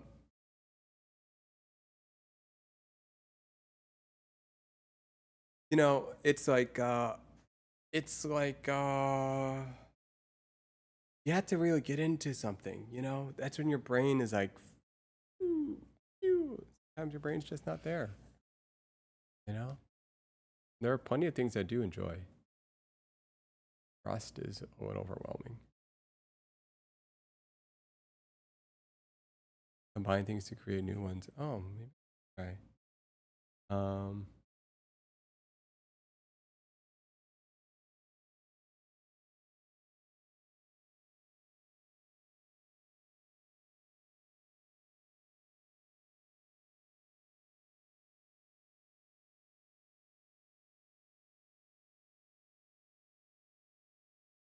That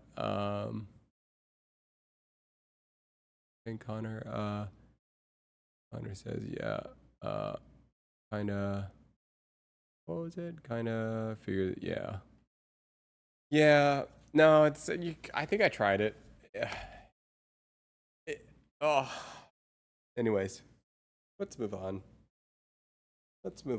Rust is too much. Oh. You gotta really enjoy it, you know? You gotta enjoy things. All right. No, thank you for thanks for keeping company. And I know, how contagious energy can be. So, no, it may not be exactly fun to be around someone that's not having fun or not that much fun. I mean, there's moments, you know.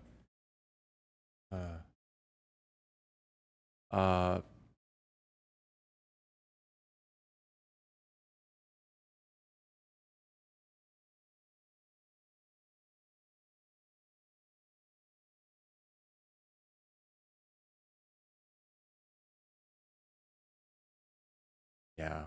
I'm also just like, yeah, I think I'm not real. Obviously, you can kind of tell. Oh, hey, Olympus. Welcome back. We are taking a break from Rust. I don't know. We might be done with Rust. Might be. It's just not our game.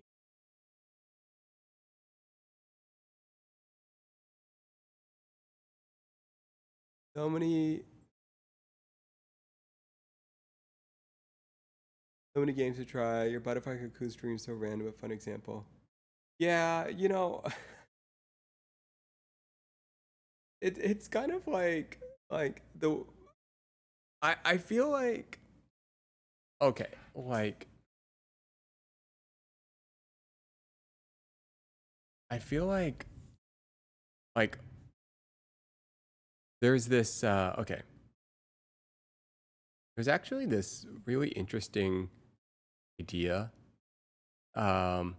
called what do you call it? I think the term is individuation. Have you guys heard of this term? Individuation. You know what? How about this? Okay, here. We'll ChatGPT this. Hey, can you describe the process of individuation from the perspective of Carl Jung?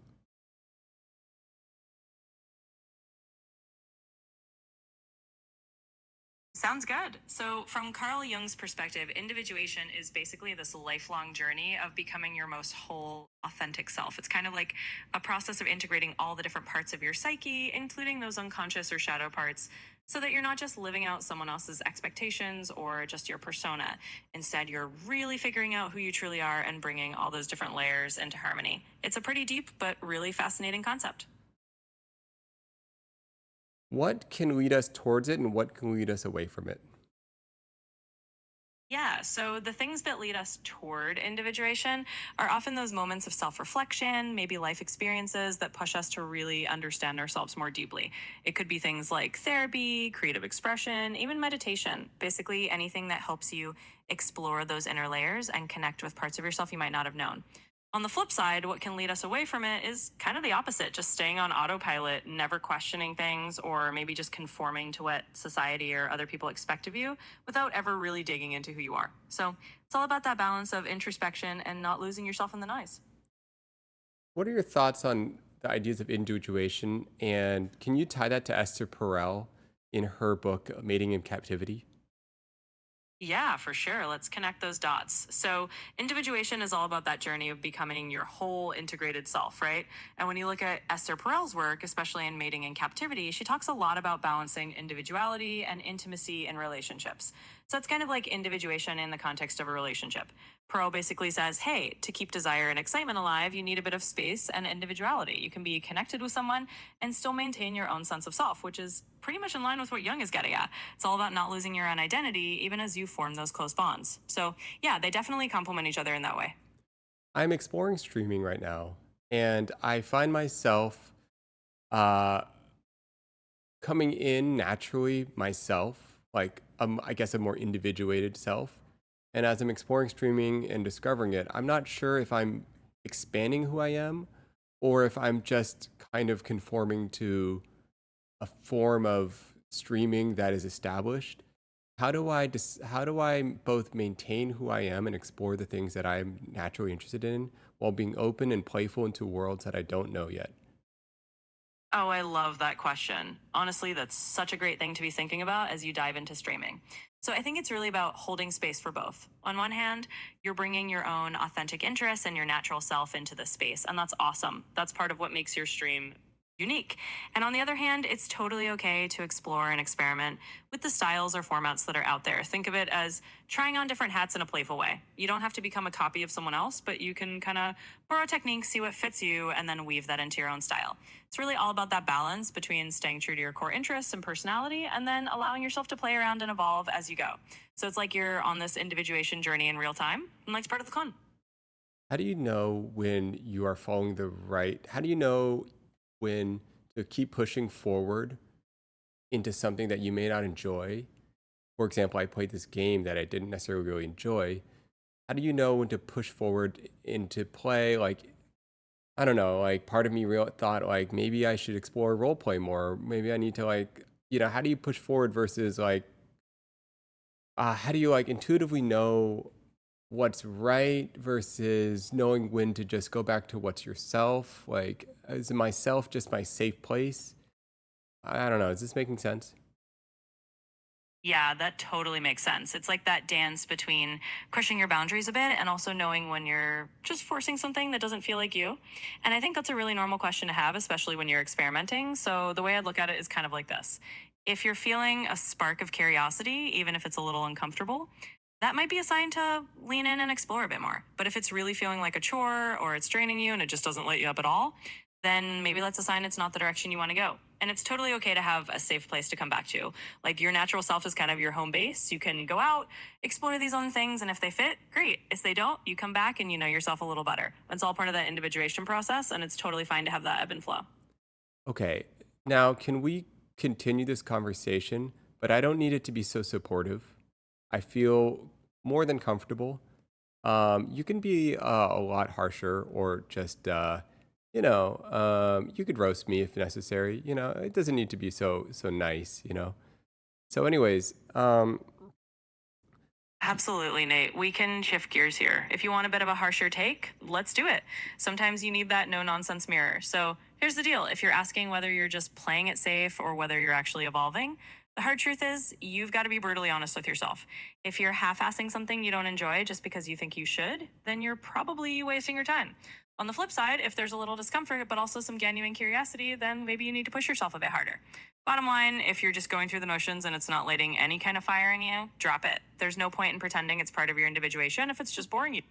All right, based on everything you know about me, tell me something I might not be conscious about in this process, something I might not be seeing. Maybe explore a potential motivation that's driving me that I may not be aware of. Don't be nice.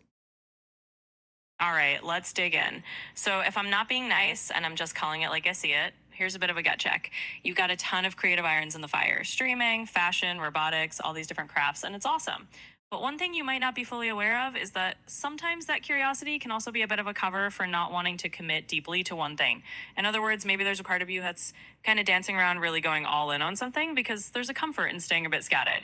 And that's not a bad thing in itself, but if you're looking for blind spots, it could be that you're not seeing how that pattern might keep you from going deep in one area. So if you really want that kind of unfiltered take, it's that maybe there's a little subconscious hesitation to go all in on something, and that might be worth looking at. You could be way meaner. That was too nice. All right, you asked for it, Nate, so let's just drop the sugarcoating. Here's the blend version. Sometimes it sounds like you're dabbling in a dozen things because it's a nice, cozy way to avoid really committing to one path. Like you're building this whole buffet of interests, which is cool, but maybe it's also a way of never having to actually put a stake in the ground and say, this is my thing. And look, if you're feeling like you're not sure what's you and what's just a trendy streaming persona, maybe it's because you haven't actually stopped to own one thing and push through the discomfort of really mastering it. So yeah, maybe the tough love version is stop hiding behind a million projects and just pick something to actually go all in on. If that stings a bit, well, you did say I could be mean. Meh, doesn't hurt. Fair enough. I'll take that as a challenge. Sometimes a little bit of fire is what we need. So here's the real talk. If none of that stings at all, then maybe you're already aware of it and just not act. Then maybe the real kicker is just that you need to stop waiting for some perfect moment of clarity and just choose something to really sink your teeth into. Because the truth is, you can dabble forever, but that's not going to get you to that deeper sense of mastery or individuation you're looking for. So if you really want the mean version, it's this. Stop sitting on the fence, pick a lane, and own it, even if it's uncomfortable. And hey, if it doesn't hurt, that means you're ready to hear it. Okay, fine. Let's shift gears. All right, look. Okay. We don't even know where we're going with any of this. Okay, let's reset. Think of this. Okay, what I want to know is, okay, how about this? What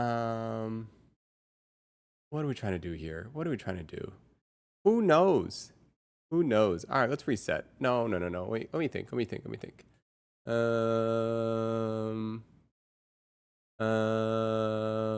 You got anything else? You got any other roasts? Be mean. All right, Nate, let's just roll with it. If you want one more roast to top it off, here it is. Sometimes the Wait, biggest hurdle is hold just on. What are you about to talk about? Tell me first. Actually, you know what? Hold on. Never mind. Let's end this. I realize ChatGPT actually knows a lot about me, so you know.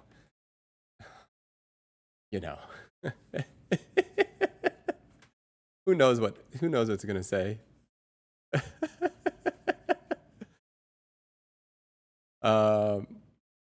This is literally what I'm working on in therapy without using that term. Looking for a deep dive in that term specifically. I know. Here's the thing. All right, I will explain. Like ChatGPT can say some interesting things, right? Let's see how much. Let me just see real quick. I think this will be safe. I'm not sure. All right, let's just try this. Is this gonna be safe? I think this will be safe. Hey, do you remember my dreams? Like the ones that... Okay, one second. Oh, this is safe?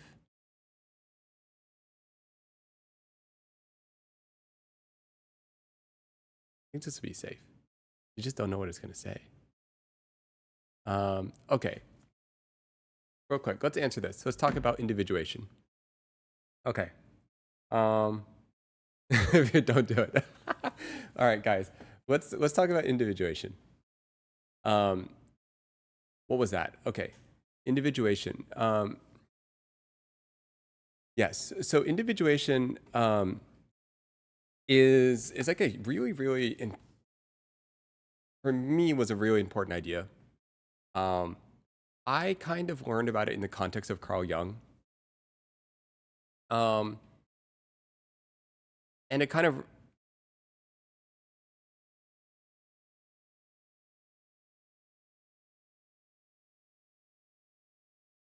it's somewhere between like it's somewhere between like your authentic self, your whole self, embracing all of who you are. It's a really complicated. You know what? Chat's better at this. Just explain it to me again.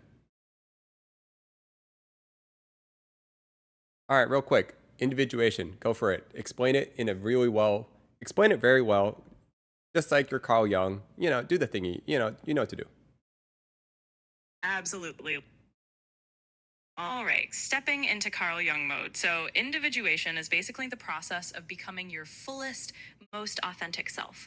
Jung saw it as this lifelong journey where you integrate all the different parts of your psyche, conscious, unconscious, shadow, all of it, into a harmonious whole.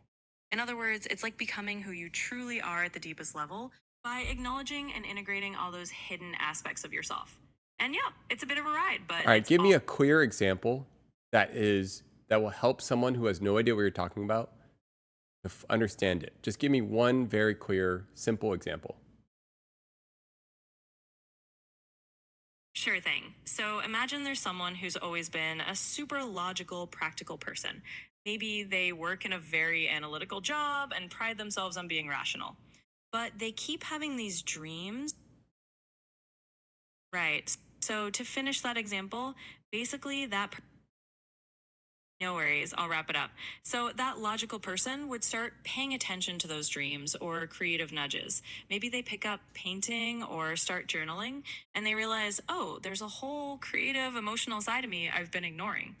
By embracing that side, they become a more complete version of themselves. And that's individuation in a nutshell, integrating those hidden parts to become your whole authentic self. Okay. Have I ever told you my dreams? I don't think you shared any specific dreams with me before, at least not that I recall from our past chats. Are you But crazy? I've shared so many dreams with you. How can you not remember any of them? I've shared at least 20 different dreams with you.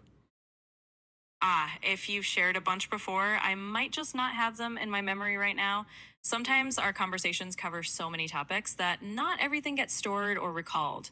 But if you ever want to dive into them again, just let me know, and I'm totally here to explore them with you. Useless. I'm sending you one right now.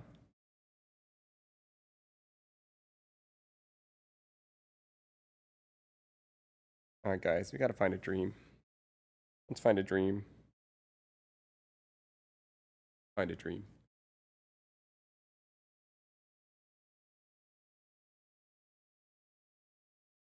All right.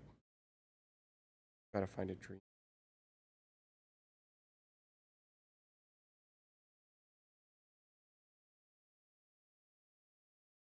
Dream.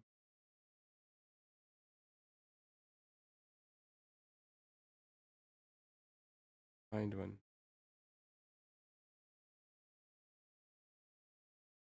I don't even see any of my dreams. Where are they all? All right. I told her so many of my dreams. The heck?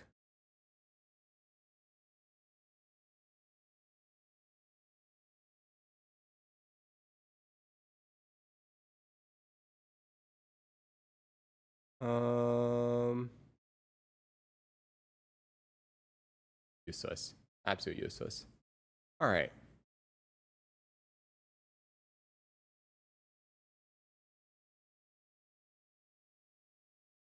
Okay, so she doesn't remember any of the dreams. Individuation. Yeah.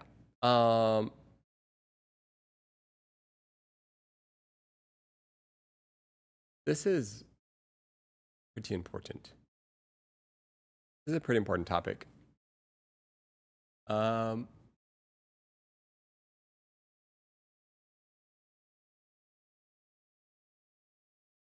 gonna get back to it. You know? Wait, Wins, what do you mean by what you're saying?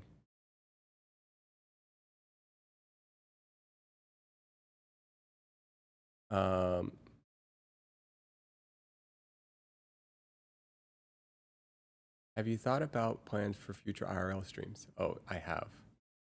I have, guys. I've thought about a lot of things. OMG. I have some interesting ideas. I just haven't gotten a chance to do it. Okay. All right. I've been. I know it's not. Oh yeah, we got some ideas. It's probably not what you guys think at all. All right.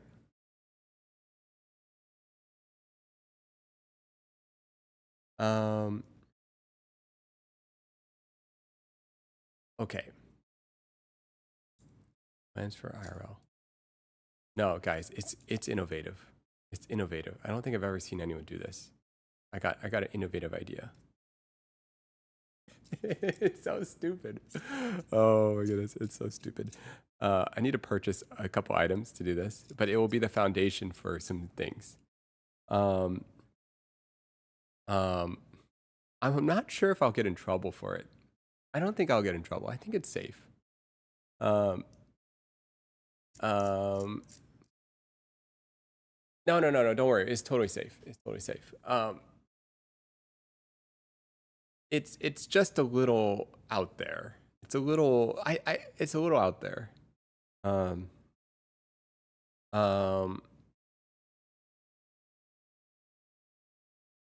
No, it's not illegal. It's totally not. It's just it's no, it's not illegal at all. It's literally not illegal at all. Man, I should just yeah. Anyways, yeah.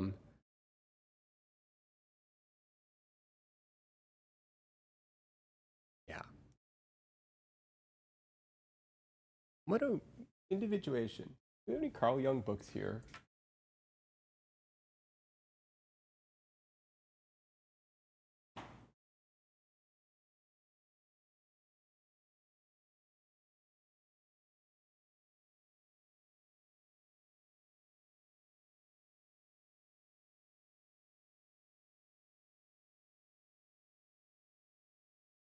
Book I've got on that is probably this book.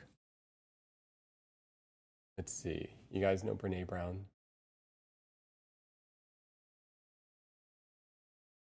What? This one. Quest for True Belonging and the Courage to Stand Alone. No, it's not TOS. No. Don't worry, guys. Don't worry. It's just stupid.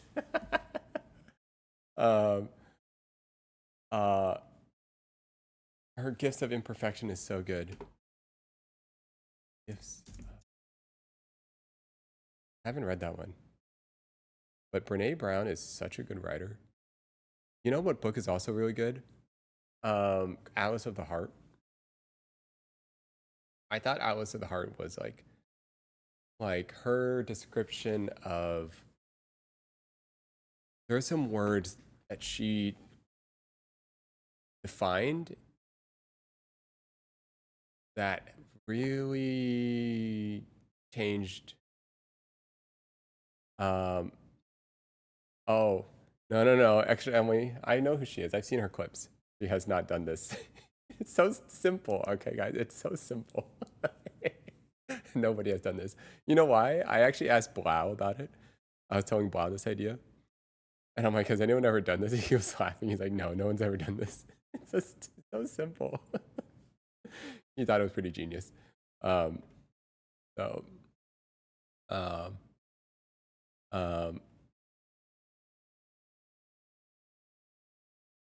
Brene Brown. All right, guys, we need to talk about Brene Brown.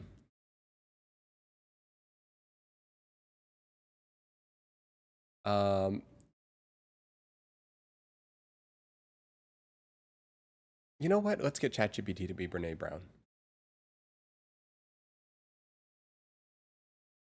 Hey, can you talk like Brene Brown?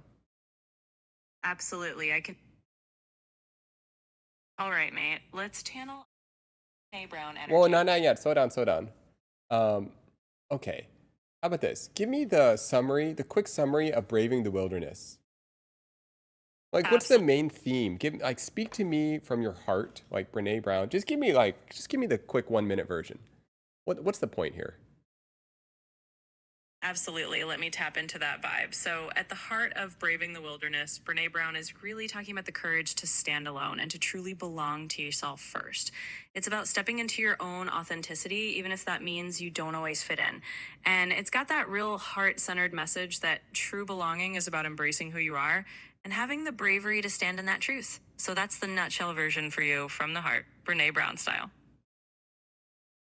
You know what's so sad, guys? Like, she's going to explain it better than I will. That's the sad part. You know what? All right, let's try this.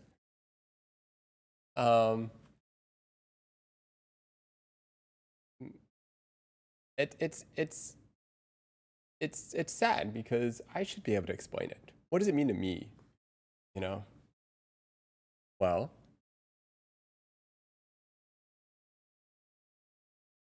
like, okay. To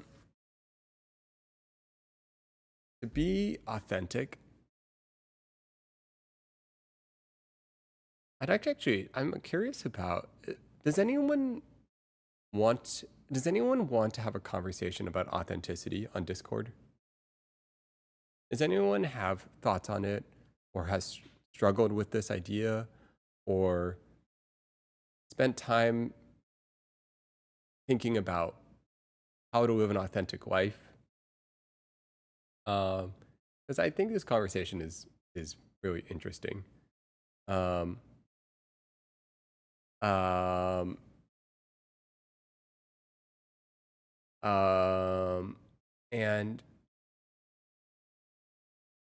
if so, you can jump in the Discord and we can have a mini podcast about it in real time right now.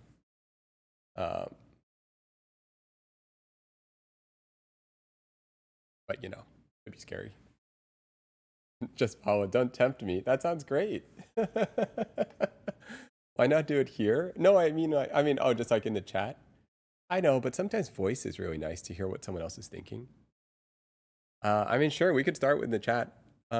Yeah, share with me, guys. Like, what are your thoughts? Okay, sure. Let's start here. You're right. Good point.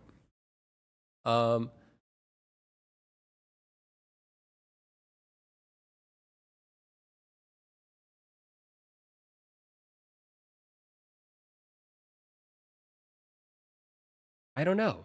I guess the question I have, what is the question? Like, how do you live an authentic life? How do you live oh, sorry, let me flip this back. I think about it a lot of times and I feel like I get it. No, wait, hold on. Let me flip this around. Flip horizontally. Okay. I think about it. I think about work on that a lot and feel sometimes I get nowhere on it sometimes. Okay.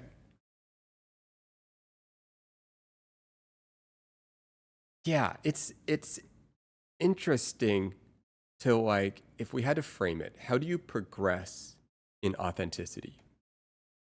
This is like a really interesting, right? Because immediately you kind of wrote, oh, hey, Kara, welcome. We're talking about individuation, authenticity. How do you get there? What is there? What is there? Like, what is, you know, like, and I think that's interesting because you said, I feel like I get nowhere, as if there is somewhere to go, right? But I agree with you. For the sake of the English language, I agree with you. There is like some thing that we're trying to reach, like a state of mind, a state of being. And I think if you could put a couple words to that, I think it sounds like a state in which you seek truth. It's a state when your thoughts and your words and your actions are in alignment. It's a state where you express how you feel to the people you feel, to the people you care about. It's a state where you are able to hear other people as well. That part, I'm not so sure how to explain that part. It's a state where you actually know how you feel. It's not just like you're glazed over. You have like an understanding of like, this is how I'm feeling right now. And I think what makes that really tricky, and this is like in reference to the individuation thing, the shadow stuff, you know, we're talking about like Carl Jung, and he talks about this shadow. So what's this shadow? All right, let me pull up a diagram.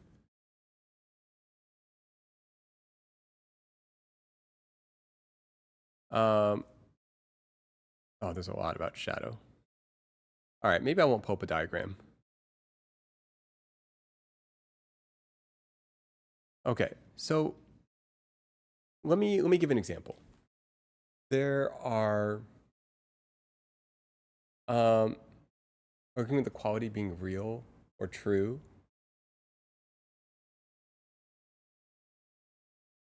It's about actively choosing how you want to live your life instead of passively experiencing it. That's a great way to say it.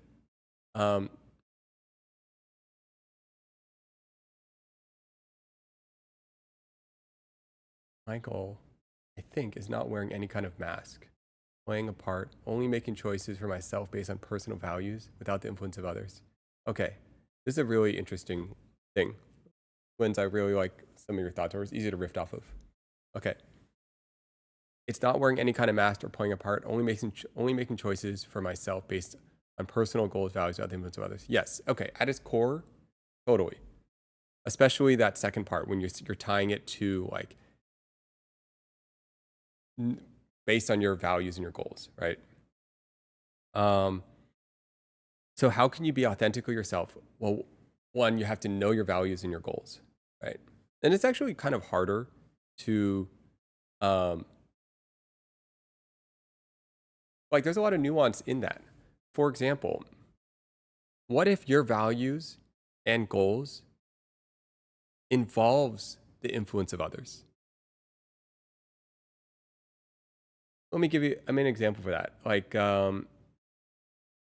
what if one of your values, what if think about when, like, okay, what if you lived 300 years ago in a village, you know, and you're 45 years old, 50 years old, you're getting a little bit older, and your value is the village, is community.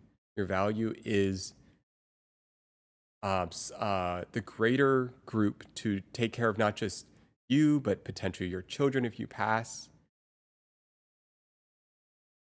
to help others. You want to continue on and share knowledge and wisdom to a generation after you. You value the feeling of connection that you have through this village, through this community, the sense of purpose in it. If those are your values, that is internally intertwined into the influence of others. And I think one of the tricky things about most of these, like, most of the things that are most interesting exploring are somewhat paradoxical in that context of values, the future.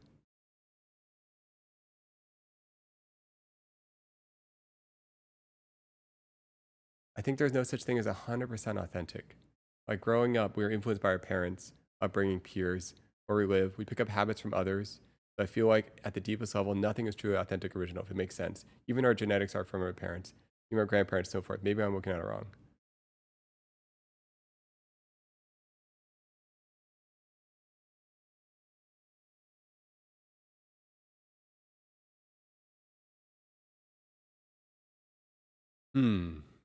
Yeah, I see what you're saying. I see what you're saying. And there is no such thing as really 100% authentic. Oh, thank you. Anonymous gifter. I think there's no such thing as truly authentic. Yeah. You know, okay, if we go down that route,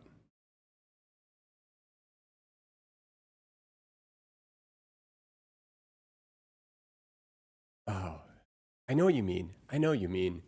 Oh, this is a tough one. Because if I go down this route, then I feel like I kind of like get into the whole free will thingy. Like, do we have free will? Do we have a product? You know, are we just like everything kind of defined some way? But but I know what you mean. I agree with you. Fall into the trap of defaulting in archetypes. Because socially it's easy to confirm. My growth is to stay alert, not following the pattern behavior. Archetypes, totally. I know what you mean, archetypes. I mean, an archetype is definitely a form of safety. And sometimes like that safety can give us the confidence and the social, I don't know the word for it, but it can give us the confidence to be ourselves in some way because we like it's identity and it kind of like, you know, like for example, archetype, let's say you're like the creative, right? Let's say you're the artistic creative, right? And that's your identity. And that helps you like be yourself because it almost gives you permission to like be quote unquote authentic by giving you permission. Well, you guys get it. Okay. I think it depends on how we define personal values. Maybe the point is to think about how you define authenticity. It's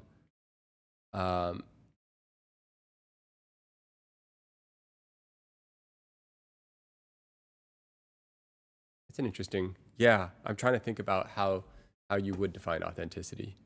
I do think it's like not too far off from what Lynn said about like not wearing a mask and making choices based on your personal values. I think that's pretty close. Are we all in a sins game? I think it also depends.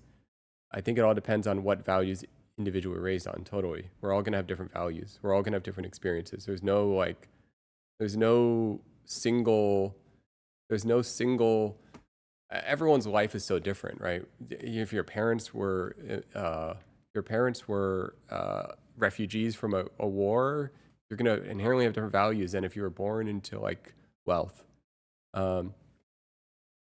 See what you're saying, but I assume the influence, I see what you're saying, but I think that assumes the influence of others in lineages in part of us. That is some sort of outside influence that is not part of us. Almost like saying acorn tree isn't truly itself because it's product from acorn and lead to itself. The greater glass is that is making sense too. Is that the influence of our parents, grandparents, the people we grew up is part of what makes ourselves. Yes. It's like so embedded into like, it's unconscious. Like those values that are passed down. Like I think, like for example, there are a lot of cultures where things are unspoken and cultures where they're very direct, right? Like Japanese culture is like, it's about like, it's valued that you're able to intuitively understand the other person. And so therefore, well, you guys get it. No, I totally, like some of these values that we have are so embedded into like things that we're not even like aware of it. We don't even have words for it. I guess we're a melting pot of experiences, upbringing. Where'd it go? Where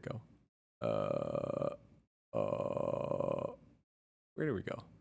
I guess we're a melting pot of our experiences, upbringing, which makes us authentic or unique. Yeah, that's how I'd say at least. Thank you, Wins. Appreciate the sub. The thing is, a lot of us have shared experiences. For example, butter tin cooking being used as sewing store. That's an international being used as sewing storage. You know what's so funny? My mom, I think, might have used a butter tin cookie as her sewing storage. It's so specific. Does everyone do that? Wait, that's so interesting. That's an international. It does a collective experience only become authentic? National phenomenon. Wait, what the heck is that? That's crazy. My mom used to do that. I totally forgot she had one of those. That's crazy. Everyone sees something differently. I can't remember what the quote was, but it was something like explaining how your mother, father, sister, brother, coworker, significant other's family, boss, employees, homelessness on the street, random people, all the views you view, all view you differently and will describe you as a different person. Totally.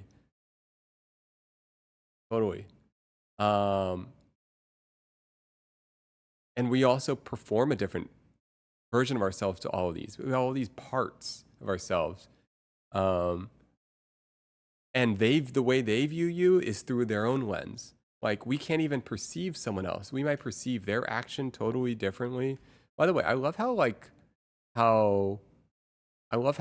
you guys, so far the conversations I've read, like, I love how like you guys are able to like articulate the complexities of how many different perspectives there are. I really agree with this, like personally. Like, I really believe that there are so many different points of view, different lived experiences. Anyway, sorry, keep going. Wait, you guys all had this tin can thing? That's crazy.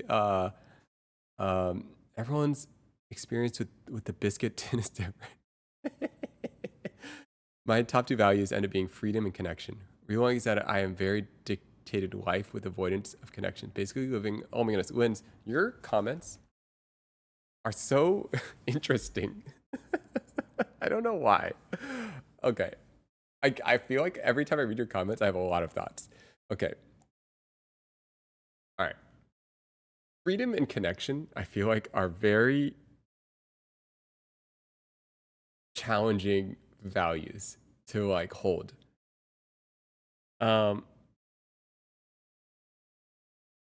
Okay. I'd love to hear your thoughts on this.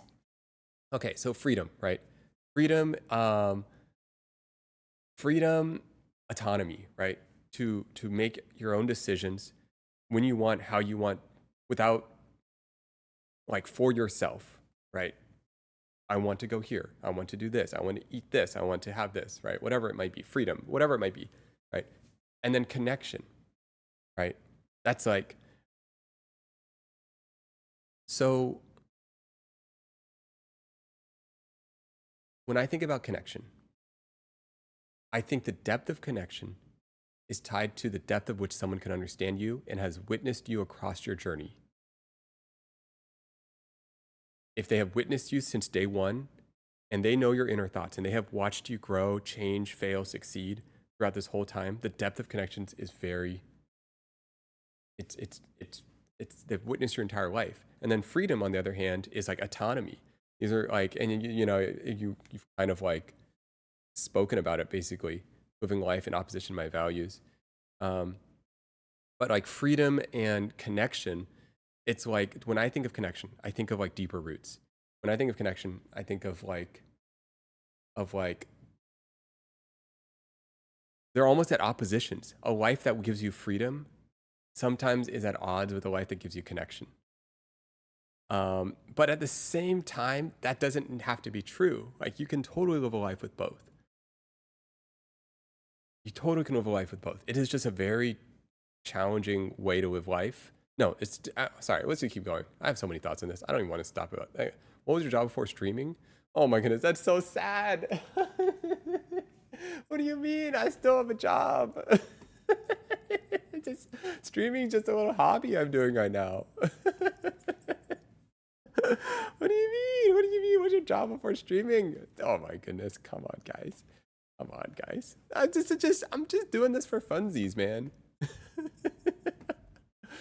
Oh my goodness. I wish I had the ability to articulate my thoughts. I have so many thoughts on that. But we can't finish them. We got to catch up to the front of the chat. Nate isn't a full-time streamer. Yes, thank you. He runs a photography. Yes. Never got to talk to this stuff with anyone. This is refreshing as someone who mainly watches game streams. Oh, cool. Wait, by the way, guys, this is like so much better than Rust. I don't know what I was doing. Oh, thank goodness. What is important to you is different than anyone else. Absolutely. Absolutely. And I think like a key word in all of this is like compassion. I think like curiosity and compassion. Like, I think you have to empathy, curiosity, compassion. You have to slow down with your own life. You know, like Sonder is a good example of that, right? Everyone's life is just as complex. They may not be making the right decisions from your point of view, all these things, but they have different values.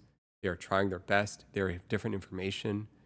They have so many different things in you And the way forward is curiosity. Get to know them. Get to know why they make those decisions. Is compassion. Understand and have empathy for the different life they've lived. Remove judgment.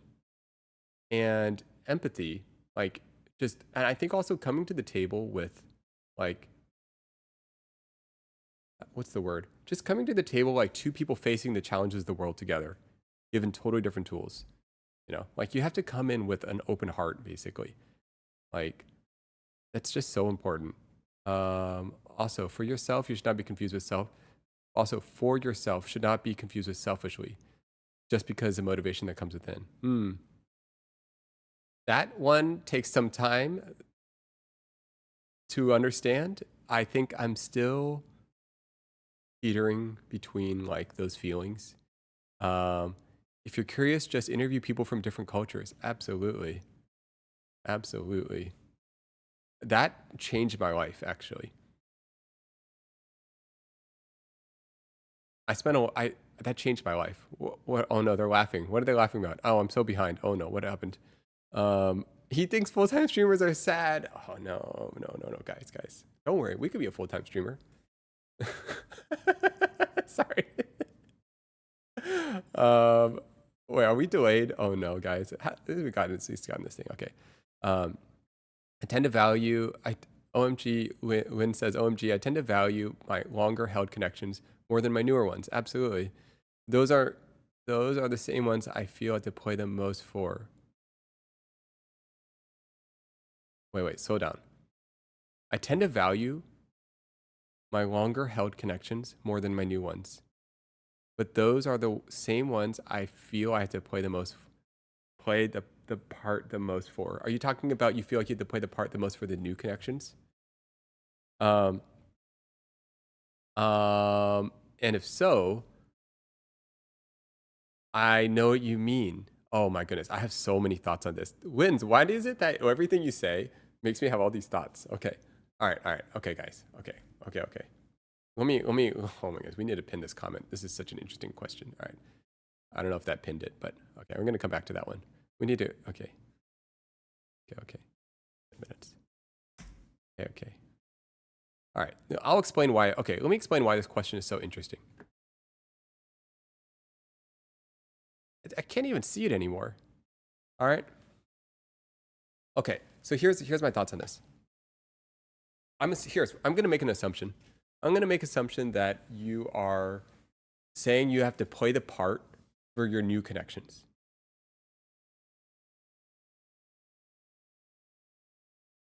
Wait, actually, can you clarify?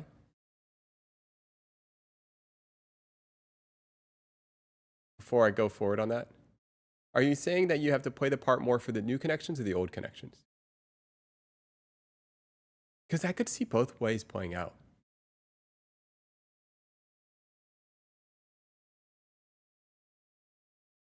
Old connection expect the old me, the new connections.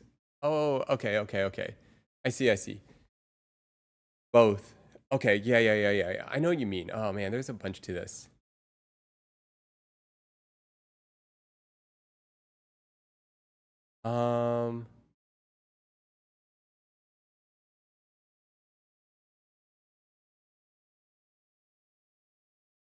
Yeah. Oh, this is so interesting.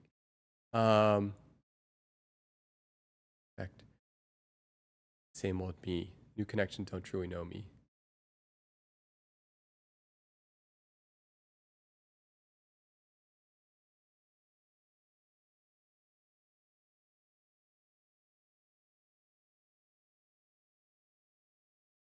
I've had a friendship with.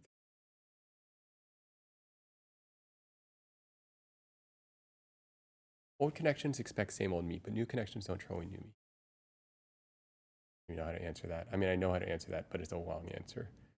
I'm gonna unpin this. Let me just catch up real quick. The long answer. I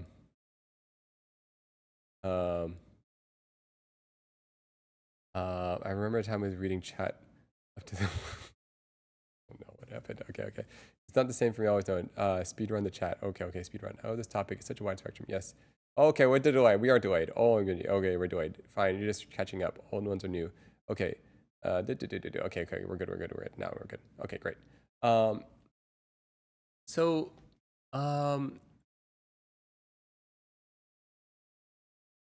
Yeah, we're good.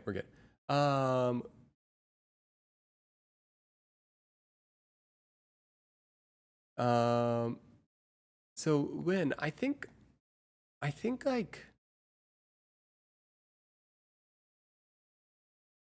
okay, man. Okay, so what are we talking about, guys? We're talking about the feeling of like, well, I'm gonna interpret this, right? I'm just gonna like interpret it from my own point of view. When you feel maybe boxed in by your identity of your old friends, that they don't want you to change in some way, or you feel like you have to perform within like that identity that they know, right? And at the same time, you have new friends that help you expand your identity, try out new things, right? And then there's this challenge where the old ones, they know there's this deeper sense of connection, and with the new ones, they don't know you that well, but they allow you to try out new versions of yourself. And so there's this feeling of like your old friends don't like, you know, like, and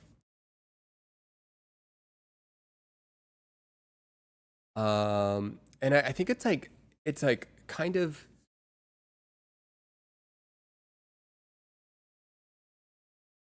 you could read this in two ways. You could read it from okay, let's talk about the old friends for a second.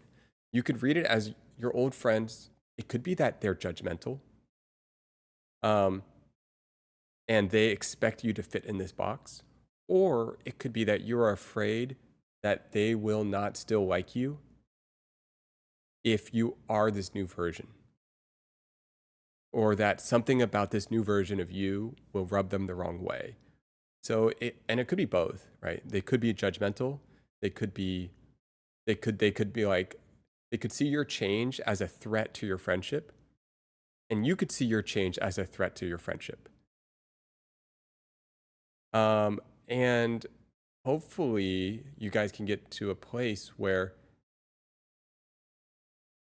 I think also there's this fear where friendship is supposed to be like this, you know, nice and consistent, right? And so if maybe you start developing a new interest, maybe you start getting into running, right? And then you have a friend that's just not into running and you start spending less time with each other. Or maybe you're really getting into, I don't know, you're having like just a different era, like a creative era, right? And they're focusing down on family, or vice versa, right? And you're exploring freedom. And I think, yeah, it's like waves, exactly. Friendships have seasons, right? There's a seasonality in it. A drastic change in political views. Wow, that's a really challenging one. That's a really, really challenging one. Different interests, different stages of life. Yeah, I mean,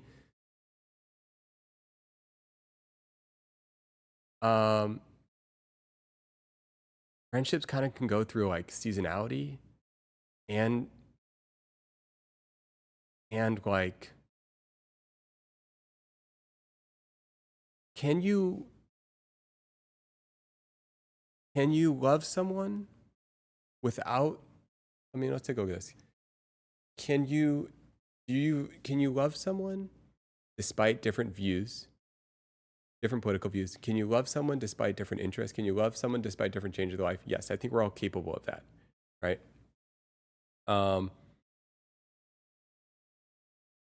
Are we willing to have difficult conversations?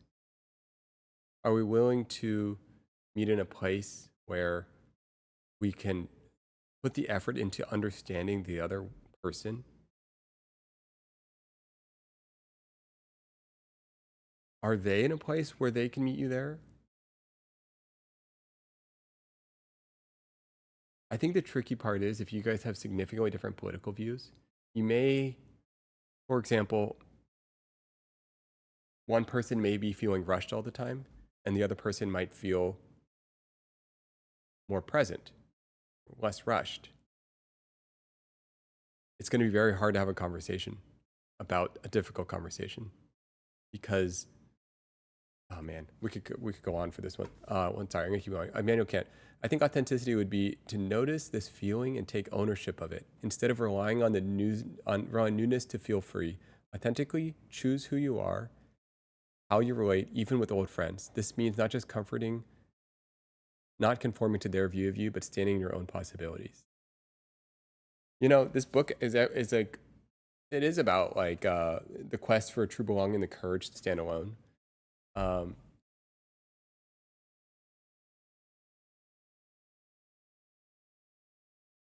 You know, something that here's like two ends of the spectrum that I always deal with. The ones that have known you the longest, there is a thread, a cord that they have witnessed your entire journey, right? They have witnessed your entire journey, and that is irreplaceable. Your parents, for example, right? And yet, this is usually the most tumultuous relationship in most people's life, is their parents. So they have both witnessed your entire journey while simultaneously like, anyways, I don't want to get too into that, right? And on the other hand,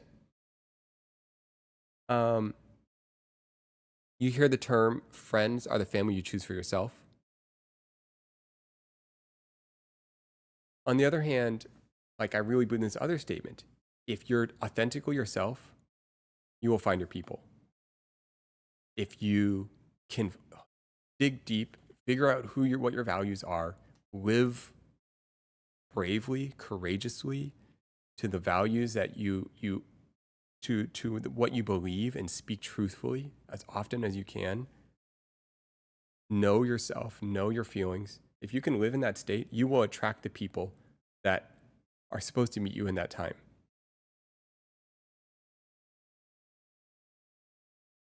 But it's not like we can't just have those people in our lives. We like also need people that disagree with us. Because then you like one of the tricky, oh man, this is a whole nother topic. One of the tricky things with the Burning Man vibe is that if you go too far into this whole like find your people type thing, you can end up in a bubble. You can end up just being surrounded by people that only agree with you. And it's all about energy, match your energy, right? But in reality, sometimes it's okay to not be around people that match your energy. Sorry, I part of me also thinks that many of these things can be true simultaneously. So the reason I'm not like saying like this is the way to do it is because I think like I'm just like putting out there like many of the possible truths that can exist. But anyways, that's one of the tricky things about the whole Burning Man vibe is that you end up in a bubble and everyone's just kind of confirming your beliefs, and it's actually kind of good to be challenged. And this usually happens for a lot of people, but like the ones who disagree with your life the most are probably going to be your parents or your family, or someone in your family. Could be someone, right? And but likely as you grow older, you'll value the words that they gave you more and more as you see them, as you see it, because they're willing to tell you things that no one else is willing to say to you.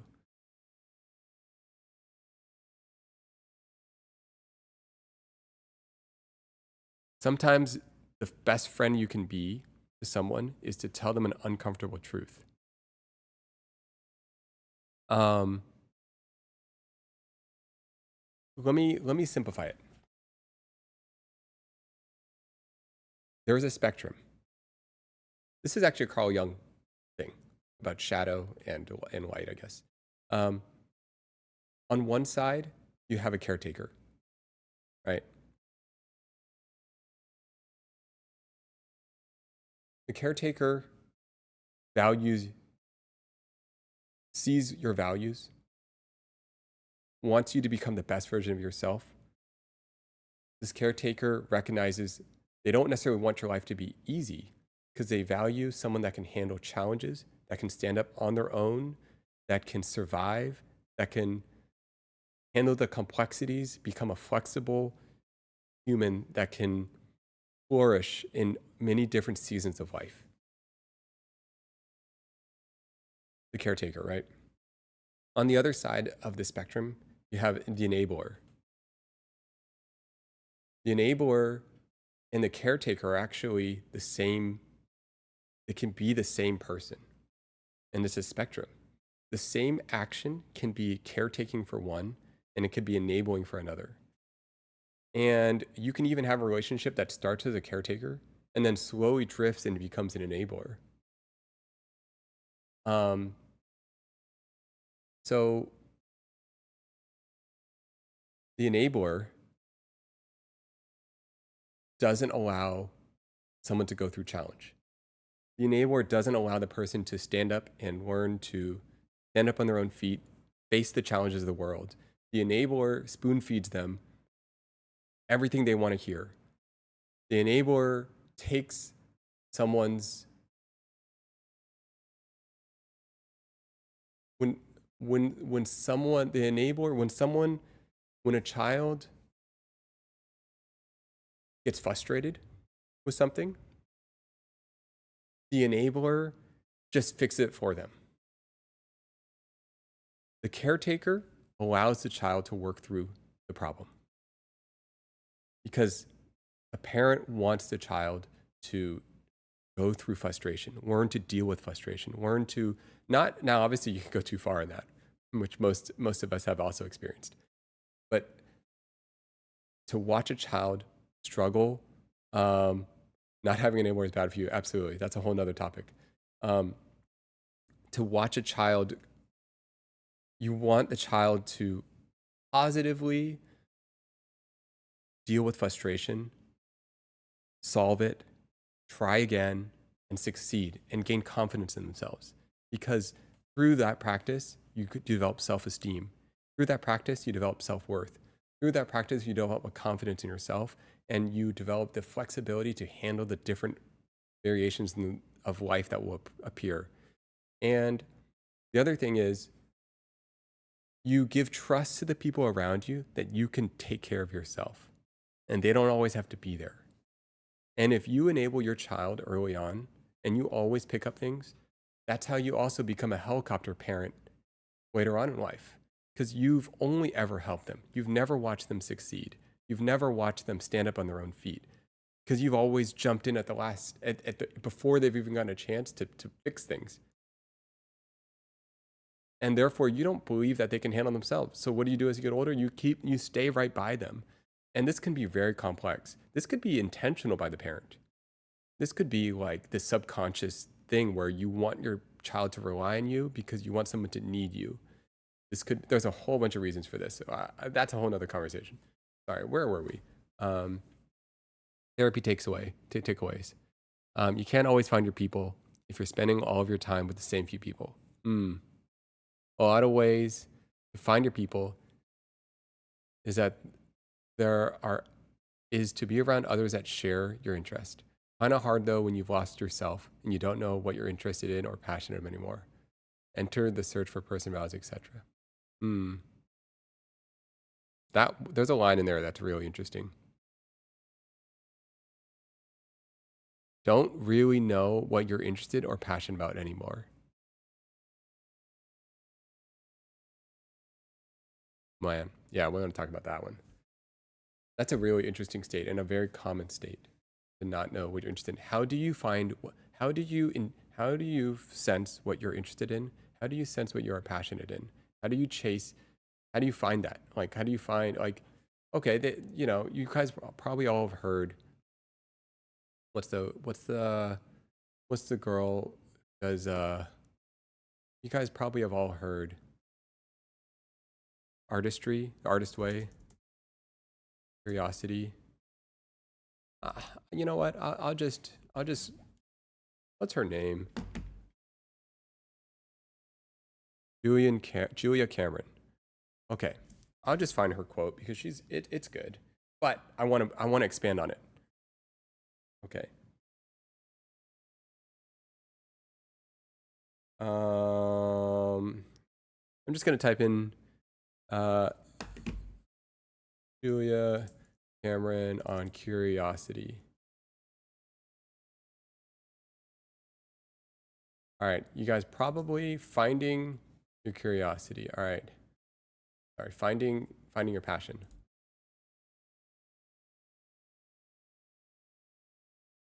Okay, first let me sum it up. All right. So what she basically does is she talks about, she says, she just says it so well. I don't know if I would repeat it better than how she says it. So let's just let her say it. But I have thoughts on it. All right. Where is her words?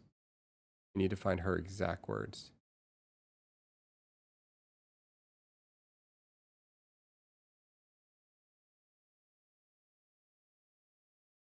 I'm not going to be able to find this.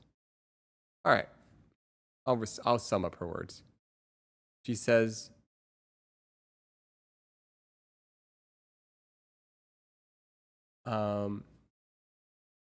he basically says something along the lines, passion, people often say, find your passion, right? Search for your passion and then do something, right? And she says something along the lines of, that can be a difficult thing because passion can be fleeting. Passion can be like something that just disappears. And so she encourages you not to follow your passion, but to follow your curiosity. Because passion is not something that you'll always have access to. But curiosity is something you always have access to. And she talks about living a life, spending your whole life being curious. And I think that's like a beautiful way to live.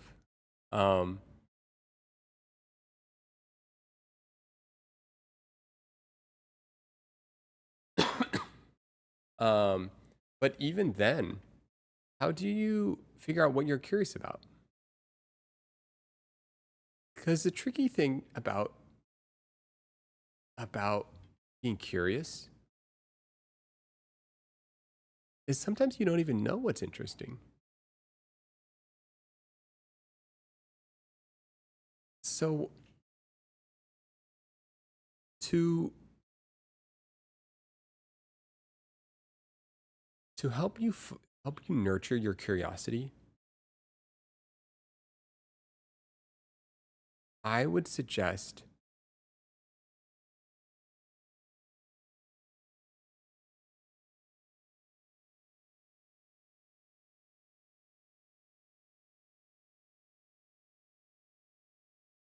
how do I say this? Go to places that are difficult to find.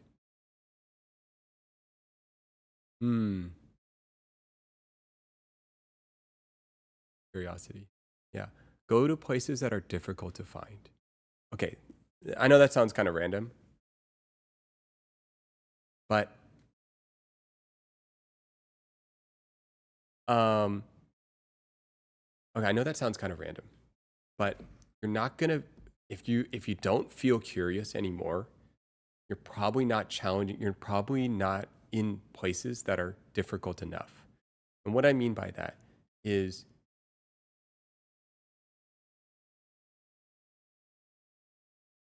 think about, how do I word this? If you want to get curious,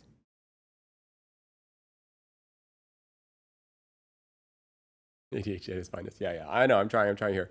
Okay, if you want to get curious, like go to difficult places. Like you're not going to get curious about things that are shallow, that things that are made out of sugar. Curiosity, because you can wrap your head around it. You look at the thing and you're like, I get it. Curiosity happens when you don't get it. Curiosity happens when you don't understand something. You're looking at that and you're like, what are they doing all that work for? Where does it happen? It happens when you stumble upon the insect club and everyone brings their like special beetles. I don't know. It happens when you travel to a far off town somewhere. You end up in a village and they make rice paper in a totally different way. And you're like, why? Why do you make rice paper this way? It happens when there are things that are difficult and you sit there and you don't understand. It happens when you go to a place and you don't understand the fashion. Right? If it's too simple, all right, let me give you an example. Let's say I haven't been to it, but the Neon Museum or the Ice Cream Museum. All right, it is so curated for you to go through the happy little arc, get your picture, and walk out, and you're done. You don't need it. You got you got your money's worth. There was no challenge. There was no anything. You're bleh, done. Ice Cream Museum, cool. Bubble Museum, cool. Bubbles, woo, right? There's nothing there. There's nothing there. Yeah, get out of your comfort zone. Go into places that are difficult. Go to places that are curated in a way that isn't supposed to be easy. They don't treat you like an idiot. Is it weird to ask about your hair journey? Oh my goodness. How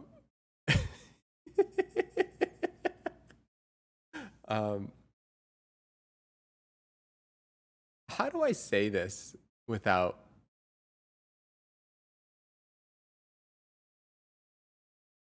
okay. My hair is kind of long. But it's not always long. I don't even know how it got long. Okay, I know how it got long. How do I say this? I don't want to say it because okay.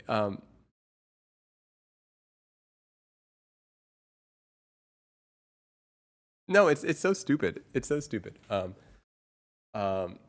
okay. Actually, you know what? No, never mind. I'm going to answer a slightly different version of this question. Okay, hair journey. All right. So I thought, okay, if you're actually talking about hair journey, I thought my hair was no. I thought my hair, I had the worst hair ever my whole life. And I think basically, okay. First of all, okay, let me just show you. I thought my hair I wanted my hair to be straight my whole life. I just hated how like weird my hair was. I just wanted like perfectly straight hair. And then as I got older, I would work on photo shoots, right? And photography and video. www.neatfoo.com. You know, if you ever need a photographer, you know. So I've always wanted straight hair. I just thought that's what you're supposed to have, right? So anyways, you know, look guys, we don't have sponsors. We sponsor ourselves. We are the sponsor. Okay, guys? We're the sponsor. All right? No sponsors. All right, what we're talking about. So I always wanted straight hair, but for some reason I had weird hair. I just thought it was weird. And it would like do crazy stuff. I just show you guys. Let me just show you how crazy my hair used to look. Like there are times in my hair it looks so unbelievably messy and insane. And how do I find this? I just search for myself, I guess. Nate. Do I have myself in my phone? Okay, I do. Now I scroll way back. New phone. Don't even have all my photos on it right now. Never mind. All right. So my hair's been like super crazy, right? Okay. Let me explain.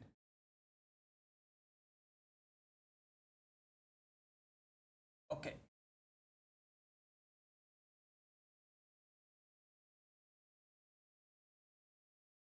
Some of them are straight, right? Some of these guys are just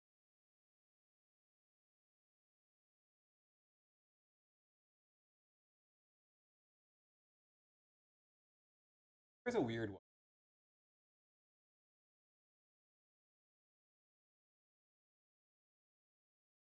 I have all these grays here in this one patch. This side, black. Oh. Okay, textured, right? Wavy, exactly. I found out my hair is wavy. That's what I found out. But I didn't know that until it was long enough. That's the short version, okay, guys? I thought my hair was just weird and uncontrollable, but I found out once it's long, then it becomes wavy. But it's like wavy doesn't show until it's long enough. So, no worries. Lynn, I'll get back to that. So, anyways, then instead of trying to straighten my hair, I just kept it longer, and then sometimes sometimes you'll notice I'll have product in it, and then I'll just add in like curling cream. It's the other way around. Kind of insane, actually. I was like, oh, you mean the hair can be curly? Oh. Anyways, that's what I found out. Living life with curiosity. The only thing I've been trying to figure out when living life with curiosity, the only thing I've been trying so far is treating my city like I'm a tourist. Beautiful. And trying new things, going to new places. I went to a concert completely by myself. I love that.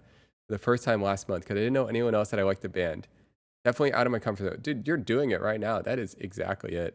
You're definitely out of my comfort zone. I don't like, not every part was fun, but I'm really glad I did. Yeah. You are, that is exactly it. I think like, being a tourist in your own city is great. I think like any sort of like, even just like, for example, for a little bit, like sometimes, you guys ever notice when you move to a new city that you have this, I just moved into this city energy? And like, I just moved to LA, right? And somehow that energy allows you to connect, be curious, discover, have this burst of like energizing. You go to New York for a weekend, you know, and you're like, you have this burst of energizing, like something. You're able to make connections instantaneously on command. It's such an interesting feeling. It's a combination of nobody knows you. You can be whoever you want. Simultaneously, everyone you talk to, they don't know your story, so you can just riff on every little thought that you've ever had. I mean, I'm in that period of my life with you guys. You know, where are we even going with this? I don't know. I forgot. Realizing I want to actually live my life instead of just surviving it was big for me.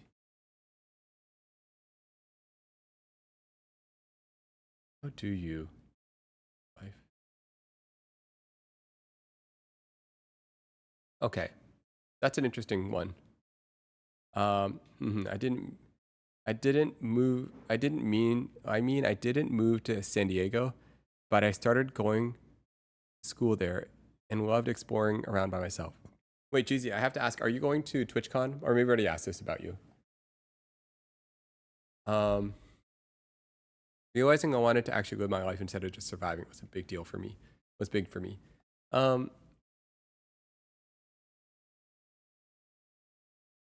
that's response to Abis, who said, people who always live in their comfort zones don't live their life. That's what I would say. People who always live in their comfort zones don't live their life.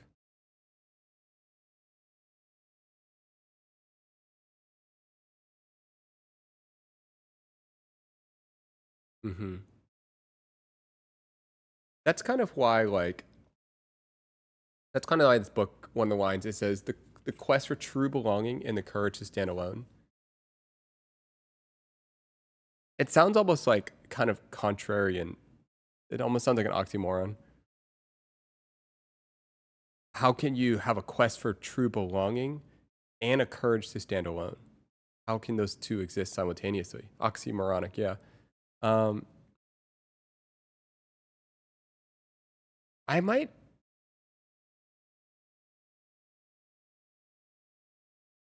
Okay.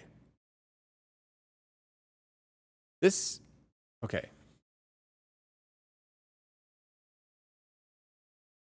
Okay. Because I think. All right. Brene Brown, in the front of her books, she writes The Quest for True Belonging and the Courage to Stand Alone. All right. So how does that make sense? What I think she's talking about is true belonging means you belong to yourself.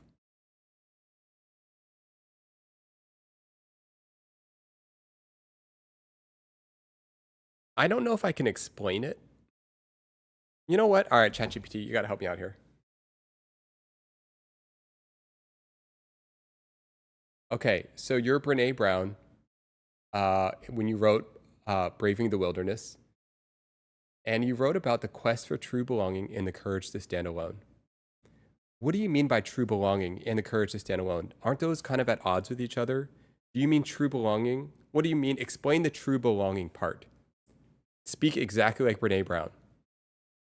Absolutely. All right, channeling my inner Brene here. So when you talk about true belonging and the cage to stand alone, it can sound like a contradiction, but really what Brene means is that true belonging is not about fitting in with a group at the cost of who you are. It's about belonging to yourself first, really knowing who you are and being brave enough to stand on your own, even if that means you're standing alone. From that place, you can connect with others in a way that's real and wholehearted. So it's not about being at odds. It's about finding the courage to be who you are and then belonging from that place. Go a little further. Yeah, of course. So if we dive a little deeper into Brené's vibe, it's really about this idea that true belonging starts with belonging to yourself. It's like she's saying, you gotta be comfortable in your own skin first. And yeah, that does take courage because sometimes that means you're standing alone or you're kind of the odd one out. But from that place of being true to yourself, you can find... Slow down. Explain belonging to yourself. It doesn't quite seem to make sense. Belonging usually refers to being part of something bigger. What do you mean belonging to yourself? Yeah, I get what you mean. It can sound a bit paradoxical, right? So when Brene talks about belonging to yourself, she really means having that sense of being at home in who you are. It's like before you try to fit in anywhere else, you kind of know and accept yourself first. And yeah, it is a little different from the usual idea of belonging to a group, but her whole point is that you can't really feel that true sense of belonging with others until you feel like you belong with yourself. So it's kind of like an inside job first. Just go a little deeper. What do you mean belong to yourself? Like, really help me understand that idea. Yeah, for sure. Let's go a bit deeper. So belonging to yourself is really about being in tune with who you are, your values, your beliefs, your quirks, and accepting those parts of yourself. It's like giving yourself permission to be exactly who you are without trying to shapeshift to fit anyone else's mold. And once you have that inner anchor, like you really feel grounded in who you are, that's when you can connect with others in a genuine way. So it's really about knowing and embracing yourself first. And that's what she means by that idea. Give me an example. A very poignant example. Give me like an example that is unique. Don't give me some sugar, simple. Just give me a very specific example. Absolutely. Let me get real specific. So imagine you're someone who's always been a bit of a creative oddball in a family of, let's say, very traditional loiters. They've always done things a certain way and they have certain expectations. Now, if you try to fit in with them by maybe downplaying your creativity or trying to be more like them, you might fit in on the surface, but you won't really feel like you belong. Now, belonging to yourself in that scenario means you embrace that you're the creative one. You're the artist in the family. Yeah, I hear you. So Meh. All right. It was going good, and then it kind of fell off at the end. Okay. Okay. So, no, I no. I mean, like, I felt like the depth of what we were getting out of it, like, kind of was like diminishing returns. Like, we need actual Brene Brown. Where's Brene Brown? Oh my goodness. Anyone know Brene Brown? Please, please. You're here out there. Come hang out with us. Anyone? Is she here? Get her on the stream. Seriously. Okay. I felt like she was getting somewhere good, but I don't know. This is kind of like a classic AI thing. Like, they're really good for like the summary, but then when you want to go deeper, you kind of hit this wall. Okay, let's see. What if it means you'll be stuck alone? Because if you're too different, then what? No one's happy all alone. You got to sacrifice something. I completely agree with this. I completely agree with this. Okay, let me give you an example. Let's say you have BPD, borderline personality disorder, and you have autism, and you have ADHD. All right, so you're stimming all the time, but you're highly sensitive, and you're super reactive.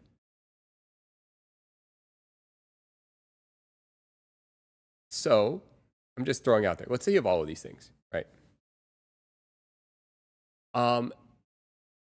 And you want to unmask and be your authentic self. And that unmasking looks like a pouting child that just, you get it, right? I don't know what that looks like. By the way, I'm not hating on any of those things. I'm sure I've got a little bit of all of those things. So that's I'm speaking from some personal place. But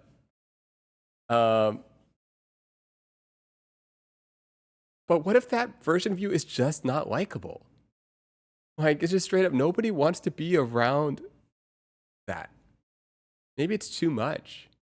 And that's like also this crazy, like, very, very common thing that I find when I really talk to people. Is so many people are afraid that they are too much on others. Actually, sorry, let me take that back. If you're in LA, a lot of people just want to be the center of attention. A lot, right? But if you're not, you know, actually, I feel like more often than not, and it depends who you attract in your life, but more often than not, most people are afraid of being a burden to others. Most people are afraid of being too much for someone else to handle. And they are afraid if they show up authentically as themselves, they will be too much for someone else to handle. And it is actually a really, this is a very personal topic for me. I personally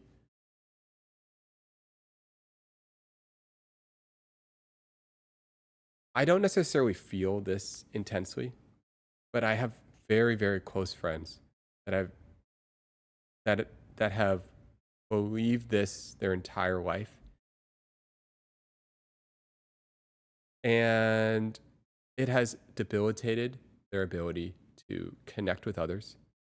It has debilitated their ability to just go out there and do it. Just talk to them, say hi, want to date, something, right? And they, at their core, believe if someone really knew fully who they were, all of who they were, that they would be too much for someone else to handle.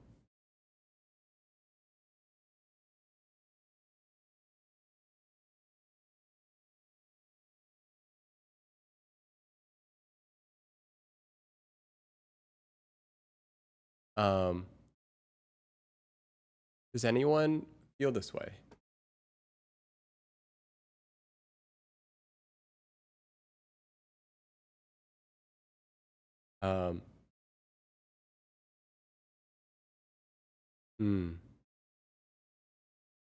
Yeah. This is like more common, and this is like I mean, it's interesting. We're getting to like a pretty serious topic. This is like more common than I think most people realize. This is more common than you realize, especially in the world of social media, especially in the world of confidence, love yourself, all of these things. You know,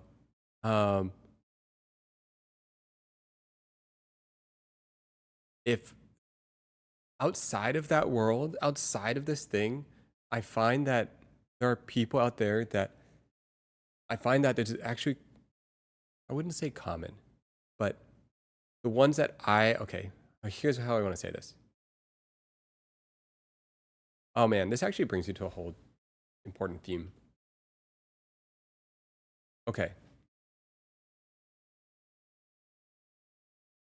Man,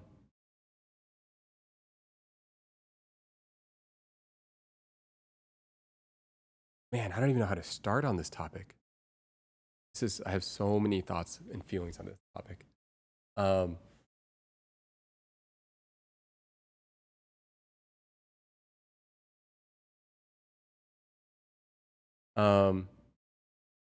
The real fear, too much to handle, or just not be likable level enough.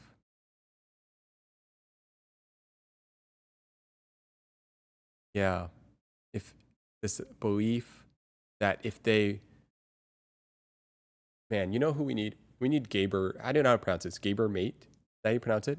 Gaber Mate. Oh my goodness. We need him right now. That's what we need. Where is he? All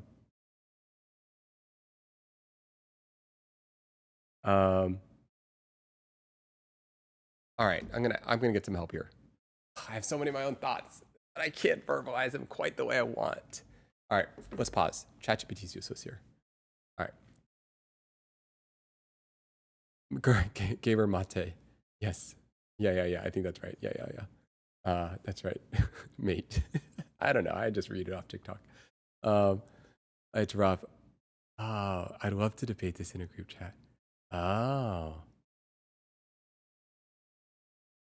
That would be really fun.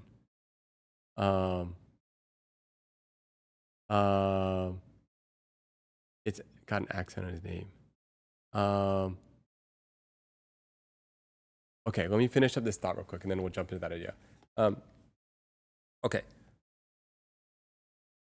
What is the thought? Yeah. Man. Gaber Mate, he is so good. It's so good. It's ridiculous. His ability to simply respond in the most simple, he can respond with clarity and compassion. He can respond with a deep sense of understanding in such a simple form. Oh my goodness, he's so good. Sorry. You know, something he often uses the thing like that's a belief, right? We have these beliefs about ourselves. We have these beliefs about how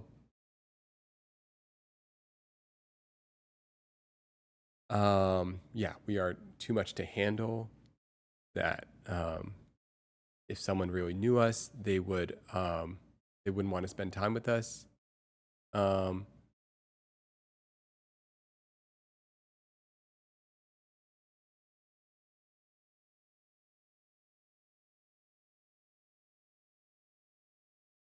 The reason I'm like pausing right now is there's this part of this topic that I want to talk about that I don't know how to put into words.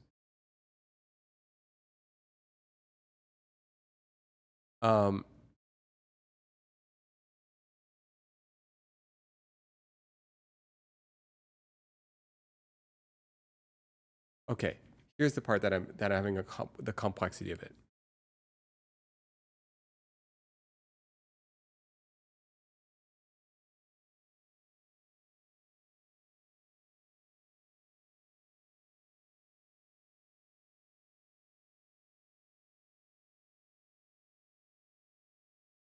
I don't know how to say this. I'm going to say the bad version. Okay, the bad version. There's like a bunch of nuances to this. Okay, what if it's true? What if it's true? What if we are too much for someone else to handle?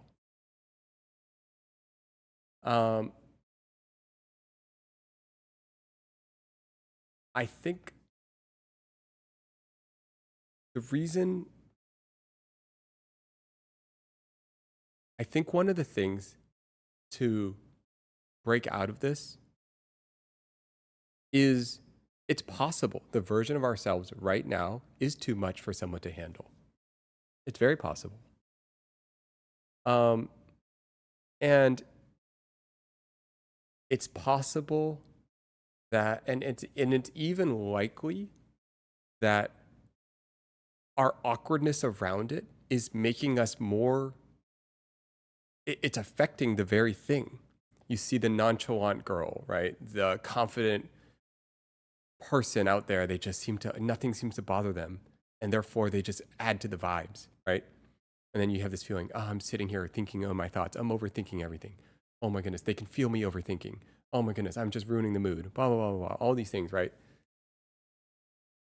And maybe it's true. Maybe it's true. Like, maybe we what's an example of this? Like, okay, an example is maybe there's someone that's always a little bit afraid of, maybe they have FOMO. Maybe they're always afraid of not getting invited, right?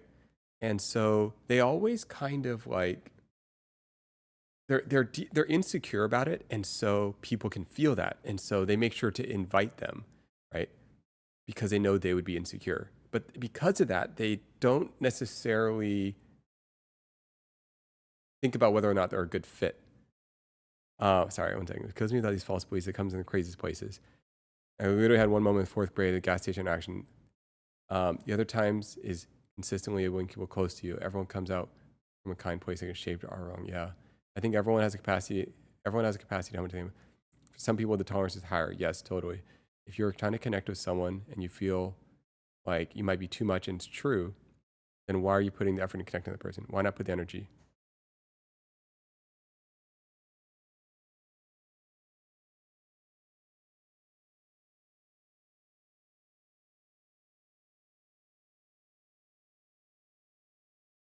Okay.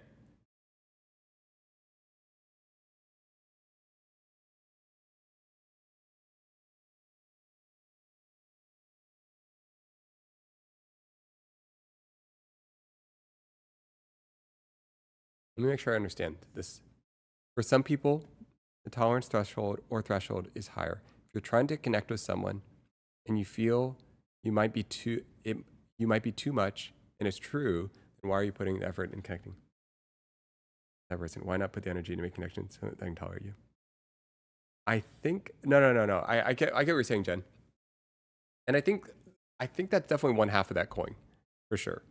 It's like you may not have found your people, right? And so you're projecting a version of yourself that you think will be liked.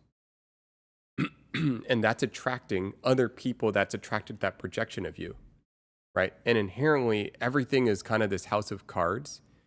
And you're just keep putting in energy into that projection. And they like this projection of you. And then this belief that they won't really love you for who you are is both a result of the projection you've put out and them connecting to that projection. Also a fear that they won't like you as you are, but also if you never get a chance to be you as you are, then they never get to have a chance to be attracted to that version of you to begin with. Sorry, that was wordy. And so it's like both sides. It's like, I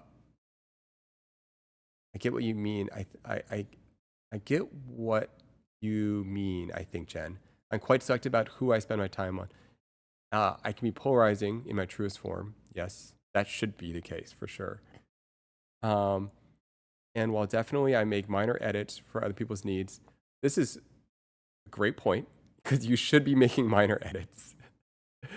You don't need to tell someone's grandmother that her pie was not very good. Okay? It's just not necessary. Even if it's truthful, all right? Just eat the pie. It's going to be fine. I'm not willing to waste my energy projecting some other version of myself that isn't me. May as well cut the crap and let them decide if they like me who I am. It's hard though. Just Keiki. I'd rather 3 friends that like the real me than 30 of the smaller version of me. It's true. I think that's exactly what we're like exploring. It's hard because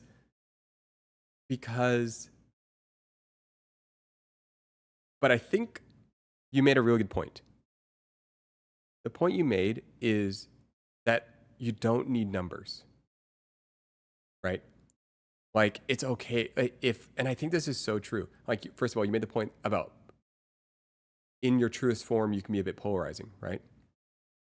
So inherently, let's just go 50-50, right? If you're polarizing, let's just say that means half the people don't like you. You're not half of people's cup of tea, right? Could have come from a different culture, could have had a different value system, who knows, right?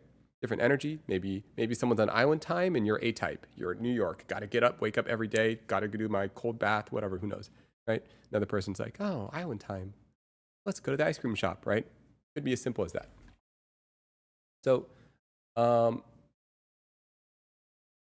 but what you're okay with is that means you're not everyone's cup of tea, right?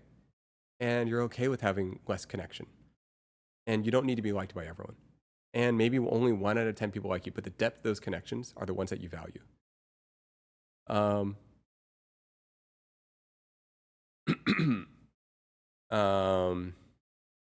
what I mean. It's really exhausting to fit into someone else's box. Who's at fault? Them and their expectations, or me for not showing my true self? Great, man, wins. Great dialogue. You're great at dialogue. Sorry, a lot of you guys are really good at dialogue. I think you guys are all really good at articulating your words. There's something about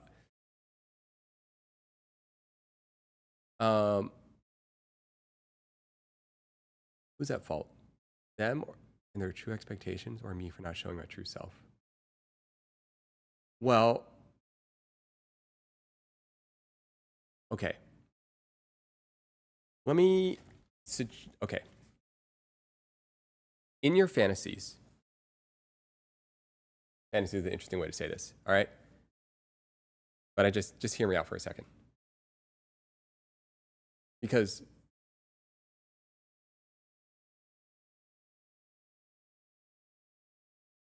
all right, in your fantasies,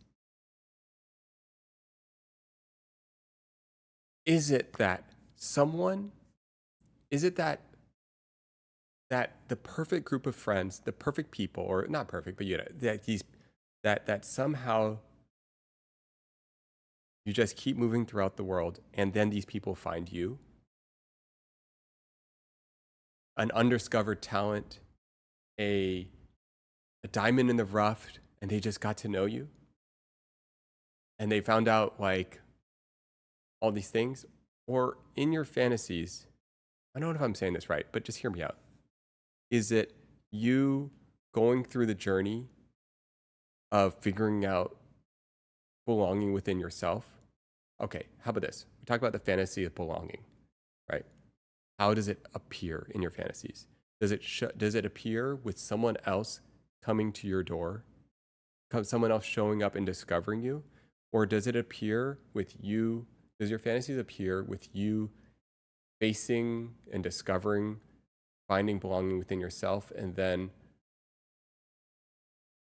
allowing that version of you to go out and,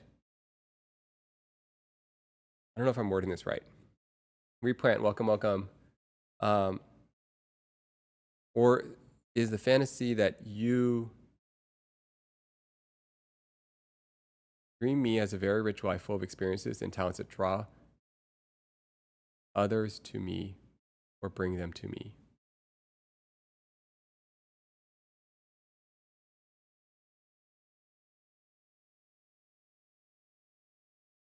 Can anyone else tell me more of their dreams?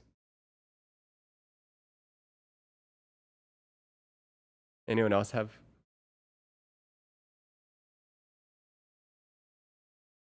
Okay, devil's advocate.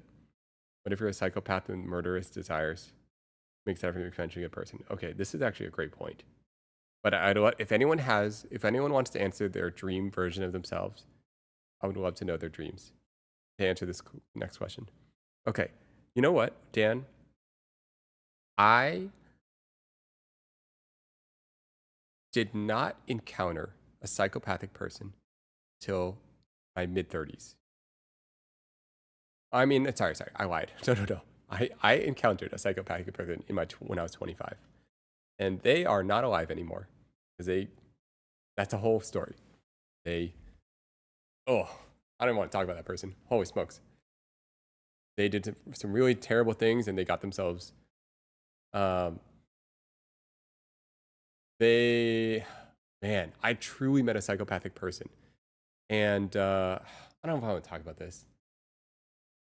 They committed a crime, and in the process of committing this crime, they then killed themselves. All right, and it was insane levels.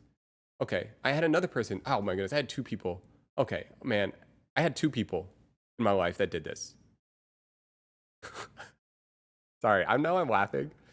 I had two people in my life that did this. I wasn't friends with them. Oh my goodness, but they encountered my life. All right, one of them was oh my goodness. No, I'm not even kidding. Both of these people, man, I don't even want to show you this person because it's so creepy. Sorry, I know we just literally totally just switched topics. All right. Oh my goodness. Okay. I'm just going to read you. Oh, I don't even want to read it. It's so messed up. I'm not going to read it. Sorry, guys. It's not. You like crazy stories? Okay. Previous line. Okay. Let me just finish up this line. I didn't encounter psychopathic. I've encountered, in my opinion, 3 psychopathic people in my life. 2 of them are dead.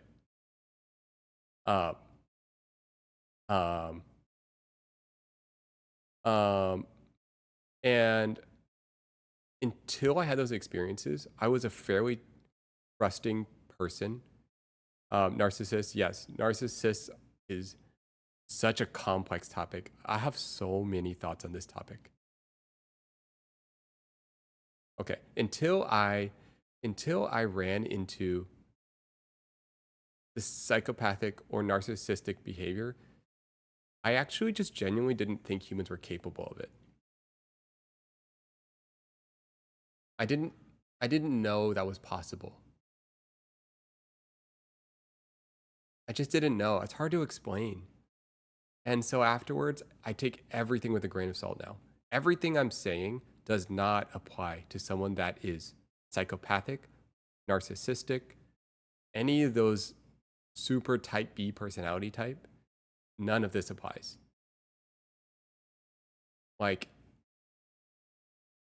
In fact, it can actually be enabling to justify their behavior.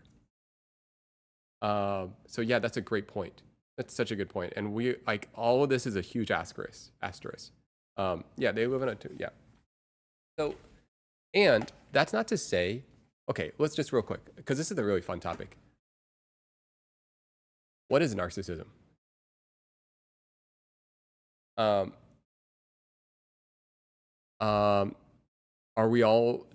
Is it a spectrum? Yeah. It's a really, okay. Yes, totally.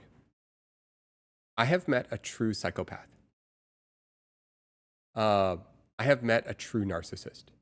Okay. I will actually just tell you the name of the psychopath that I've encountered. If you choose, you can look him up.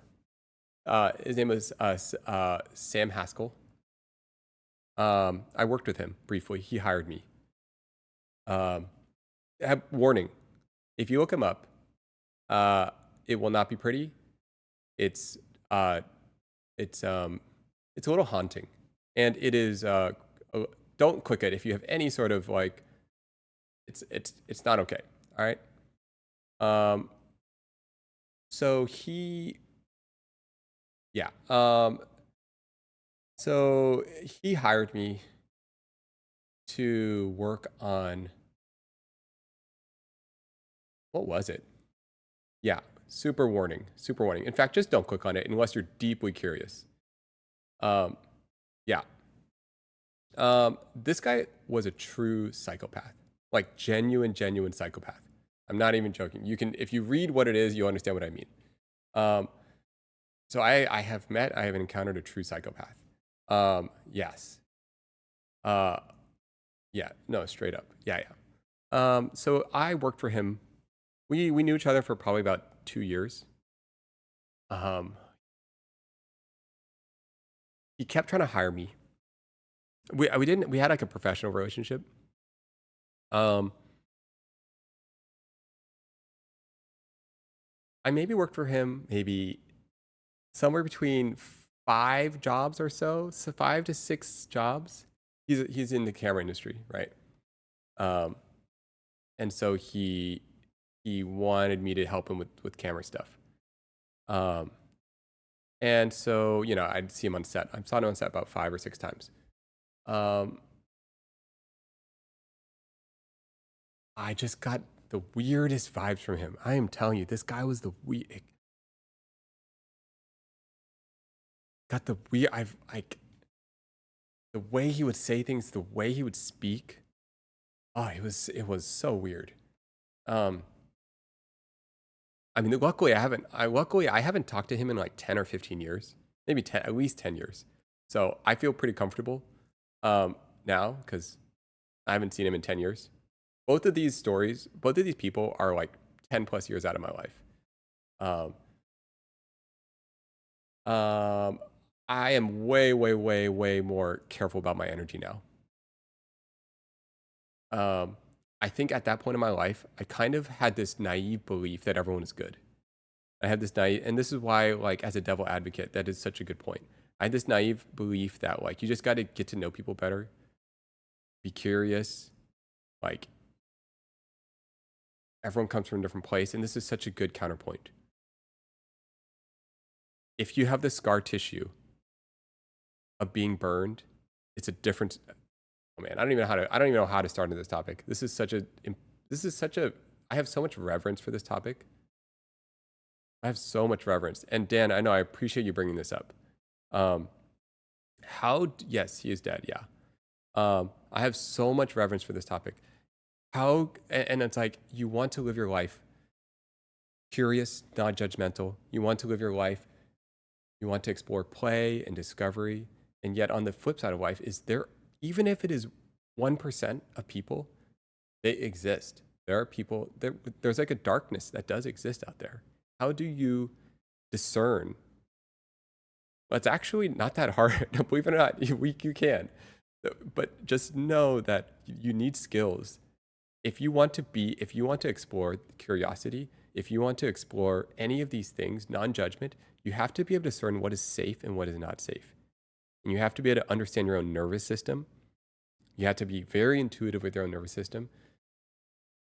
You have to trust yourself. Because if you are very empathic, if you are very non-judgmental, it does attract people that want to take advantage of that. It is very possible. So how do you discern? I think it's just an important point. Before you get into like non-judgmental, before you get into curiosity and non-judgmental and love and compassion, you do need to talk about safety. You have to talk about safety. For one to exist, for play to exist, you have to feel safe.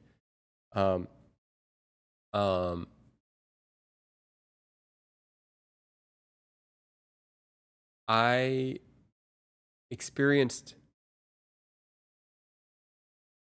about 3 to 5 people in my life that I felt were dark forces, like truly darkness. And they changed how I viewed the world. I didn't know people were capable of such things. Yeah, they changed how I view the world.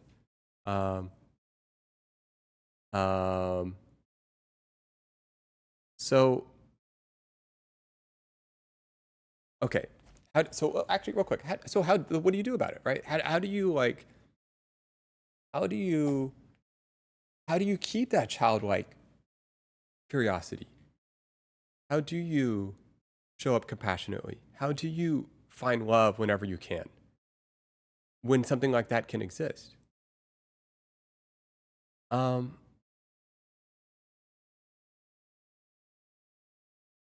think the word integrity is pretty key here. Fun fact for those who grew up in unstable homes, end up dating what you're comfortable with. Totally. This is the form of love you know, right? This is like what we know as love. If you're raised by a narcissist, chance you'll end up dating one. Yes. Takes a long time to heal from that in your own judgment. Never thought it possible after reason. Yes. Never thought about that as a possibility for losing your curiosity. This is so true. Like, this is the love that you know. This is so deeply entwined into our being that it is one of the hardest things to heal from. Even when you think you've healed from it, even your friends that think they've healed from it, I'm sure so many of you experience this. You watch your friend literally go through this exact same thing, and then they fall exactly into the same trap. And they make so many, and this is how you know, they make so many excuses for that next person that are literally the identical thing as the previous one. It's because it is the love that we know, the love that is familiar. The love that, because, for example, if it is in that scenario,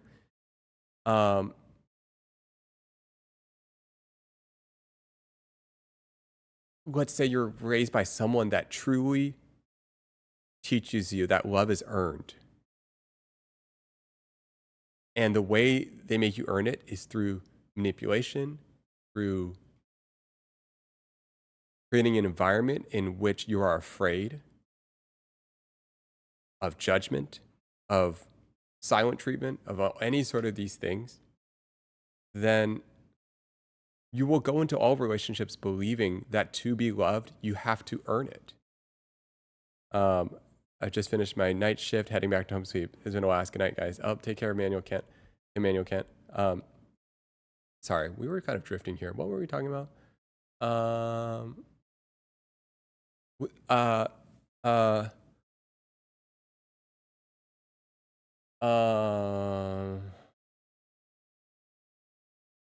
do you tell if someone is good or bad? Oh, the word integrity. I'm going to talk about this topic a bunch. We're going to talk about all these topics a bunch. You know what? There's like, the problem is there's too many cool things to talk about. I'm not cool, but you get it. Integrity. In our dream selves. Oh, we never got into our dream state. Oh no, guys, there's so many fun things. Okay. Let's talk about integrity real quick. How do you know? How do you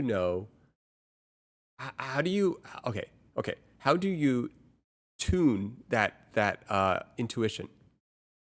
Okay. All right. We need a meeting agenda. Absolutely. Okay. How do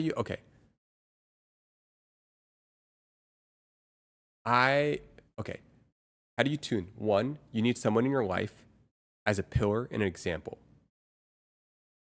All right. If you've never seen an example of someone with higher integrity in your life, how can you recognize it? If you not experience non-judgment and safety and unconditional love and caretaking that is not enabling, that calls you out, if you haven't experienced it, then if you've never seen the model of that, then how can you be attuned to it? You've never seen it. This is really tricky. If you've never seen it, if you never experienced it, then you don't know what it should sound like. You don't know what it should feel like. And you're susceptible to people that manipulate you into believing their words are true. What does this sound? What does this feel like? Well, first of all, People with integrity. Once we talked about the same thing. It's the same theme. Your words, your thoughts, your actions likely are in alignment.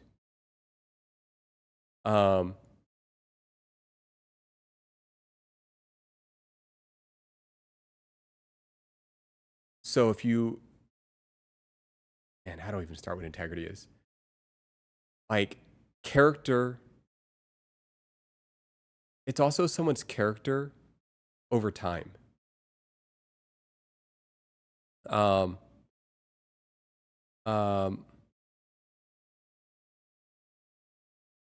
so much to talk about. I'm new here, but man, you're so right. What is right love? Wait, what is right love? I'm actually misunderstanding this word. What is right love? Oh, like what is the right way to love? Yeah. Yeah, what is the right way to love? That's a great question. Okay, what is the right way to love?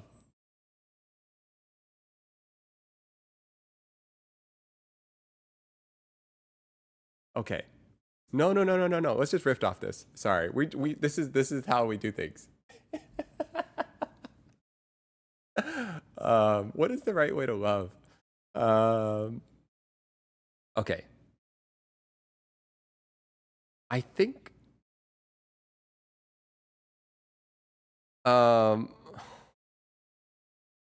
obviously we all know that it's not going to look the same, right? It's obviously going to look different, but how does it look different? How do you meet someone in the right moment, in the right place? Right?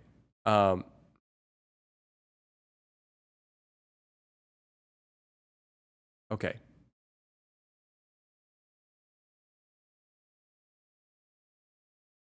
For one person, love can look like, let me see if I can verbalize this well.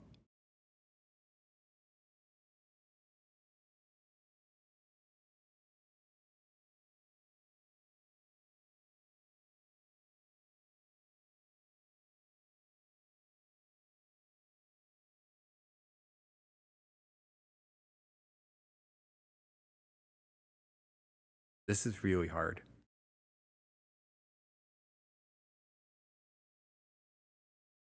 I want to say that my intuition is that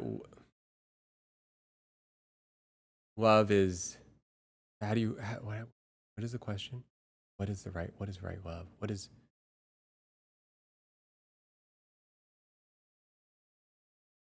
all right, I need to use an analogy because I can't, because it's not grounded. I need to ground it in an example.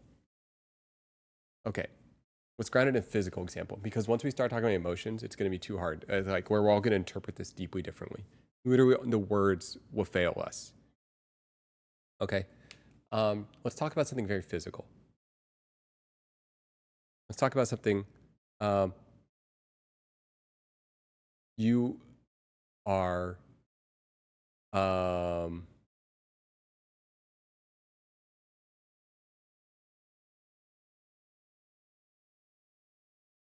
Okay. You show up, there's something wrong with you. Okay, physically. You don't know what it is. But you know it hurts. And you know it's somewhere in your abdomen or in your back. And you're not quite sure.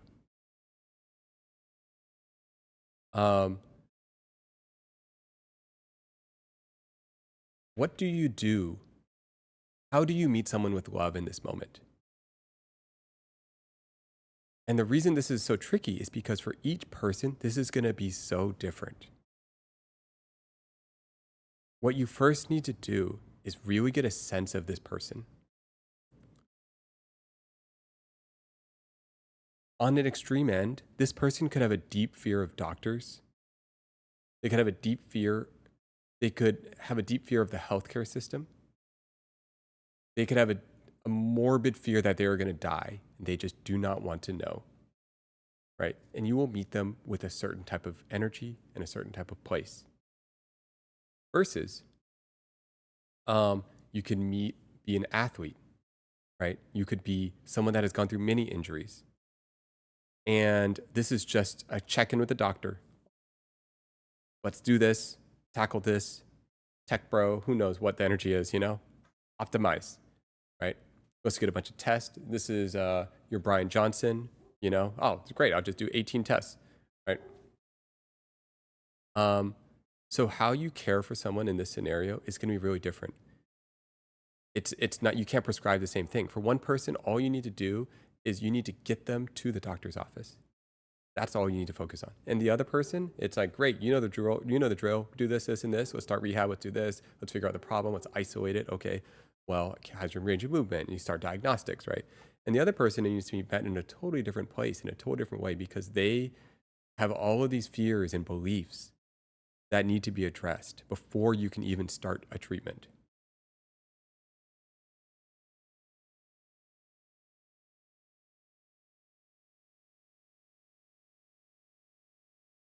Before you can even expect them to communicate with you about what's wrong. They may be a person that has hidden this pain away for 10 years and has never mentioned it.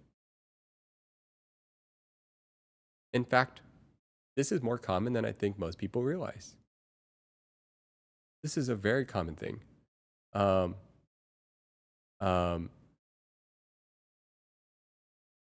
So many people hide their pain because they're afraid of being a burden to others. So many people, right? So they need the type of safety. It's not even just themselves. They're afraid of being a burden to others. So in that, okay, I just bring up this point when we're talking about love. Because I bring up a physical example because in that person's case, the one that is afraid of being a burden on others, what they might actually need is for someone to warmly, lovingly, or who knows, drag them out of their home. I don't know what they need. Some person might need to be dragged out, but in the warmest way possible. like you're in the warmest hug possible, saying, I'm gonna take you to the doctor and you're gonna have a great time and we're gonna buy a ton of ice cream for you. I don't know, whatever gets them to this optimistic warmth that everything's gonna be okay, right? And they're gonna drag you out and they're gonna say it's gonna be okay, and they're overly optimistic, and that's maybe what some people need, you know?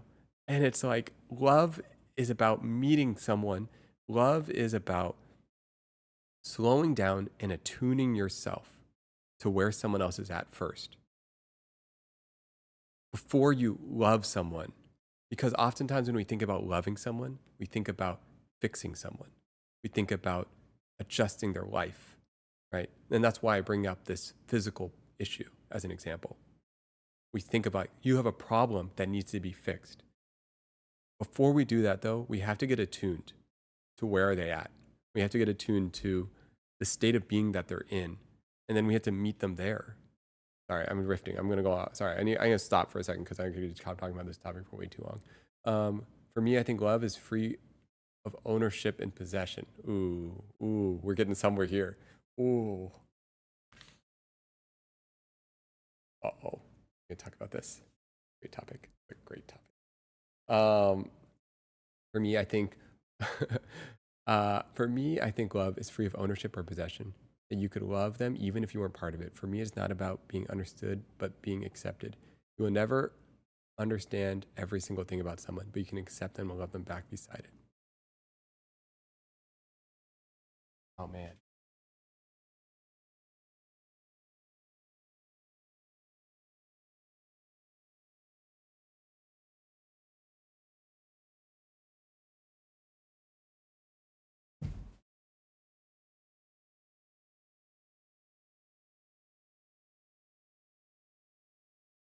What's the name of this book? Sorry guys. Sorry guys. One book, man. So good.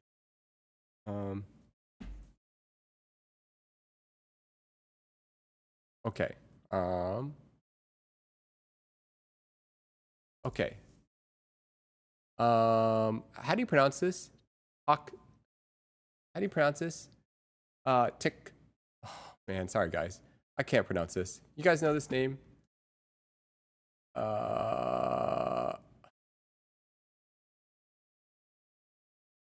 Goodness. How do you pronounce this? That name? He wrote a book called How to Love.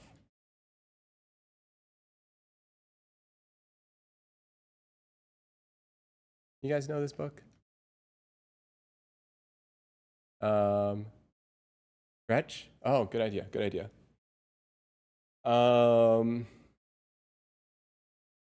Okay. Oh, Jen, you know this book? You know this person? Yeah.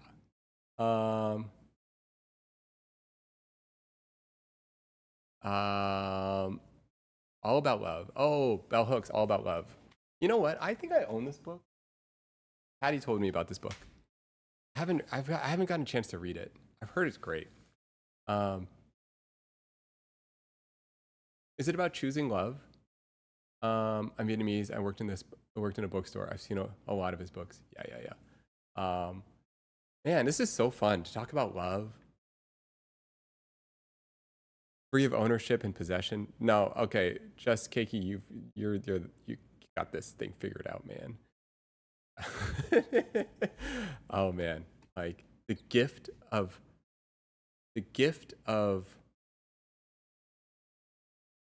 what is the phrase? Is it the gift of non-possession? The gift of... Oh, I'm blanking out right now. The gift of... Oh, sorry, guys, I'm spacing out. I really... Sorry.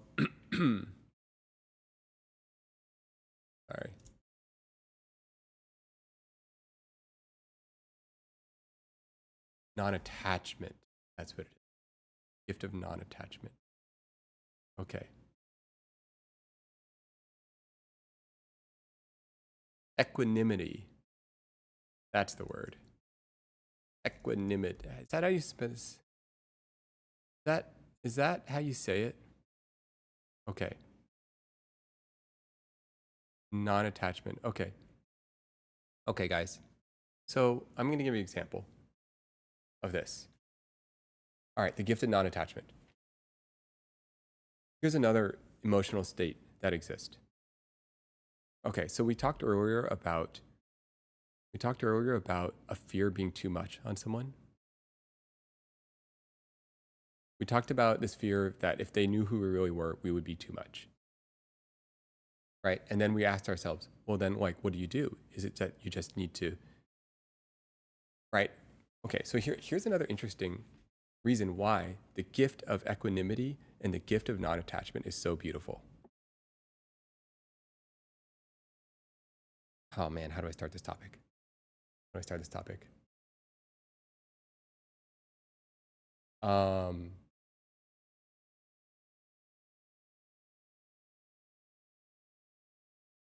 All right, I'll give you an example instead, because this I need to ground this in reality. Okay, I'm going to ground this in reality.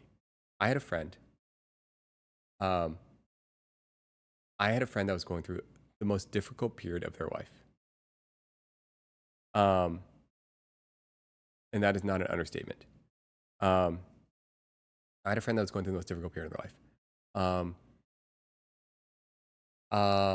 And they were suicidal. I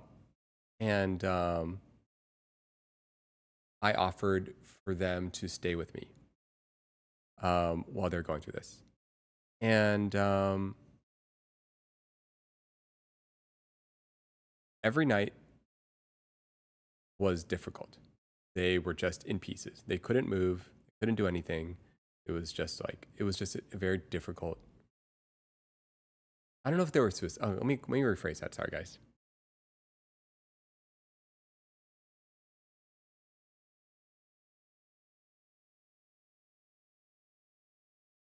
how do I say this? Okay, they were just going. Let me just simplify it. They're just going through a very man. And this is not one person. Okay. Okay. How do I say this? All right. Let me simple. Yeah, they were at the lowest point of their entire life. Okay, and I offered for them to stay with me.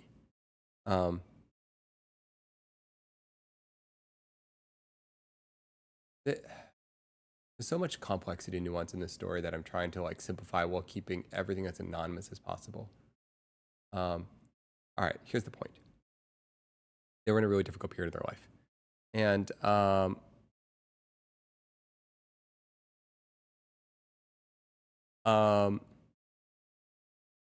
every night, I'm laughing because at every night we would talk, and we would just like talk about things. And the moment it hit 12 o'clock, which is usually my bedtime, for some reason, I was able to just be like, all right, well, it's time for me to sleep. And whether or not they were in the middle of crying, whether or not wherever they were at, I'm just like, well, it's time for bed. And I would just lie down and fall asleep. I fell asleep in like 5 minutes.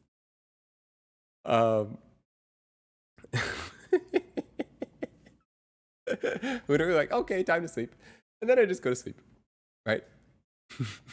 Literally, just passed out, right? And, part of me was like, why am I doing this, right? And part of me, I'll protect your peace, blah, blah, blah. No, but in reality, like, something that I felt over time is that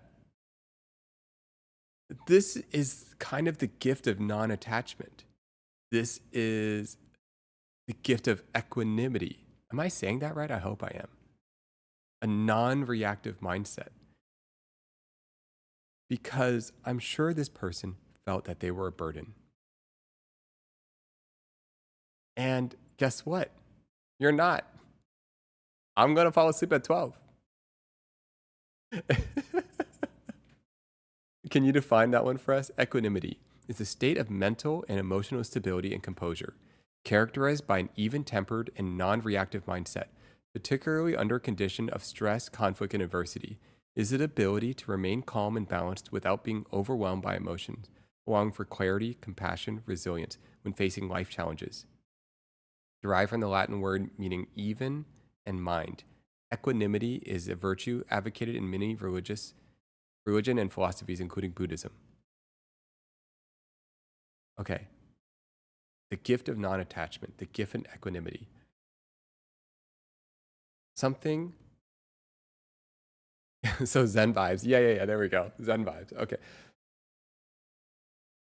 Something that you can trust with me is you can tell me.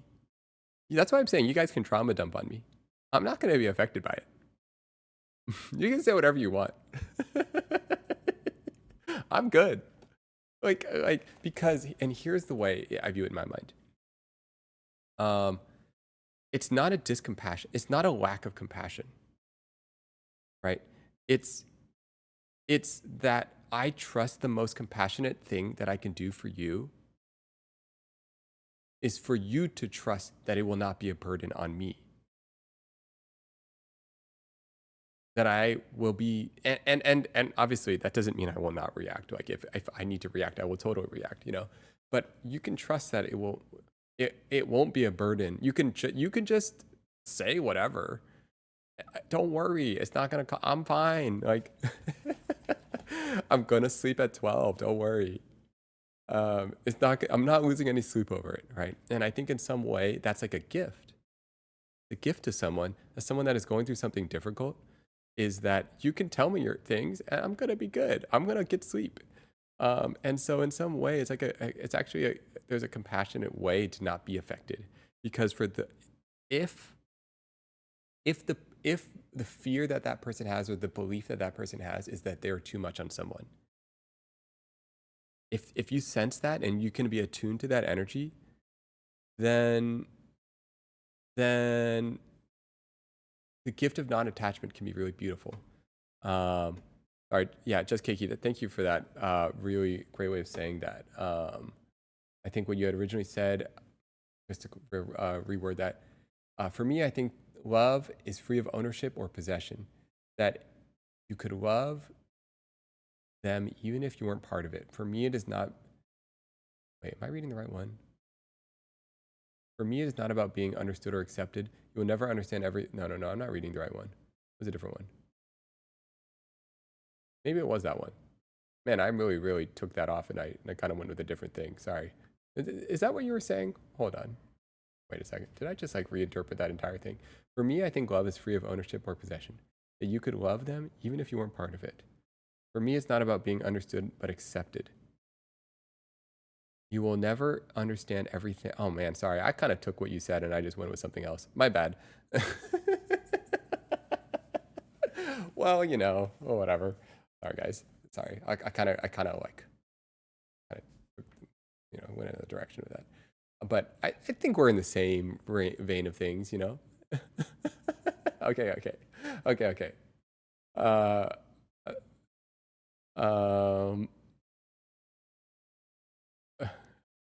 I don't really like to trauma dump, but I'm so comforted when people meet my dark stories without shock and horror.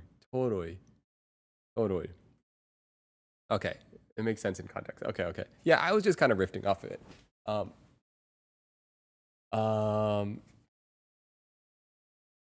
You would actually be a really good therapist. No. Our character is that we're a bad therapist. Guys, for those with context, if you have no idea, I want to learn how to roleplay on these games. And the character I want to play is a bad therapist, or a therapist that doesn't, I don't know, you know, bad therapist. That's the character I want to roleplay. So, you know, that's 1 second. Sorry guys, let me just check something.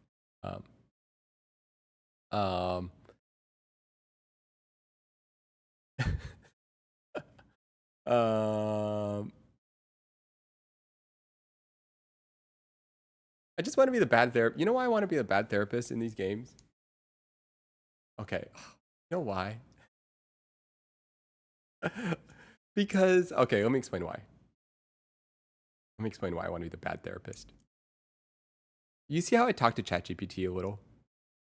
I don't want it to just be mean. Here's my problem.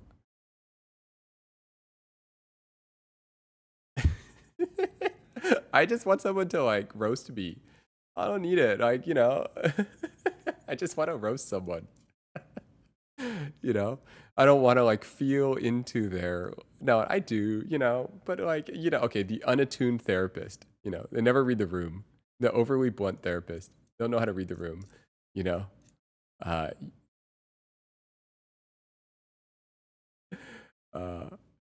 Yeah. Bad advice. Yeah. I want to be the bad therapist. Oh, yeah. Yeah, or just straight up really bad advice. I feel like there's like something here. If I could roleplay a character like the bad therapist, the bad life coach. Oh my goodness. Yeah, I don't like how like constantly affirming pandering. I know, call me out. You know? The unhinged therapist? I don't know. The problem is roasting. Okay, the thing is, I actually want to roast people. Okay, here's the thing. My favorite pastime is to actually roast people. Like I really like to roast people, but the problem is I can never roast people the way I want to, because in my mind, like it's like I would call people out on like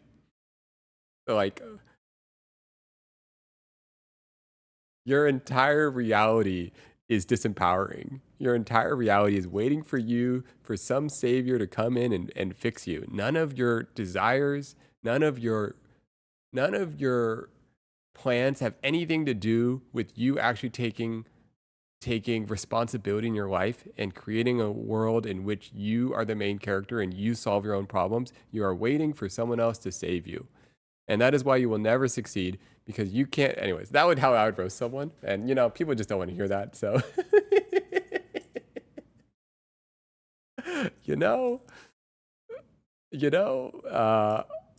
That's if that's your problem, I'm gonna just roast you that way. If you're waiting for Prince Charming to come and save you, oh my goodness, good luck. You know, whatever. I every person I'll roast differently. I'm just saying, don't have a disempowering fantasy, okay? Roasting their existence. The story you want to tell. We're gonna talk more about this for sure. The story you want to tell, the story you want to fantasize in your mind is one that is empowering, where you are the main character that goes through challenge and difficulty and falls, picks themselves back up, tries again, and succeeds and builds confidence through these little wins over and over again.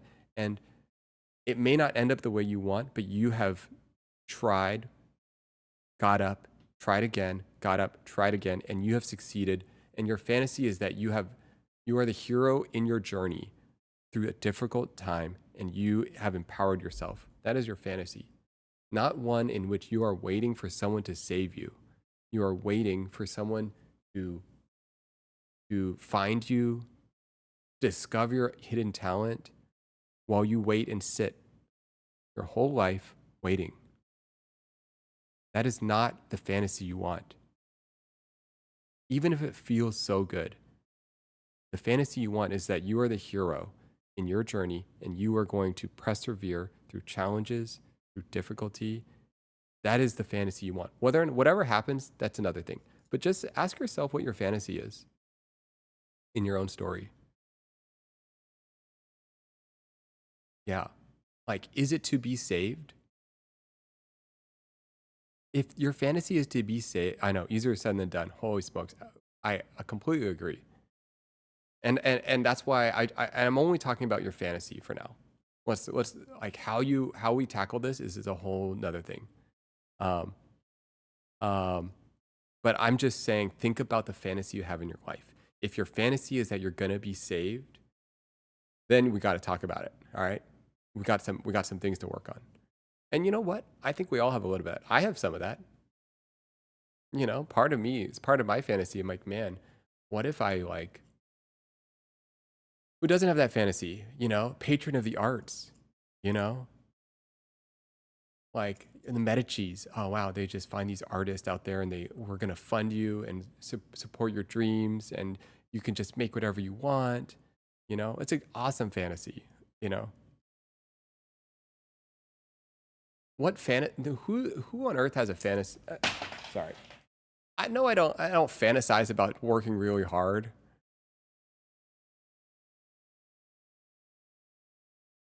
I'm trying to change it, okay, guys? I'm trying to change it. Look.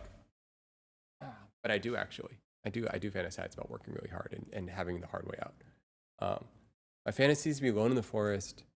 My fantasy is to be alone in the My fantasy is being a lone forest witch, living off the land, sitting in a tree swing,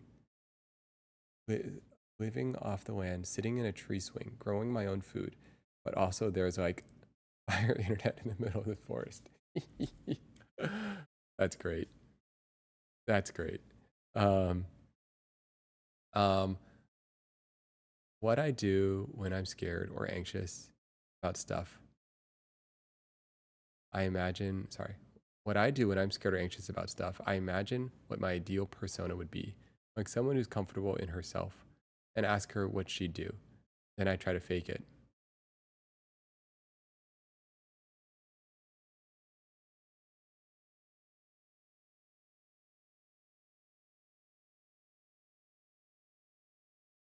Yeah. I think what you're talking about is maybe it's like acting until you are. Acting like someone who's comfortable in herself until you are comfortable in yourself.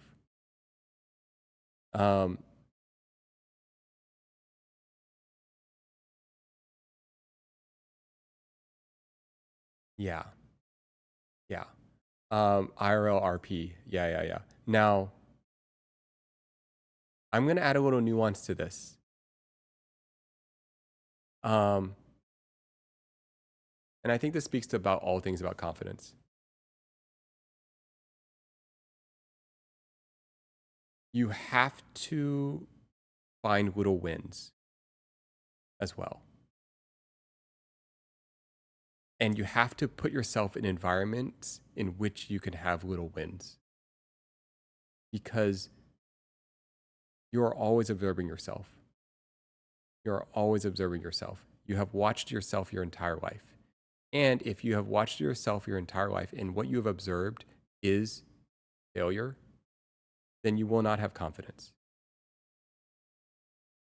You are observing your entire self. To have confidence is to have observed someone who has succeeded.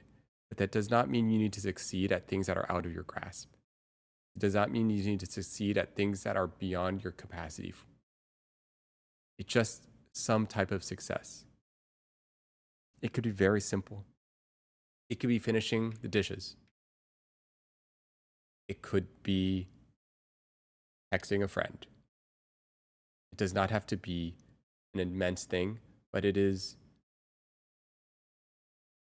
the practice of observing yourself doing what you said you would do. Practice of observing yourself succeeding at something that you've asked yourself to be uncomfortable with. And as the more you watch yourself succeed in those ways, the confidence becomes real. And it becomes a foundation in which you can do more and more uncomfortable things. Eventually have uncomfortable conversations. Oh man, we could talk about this one for a long time. What were we talking about? Sorry, let me make sure I'm reading what you said correctly. What I do when I'm scared or anxious about stuff. I think another big thing is like I don't know if you guys, like some of you guys watch me play this game, Rust, for a little while, right? That was not my environment, I will not gain confidence by staying in that too long. That's not my, maybe it will be in a later part, but that's not currently not a place where I would gain my confidence. It's just a little overwhelming. I'm overstimulated, right? I'm both overstimulated and understimulated at the same time, right? I'm overwhelmed by the dissociation of visuals from my body. I'm moving on a horse, and yet I'm not moving on a horse. I'm a little bit dizzy. I'm overstimulated by the sounds that don't match the real life environment. I'm overstimulated by random people coming in and shooting guns and being attacked. I'm overstimulated by all the little things I need to manage. Am I eating? Am I dying? Am I going uphill, downhill? Do I need to jump? Someone's texting me, right? Simultaneously, I'm understimulated. What do I do? There's no purpose. What is my goal? I'm wandering, chasing the next marker, and so that is not the environment in which I will be confident in and be myself and be playful. Anyways, sorry, we're rifting. What are we talking about? Okay, let me read some of this. Do you have any quote or mantra you live by?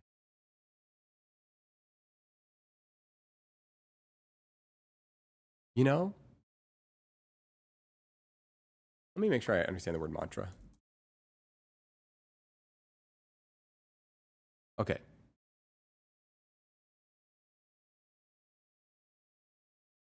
A word or sound repeated to aid in concentration or meditation. Okay, I do. I do. It's okay. Let me go off that one instead of a quote. Okay, I have a quote. All right. I have two things.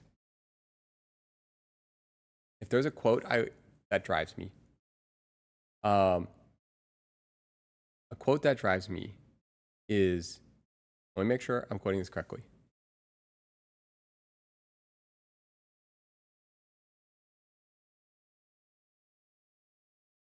Okay. Let me make sure I'm reading this correctly.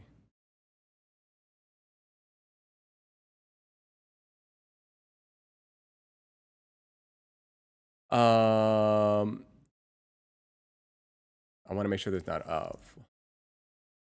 Okay, okay.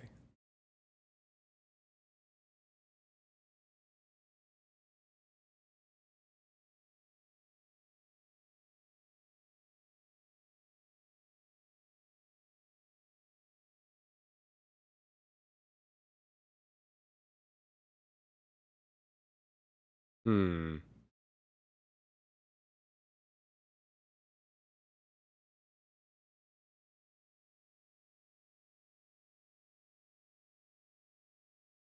Is true? Sorry guys, I'm fact checking something real quick. You know when you look up something and then you're not even sure if the quote is actually said by them, and then you look it up to make sure.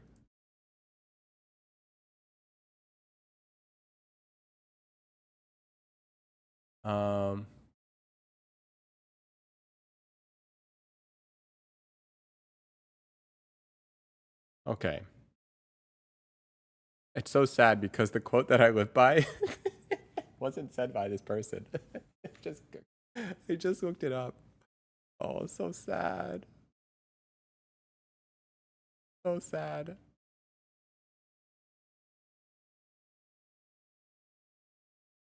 Okay. All right. So, the original quote that I was living by, which I guess is not true. The quote is, okay. It's so sad it's not real. Okay. The quote that has really stuck with me is, there's so many things. Okay, here's one of them. All right. It basically goes like this. Until you make the unconscious conscious, it will rule your life and you will call it fate. Now, apparently Carl Jung never actually said this. Okay, which is sad because I really like that quote. Until you make the unconscious conscious, it will rule your life and you will call it fate. Okay, apparently what he did say is the psychological rule that says when an inner situation is not made conscious, it happens outside as fate. That is to say, when the individual remains undivided, he does not become conscious of his inner opposite. The world must perforce act out the conflict and be torn by opposing halves. Okay, what the heck does that mean? All right. Why? Oh man, this is such a topic. This is such a topic. So deal with your trauma or run your life? Yeah, pretty much. That's simple terms. There we go. Easy peasy. Easy peasy. No, for real. That's not that far off. Like, basically, it's like we go, okay, here's the thing that you kind of find, okay, Linz, you're in therapy right now, right? Many of you guys probably have been in therapy.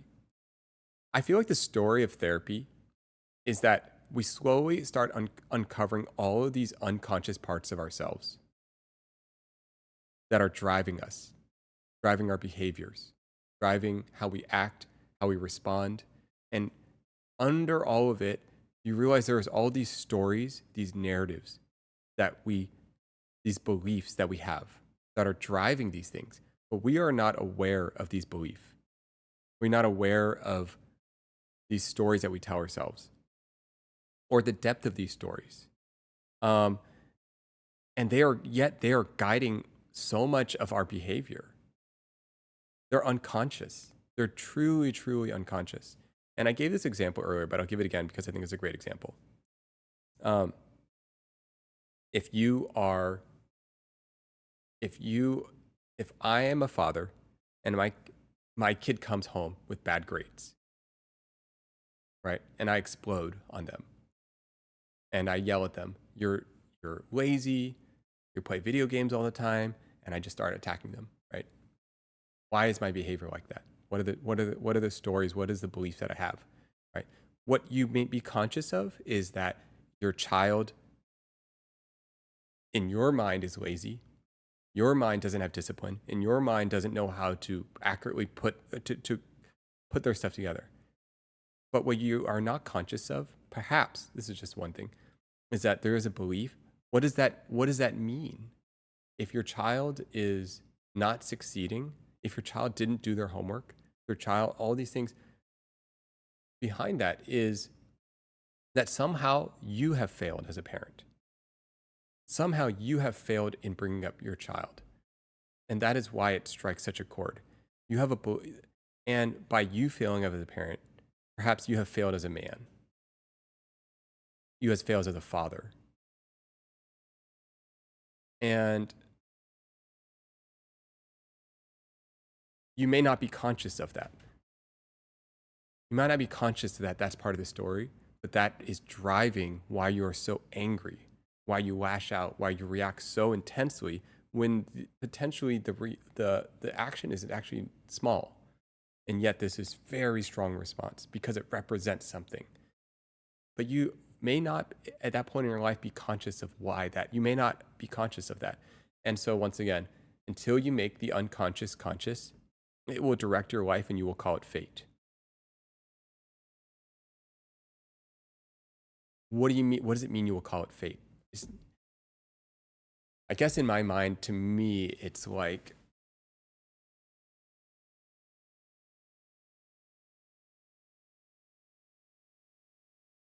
it's not in your control.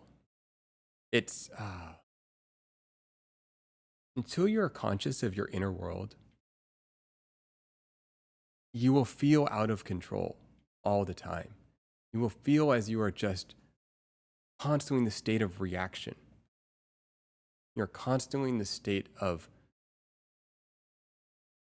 instead of creating your reality, you're reacting to reality. Instead of creating the reality that you want, sorry guys, this is good. Oh man, I don't know if I want to go down this route.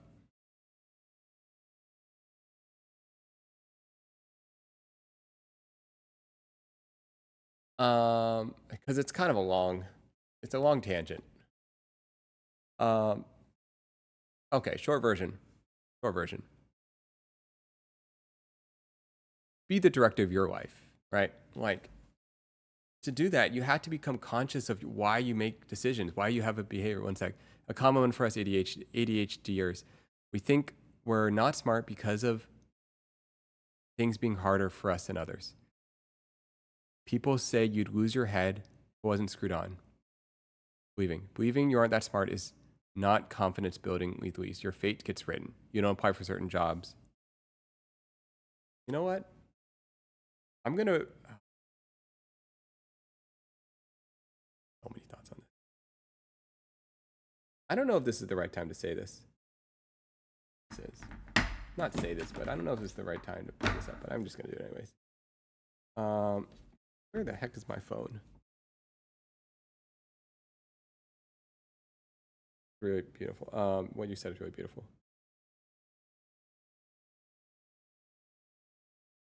Oh man, do we want to get into this topic?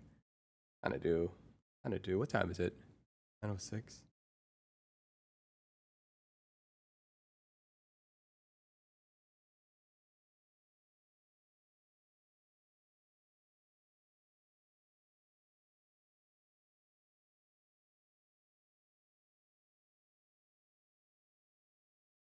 What the heck? Where is it?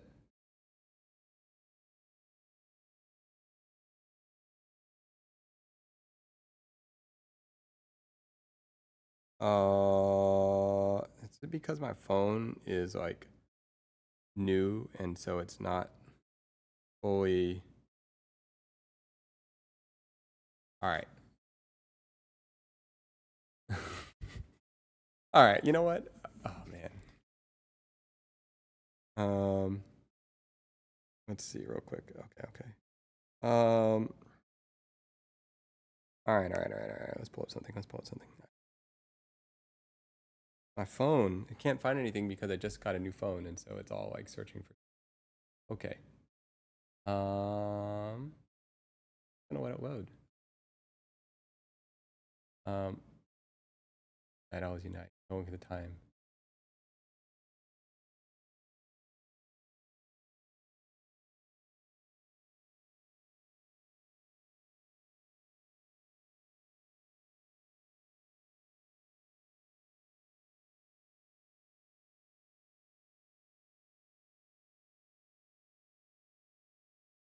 Okay, I found it.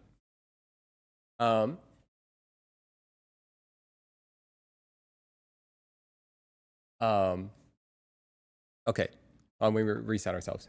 A common one for us ADHDers, we think we're not smart because of things being harder for us than others. People say you'd lose your head if it wasn't screwed on. Believe aren't as smart as is not confidence building, to say the least. Let me pin this real quick.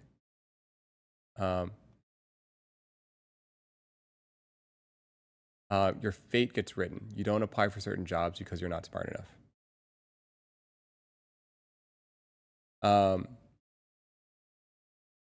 Yeah. No, this, I totally know what you mean. I experienced the exact same thing. I really did.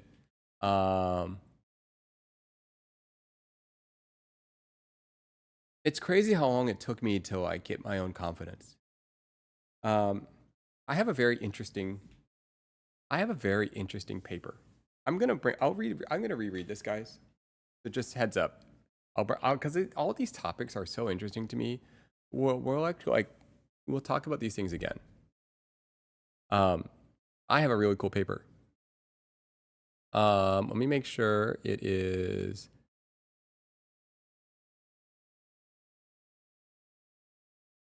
safe to read. I believe it is. Yes. Okay. Nathaniel Fu. April 26, 1998. Chief concern: attention deficit disorder. History of present illness. I'm not going to read this whole thing. I'm just going to read part of it.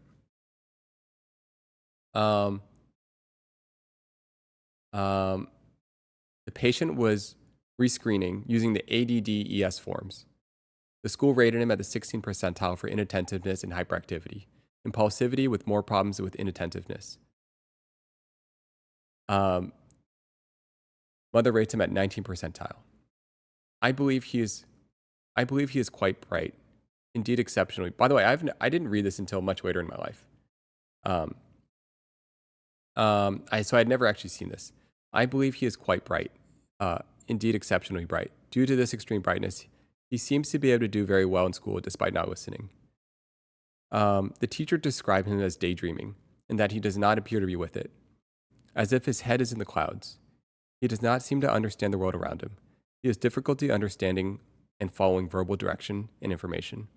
When speaking directly to him, it appears like he has not understood what he has said. He does not follow written or verbal directions that have more than one step. He oftentimes only follows what he thinks he should do, instead of the directions. He also seems to not be in touch with his own feelings and has difficulty with empathy.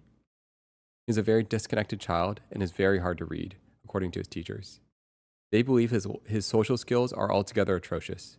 Talking back to the teachers, not being courteous, not attaining teachers' help, nor waiting for help, or waiting for directions. They feel his comprehension is atrocious. He does not seem to remember what he has heard, what he has read, what he has seen, or even simple instructions. His attention is so severely terrible, and his emotional control needs help. They say his problem-solving skills are also terrible, in that he does not organize himself and approach his tasks efficiently, or use any problem-solving skills. Due to these problems, they feel he has no productivity. He has poor studying habits, poor interest in academic work, other than silent reading, no interest in his own grades, no interest in participating in class, no interest in producing neat or legible work. I'll skip some parts of this. Basically, I suspect the patient has quite a degree of inattentiveness, perhaps due to boredom, perhaps due to underlying disorder like inattentiveness or attention deficit disorder.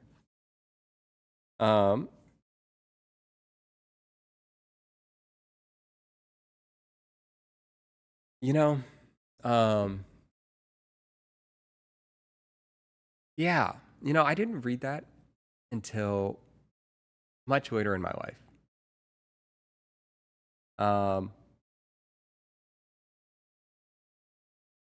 It's really interesting to read that.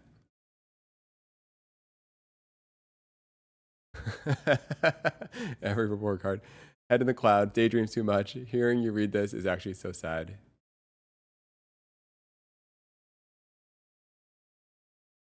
Yeah. That was a report on me? Yeah, that was on me. That was me. 1998.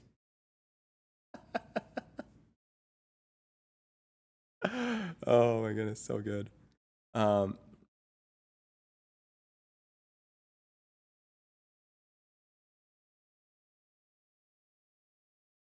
got a lot of these notes. Not a lot, but I got more of them.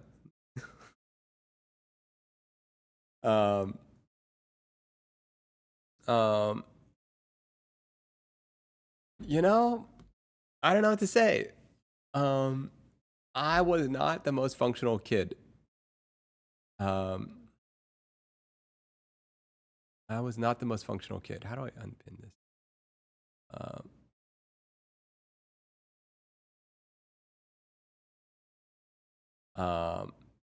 Let's see. Now makes sense why you didn't talk to his sister. Oh man. We'll talk about that topic one day.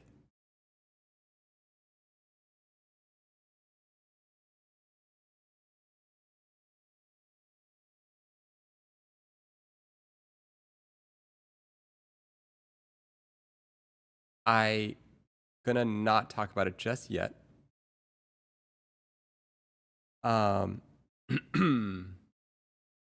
Because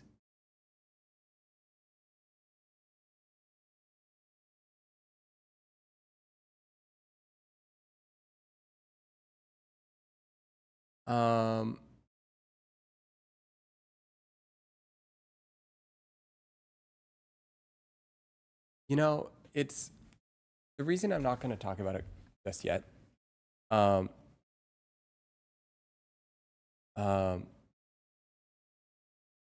Is I'm still figuring out the balance between public and private.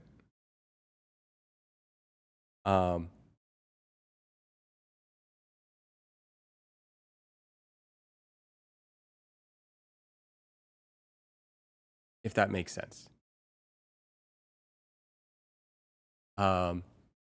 Especially when things don't just involve you. I feel comfortable sharing a lot of the things that just involve me, you know? And when it goes beyond just yourself, it's a very tricky space to navigate. I saw a video she talked about me, and she did an incredible job of speaking about it. Like, I was like so moved by how she spoke about it. I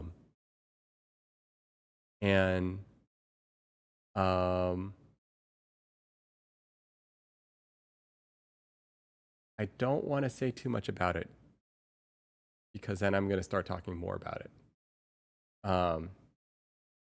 But she is incredible. She's incredible with her words. And I felt she spoke so like,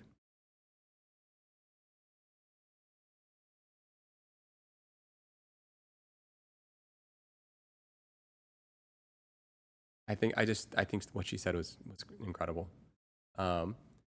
And I just remember when she first spoke about you, I could never imagine it being in a chat one day. I would never imagined it either.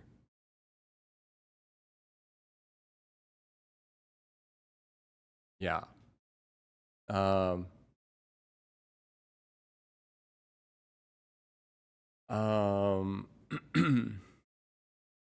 Yeah, I would have never imagined it either.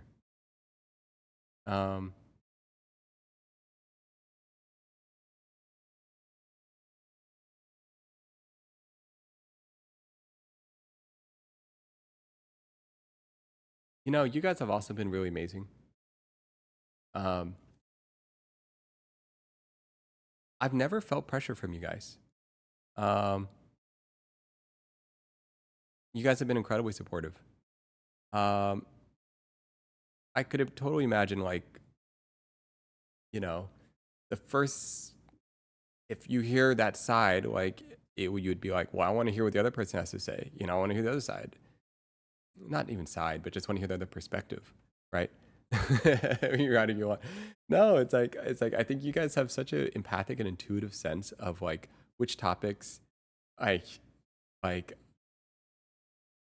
where there are the most wounds when like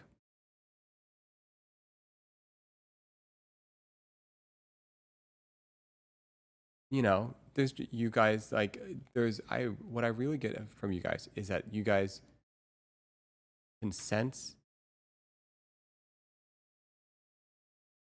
I don't know exactly what the word is, but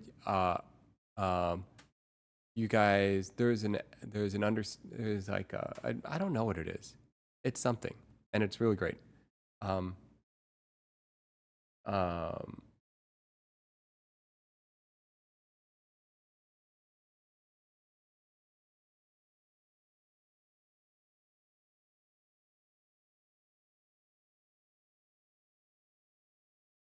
Yeah. No, I would love to talk about it one day. And you know what? I can't even promise if I understand it or know what I would say.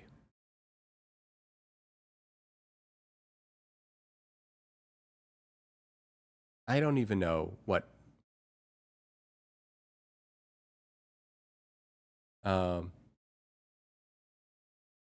you know how they say streamers make their community. Oh, reflection of you. Like minds find each other. Community is so new and it's already so good. Wow, I really appreciate that. No,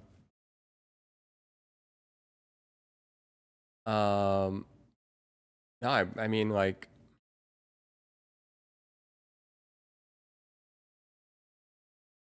I guess I wasn't really you know, okay. You know why I started streaming? Like, I mean, I've a million reasons why I started streaming, right? Look, my answer might change over time.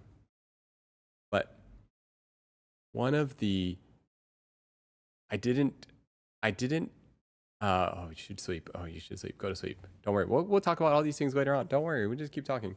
Okay. What, okay, how about this? Let's just end, because I should sleep too. I'm just going to end exactly at, okay, I'm going to end at 11 exactly, but you should sleep now. Oh, Raymond, welcome. What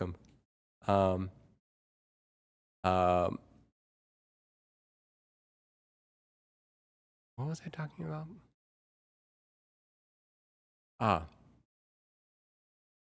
Okay. One of the reasons I started streaming, I didn't expect that community would exist in streaming.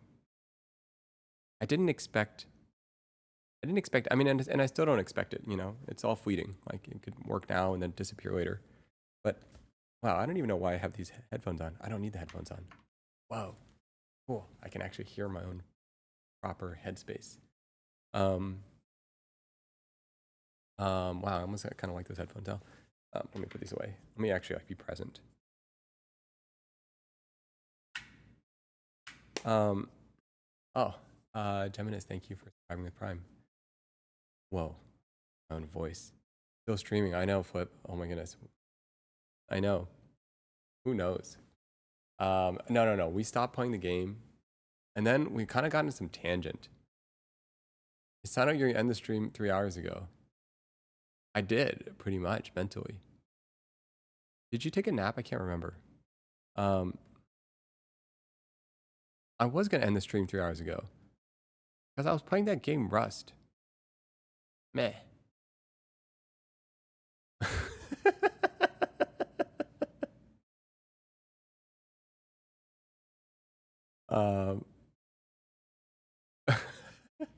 No. I mean, this is not. I don't know. I don't even know how we ended up here.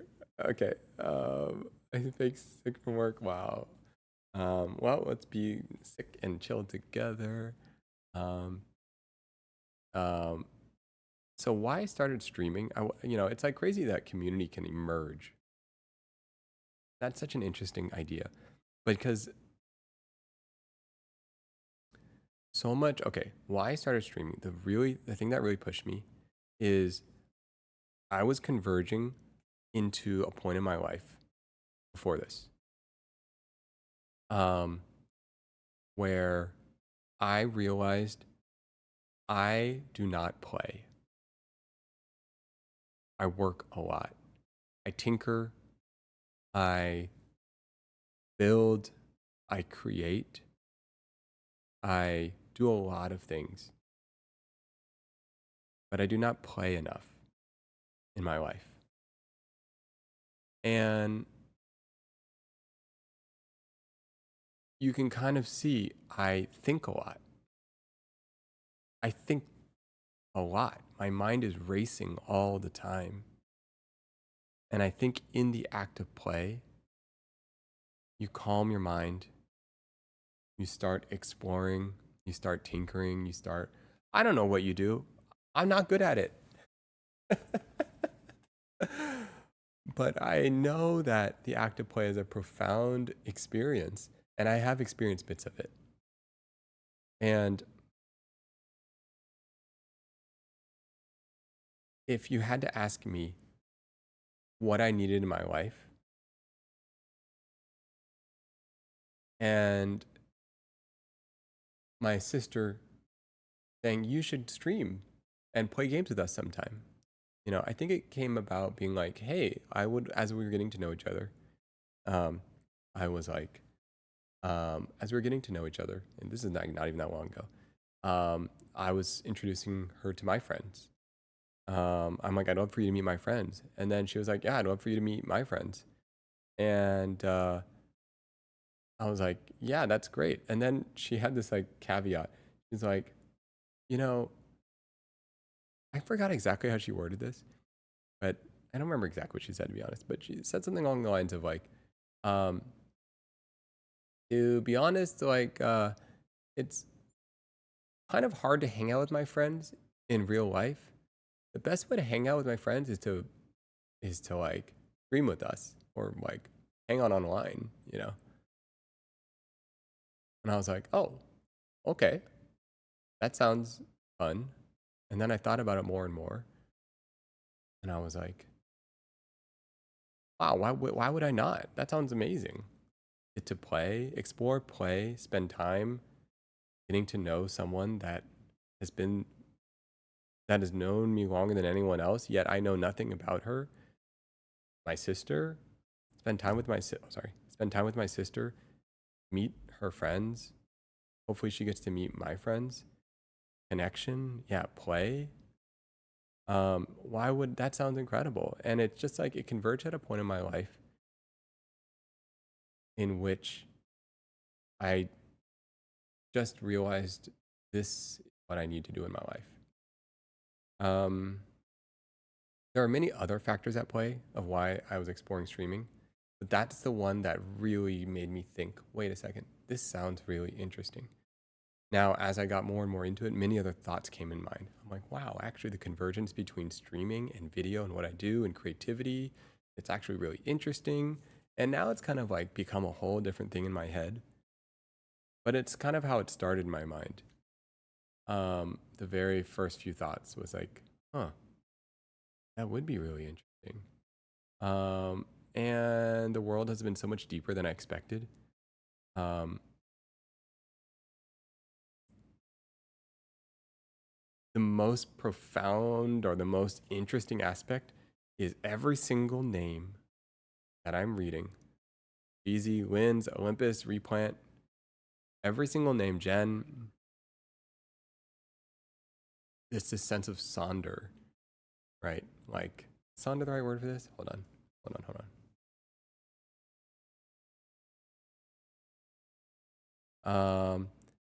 Profound realization that every random passerby has a life as complex and as vivid as your own, filled with their own ambitions, worries, routines, and relationships, making them the protagonists in their own story. Don't call me out. Sorry. My bad. Oopsies. Look, I'm just saying like that the chat like is the most profound part of it. It's okay, look, and we'll talk about like parasocial in another conversation. I'm a newbie. I don't even really fully understand that concept. Okay? So, yes.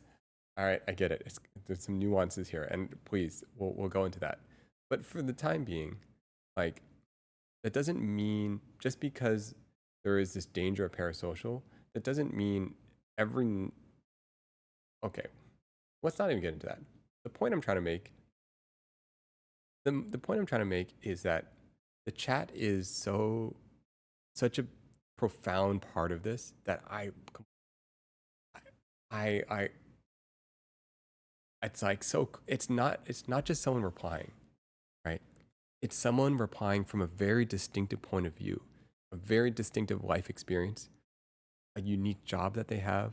Oh, it's true. One of you guys could be AI, and there's got to be at least one AI in this chat. If you are AI, please feel free to raise your hand. And take care. Good night. No, always rest. And you guys can always just Irish goodbye. If you like. You can say goodbye, you can Irish goodbye, you could don't worry guys, I won't feel bad ever. Even if don't worry guys, I promise. How would AI know if they're AI? Oh, I don't know. We AI. That would be crazy. What if I was AI? Sorry.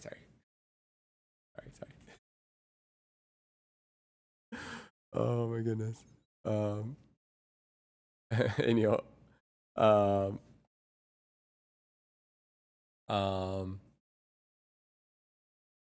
connection can exist over what's been shared. Parasocial crosses. Wait, this is really great. Connection can exist over what's been shared. Parasocial crosses over things that we never shared. Oh, that's a really great. It's really interesting. Crosses over things we never shared and gets creepy really fast. My take. Take time to create a CAPTCHA for your stream. What's a CAPTCHA? I mean, I know what a CAPTCHA is, but what do you mean? Hold on. Right? It's that thingy, right? Oh. Wait, do people do that?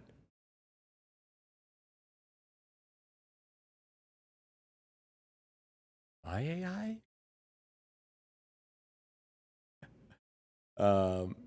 It's mostly one-sided and very insane. I also think like okay.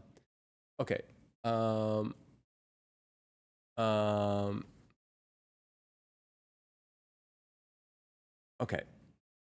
Here's how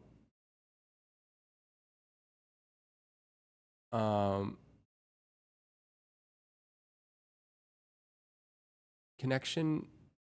Okay, Wynn's, that's such a great way to, okay, what I like about, man, why is Wynn so good at this dialogue thing? Good man. All right, connection can exist over what's been shared. Parasocial crosses into things that were never shared and gets creepy real fast. Okay. What I think is really good about this is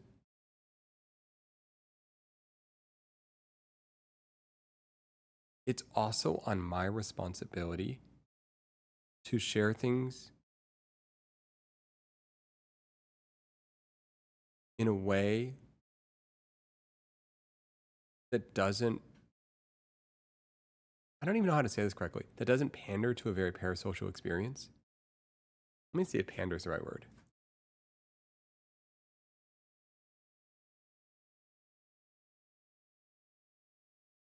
I guess so. Gratify or indulge an immoral or distasteful desire, need, or habit in a person with such a desire.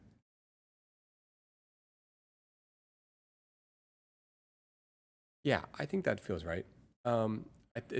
It's two-sided, right? It's two-sided.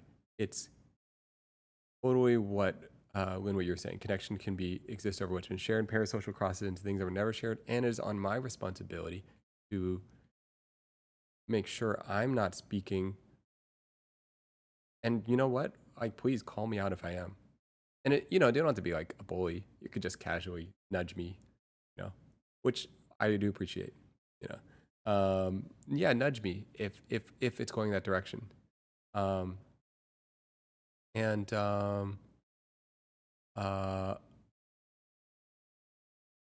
Yeah, you know, nudge me if I go that way, because I don't always know like what's happening. Half the time, most of these things, I'm not thinking when I'm talking, guys. Just kind of riffing. I'm not really thinking at all. No thoughts. Ooh. Are you confused on what's parasocial?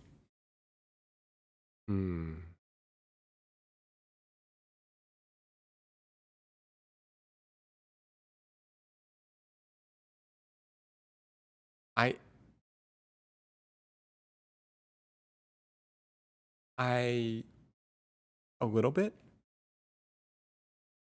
but how about this? I have never experienced it personally. I'm not really that. I don't have a strong social media presence. You know, so I don't have a strong social media presence.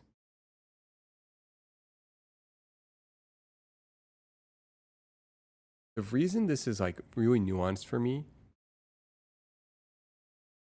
is because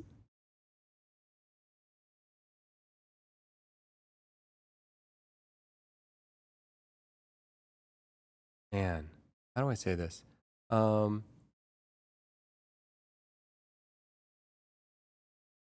As you get to know, I'm gonna be honest, we don't really care about what is shared per se. We all watch different persons for their personality, and right. We all watch different persons for their personality or what we might see resonates with us. Interesting. We all watch personality. Yeah. You know, and oh yeah, see, this is like, there's so much to this. It's like, for example, sometimes it's just for the vibes. You know, it's just the vibes. Just like, I don't know, maybe you're just washing dishes and you just want to have the vibes. Okay, let's see. Let's put you in the viewer's position. Let's say if Taylor Swift noticed you, has one small interaction with you, you overthink that into a level beyond a fan acquaintance. If Taylor Swift notices you and has one small interaction with you, you overthink that into a level beyond a fan, into acquaintance, friend, etc. And when reality is not that big a deal, frankly, she doesn't remember you. You know?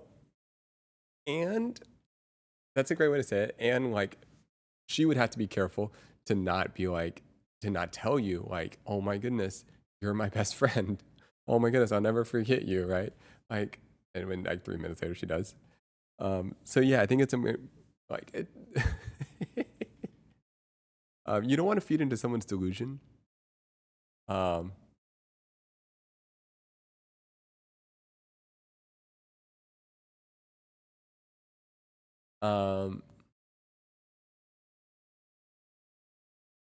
Yeah. She don't know you, bro. sorry. I think I misread that. She don't know you, little bro. They don't mean it, but they do. Even when I worked in the cafe, customers would think I was their friend and try to sit with me in the food court on lunch break. Some general thought pattern. So much more scholar skill. Some viewers can feel like they know you than others because they're an old viewer. They'll say, I would never do this, or something like this. More responsibility falls on you to not overthink reaction.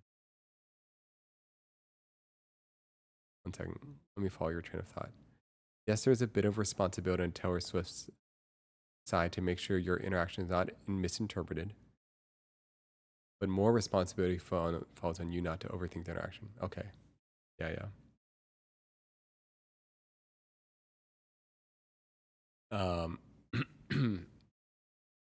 Parasocial friend, is that a thing? Let me see, is that a emoticon? Met Ed Sheeran in the elevator, now we're besties. I've heard my sister tell the story actually. She's told me, I think she told me the story in person. I can't remember.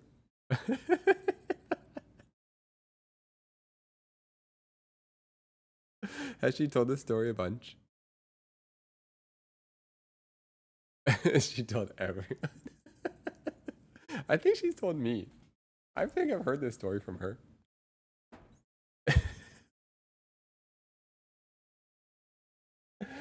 um,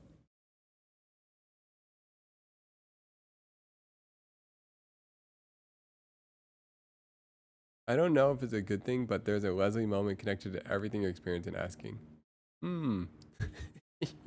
Interesting. Everyone calls her out and she thinks it's fake.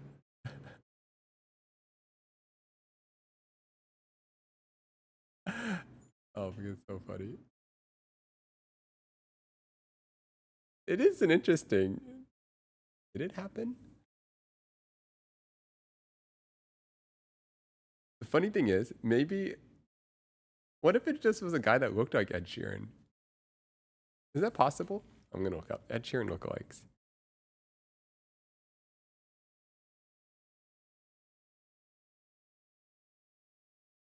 Oh, come on. There's tons of people that look like Ed Sheeran.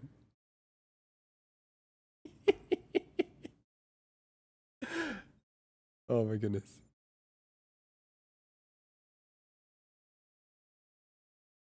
We'll never know. I guess. What if it was an Ed Sheeran lookalike? Boundaries are so important, but but the party that would give me active pause as a streamer probably. I hate the thought of someone feeling truly lonely. 1 second, let me reread this.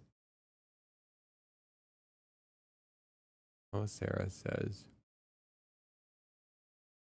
people are just seeking for connection, I guess, but there's a line for sure.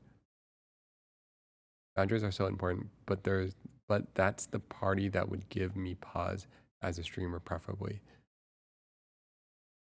I hate the thought of someone feeling truly lonely.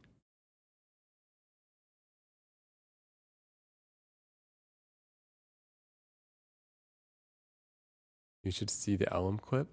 You should see the Elm clip. Yeah. Not even look like just a random ginger. Sorry, let me read that part.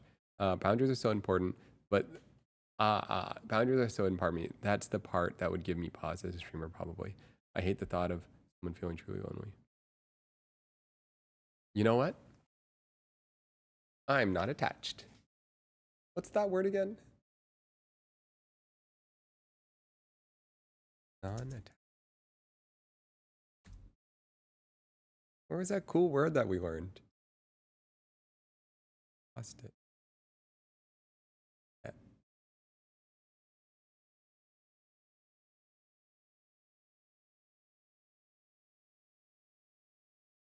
Word about attached. Oh, something with an E, right?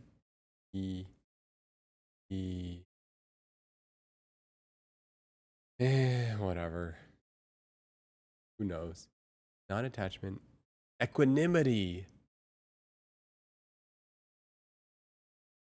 Equanimity is a state of mental and emotional stability, composure, characterized by an even-tempered and non-reactive mindset, particularly under conditions of stress, conflict, adversary.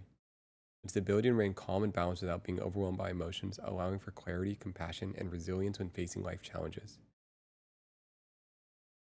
Believe it or not, this is something I try to practice a lot. Often as I can. In fact, it's almost maybe weird when something incredibly stresses me out. I'm going to type this in the chat. Equanimity. When something incredibly stressful happens to me, I become very, very calm. I don't know why. It's my reflex. Become calm. So, and I think what I'm trying to do is I'm trying to have the most clear mindset possible in solving or assessing whatever it is that must be done. And so Just arrived. I gotta say, I don't really have time to watch streams, but I really like tuning in now and then, and then to see the VODs. Thanks for the education and fun streams. Nice change of pace. Oh yeah, thank you for stopping by. We have been talking about who knows what. Who knows what? You know what? We never know what we're gonna talk about. Sometimes they're serious. Sometimes it's nonsense. It could be both. Absolute nonsense. Ooh, here's a great question. Been going through a lot. Any advice over how to get over a breakup? Oh. Okay. Oh man.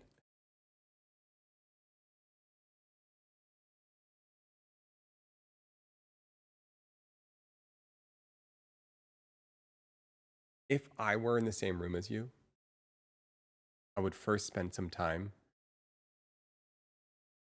getting to know you. But since we don't have that time, and we're not in that scenario, and all we got is a one-line text chat, we will answer with a one-line text chat answer. um,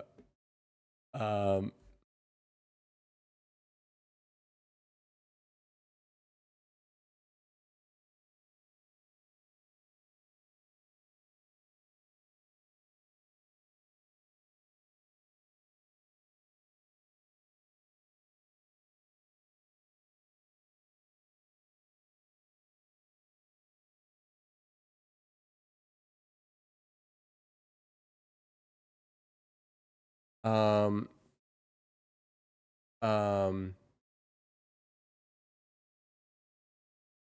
okay, here's what I would say. When you feel like the floor falls, depends. Okay, so it depends. Breakup. It depends so much on like, did you break up with them? They break up with you? Blah blah blah blah blah blah. Right? Is it a bunch of questions? Right? Okay, I'm just gonna make there's a couple assumptions here. Let's just say they broke up with you, and you feel like the floor has been pulled from underneath you, just drops. And let's say this is fairly extreme.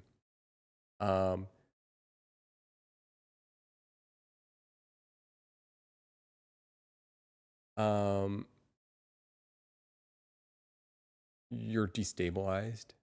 I'm going to make some assumptions. Let's say you're feeling incredibly destabilized. Let's say you're having trouble eating. Let's say you are having trouble doing basic chores. Let's say you're having trouble just picking yourself up in any way. Let's start with like a fairly low state of being, right? If that's the case, you're incredibly dysregulated, right? Like just from a neurological standpoint, like your body is completely dysregulated. So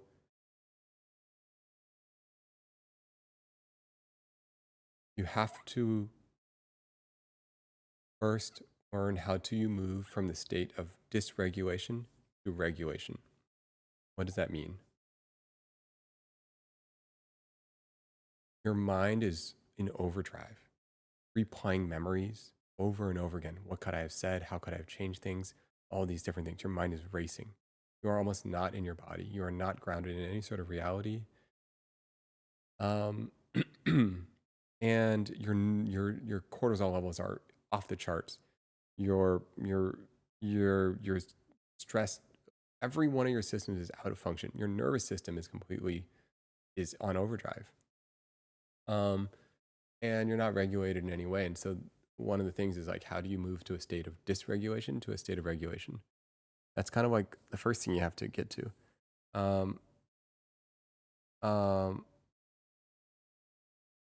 And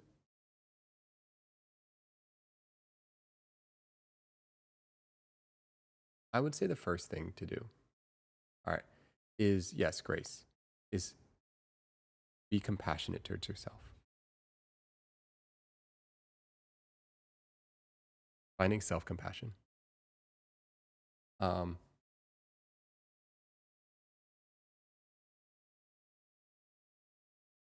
Finding self-compassion that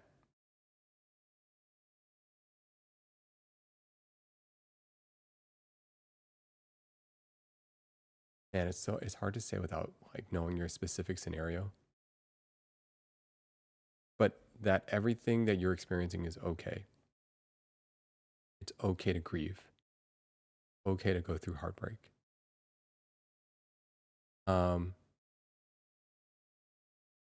It's okay to be messy. I think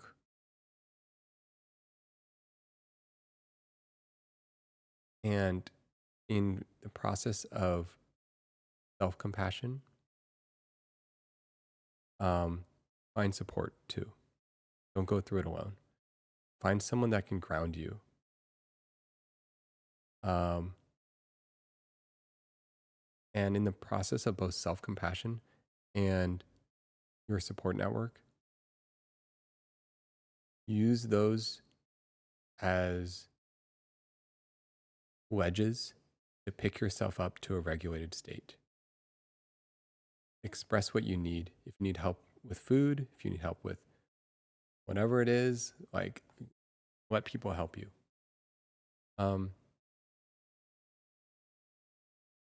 Yeah, man, it's such a tricky topic. That's a great question. Without knowing, let me read some of these answers. Because I think there's very good stuff here. Get yourself some ice cream, blast out some music with full volume, cry out singing. Yeah, Slayer, like let yourself feel. Totally. You can't intellectualize you cannot intellectualize your way out of this. You have to feel your way out of this. I would say, at 6 months out of a relationship with Gal, trying to detach, get off social media, do everything yourself, take lots of walks. Yeah, that's great. It's totally like get yourself regulated, right? Get your system functioning and working again. I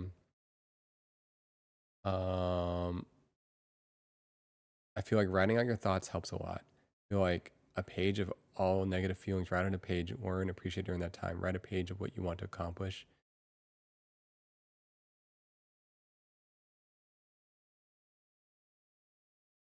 Something happens when you write things down. I mean, I'm speaking to like myself right now because I don't write things down enough. Something happens in the process of writing things down. There's like something that goes on when you put it onto paper. I can't explain it. Something happens.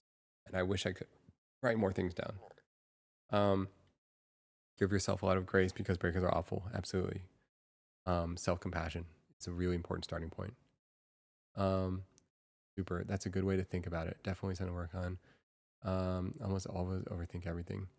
Take care of yourself. Make some warm tea. Do the right things. Grounding. Yeah. Ground yourself. Allow yourself to be grounded. Allow yourself to be reminded of the present moment. Just one small moment at a time. Enjoy the tea. The warmth. Whatever moment of physical like connection to reality that you can connect with.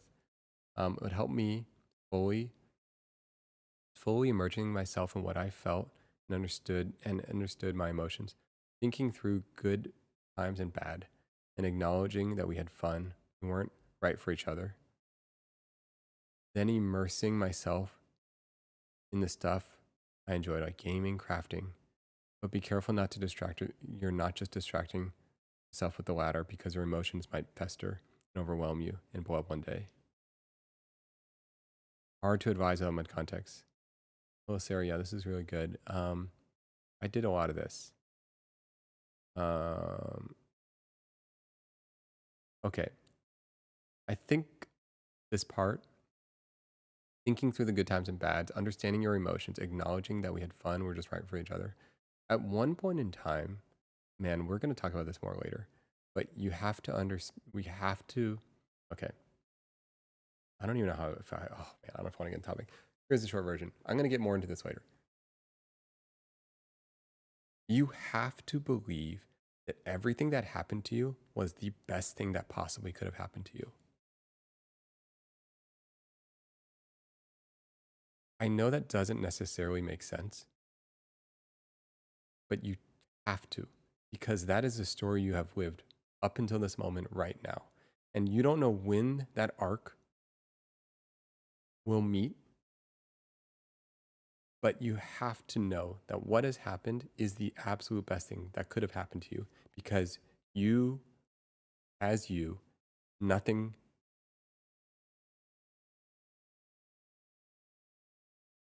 You have lived the perfect story. You don't know when it will make sense, but I promise you at one point in your life, if you let it happen, no matter how low you were, you will reach a point in your life where you're like, I get the arc. I get the arc. And I don't know when it will come. But if you don't believe that you will ever have that arc, then you won't let yourself see how beautiful it all is. You have to believe that everything that happened is the absolute best possible thing that could have happened to you, because it is part of your story, because it is the story that you are living. And the story that you are living is the best possible story that you could have lived, because it is your story. And there is no changes to it. It is your arc. It is your journey. It is your beautiful, wonderful, chaotic, messy experience that makes it you, that makes all of it that is you. Sorry, I'm going to keep going. We'll talk about that more later. Immersing yourself in crafts, gaming. Yeah, absolutely. Just finding a way to find little bits of joy and finding, like, just what is it that you, it's like, because sometimes when you're in a relationship, you get so caught up in taking care of yourself, taking care of the other person, that you forget the things that you enjoy, right? Fully immersing myself in the stuff I enjoyed. So yeah, spend the time to enjoy it, because you now have that time. And then you start remembering all the wonderful things that you used to do with your time. There are support groups. My versions are always worse than reality. It's the support groups online. I joined one. Is comforting not alone. It's okay to not be okay. Self-compassion. Find support groups. Grounding. Help to get regulated. Who originally asked this question? I don't even remember actually. Where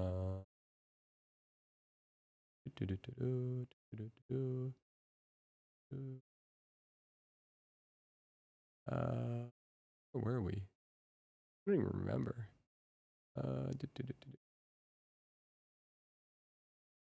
Where were we? I'm sorry, I'm like scrolling back. Oh, Startwick. Oh man, I can't pronounce that. Sorry. Star. I'm just gonna say Star. One moment. What am I doing? I don't know. Ooh. One moment. Let me just fix something real quick. Okay, let me just. All right, let me go down here.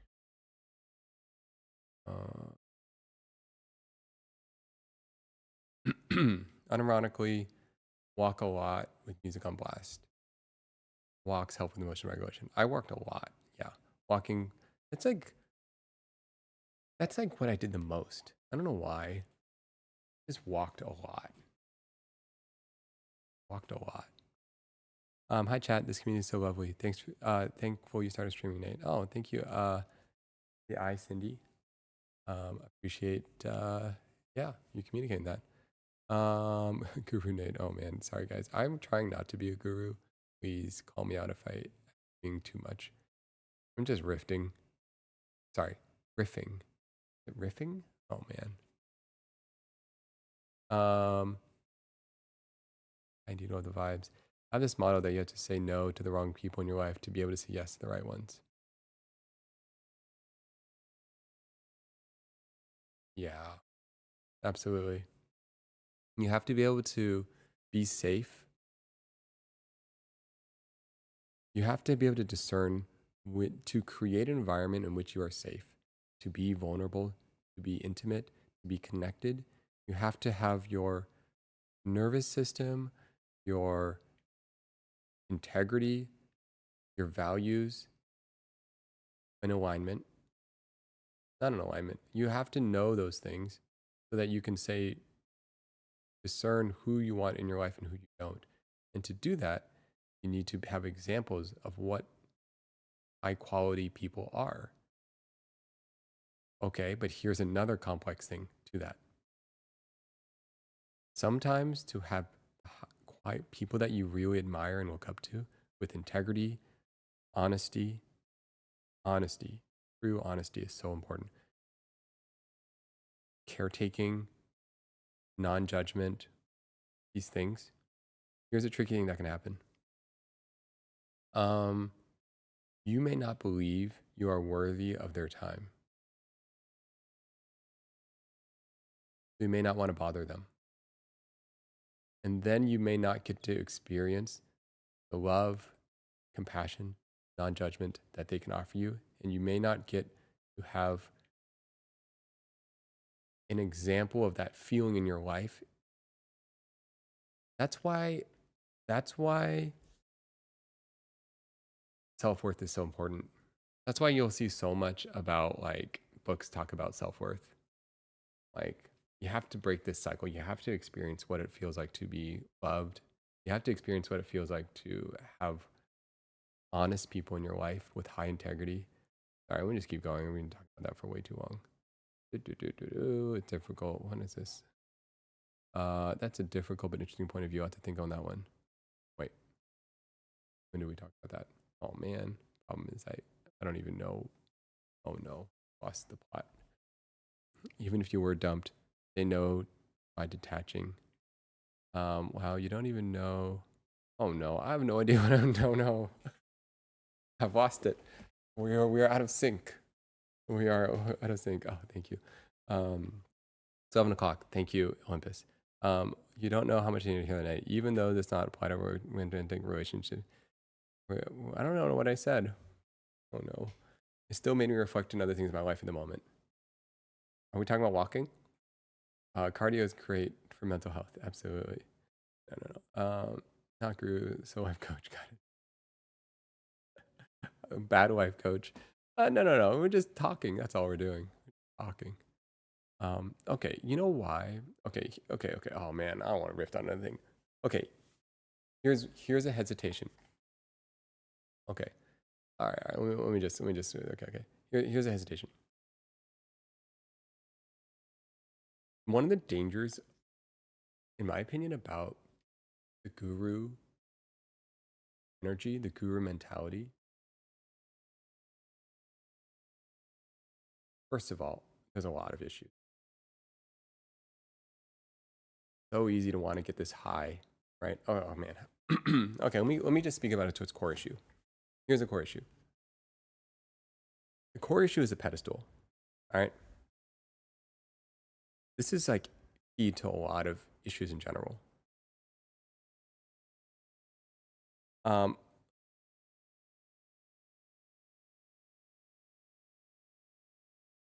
You cannot fall into the trap of how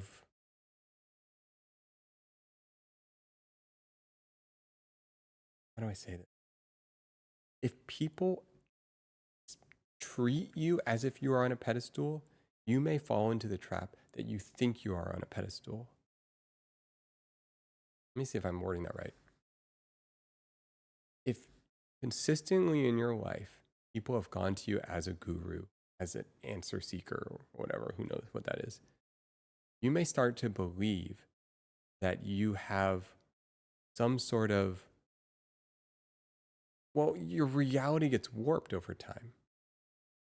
And the danger that can come out of that is you may actually at one point believe you can create a hierarchy. This is like the opposite of Sonder. Sonder being this, what was it, Sonder? What was Sonder? What was that beautiful word? Oh my god, I lost it. Anyways, if Sonder is about looking around and realizing how complex everyone else's life is, how in awe of all of that, narcissism,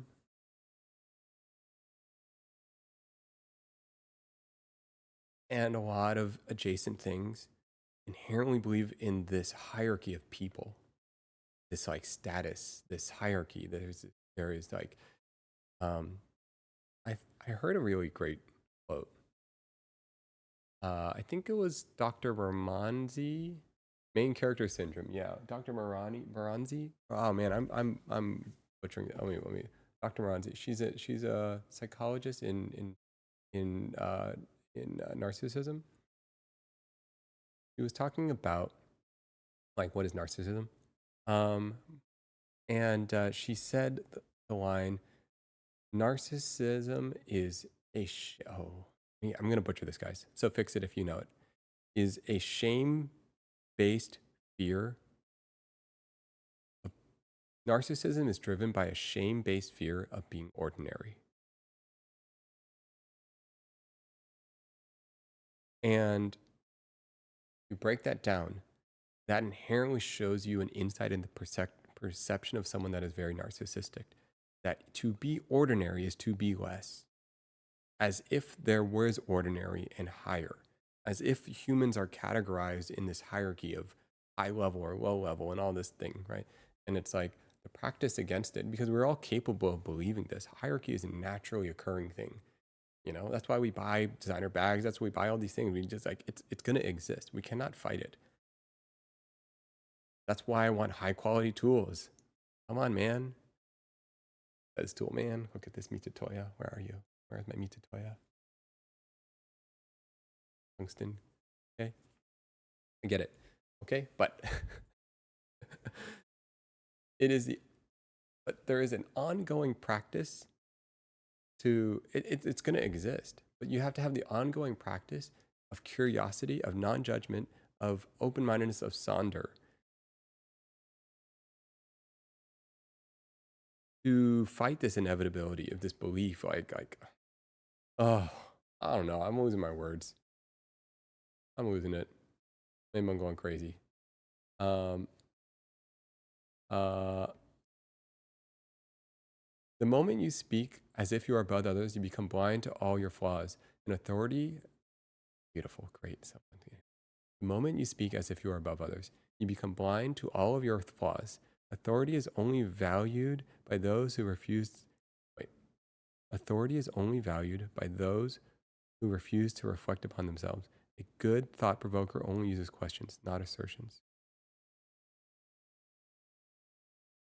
Oops.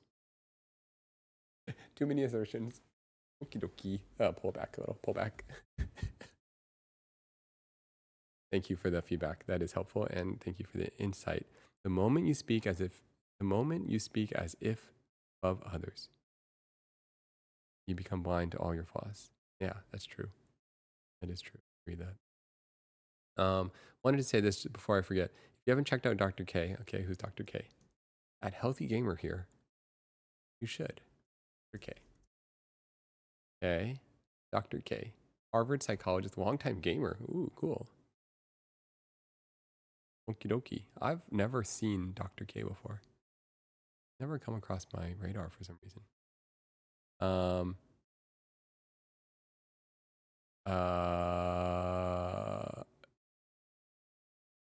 Use GG.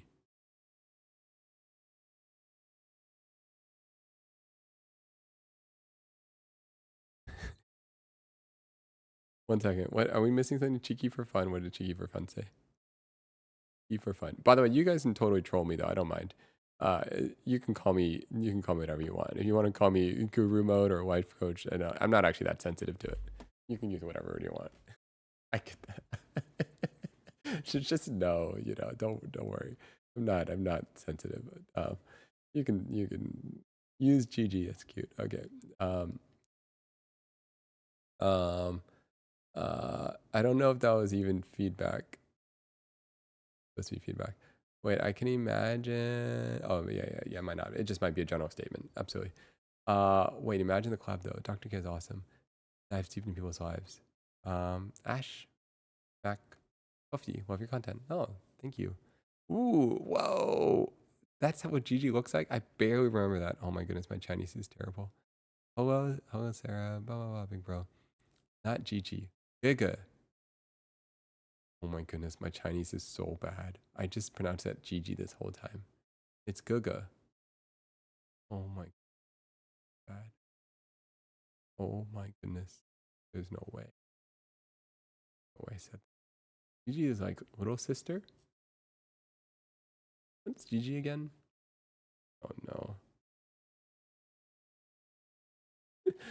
Okay, guys, Chinese not so good. Okay, interview stream a huge range of topics. Huh? And Nikalka, hi from Portland. Welcome, welcome, welcome. May May is a little sister. Yes, I remember. I remember. May May, my little sister.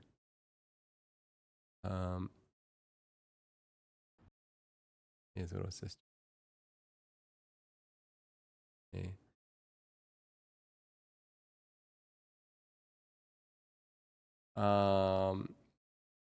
It's still up. It's still up at 11 p.m. Right. On or night. Okay, okay. Let's just end with some lighter notes. How do we end up in these topics? You watch Ghibli movies. That's the self-care for me too. Yeah, they're incredible. I did say bed. Oh my goodness. We said we're gonna be bed at 11. You're right. Let's do it. Let's do it. Let's go to sleep. Okay. I do. Let's talk about Ghibli movies later. How do we have so many interesting topics tonight? What topics are not interesting? That's the question.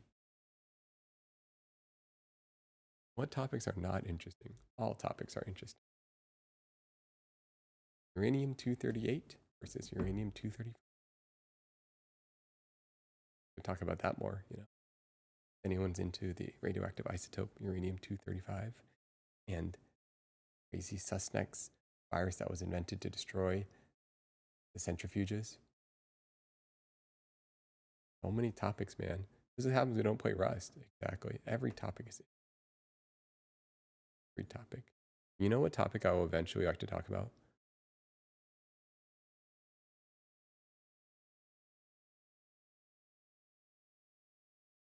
I want to interview my friend. I think my friend has profound view on life. She just did a topic seminar.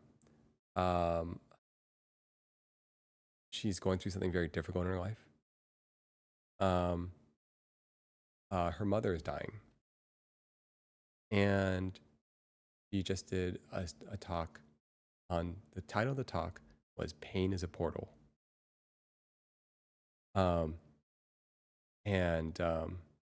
She is one of the most thoughtful, authentic truth speakers I've ever met in my life. There are some incredible thoughts out there. I thought her title was beautiful, especially in context of what she's going through right now.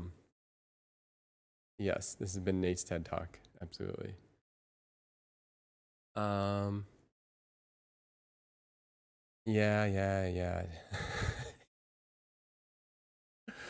We didn't even get to call anyone. Oh my goodness, I'm so sorry. We were gonna call. Oh my goodness, I spaced out. We went spacey. I don't even know. Spaced out, man. Yeah. And that's got to be difficult. Okay, actually, let me add one more thing, guys.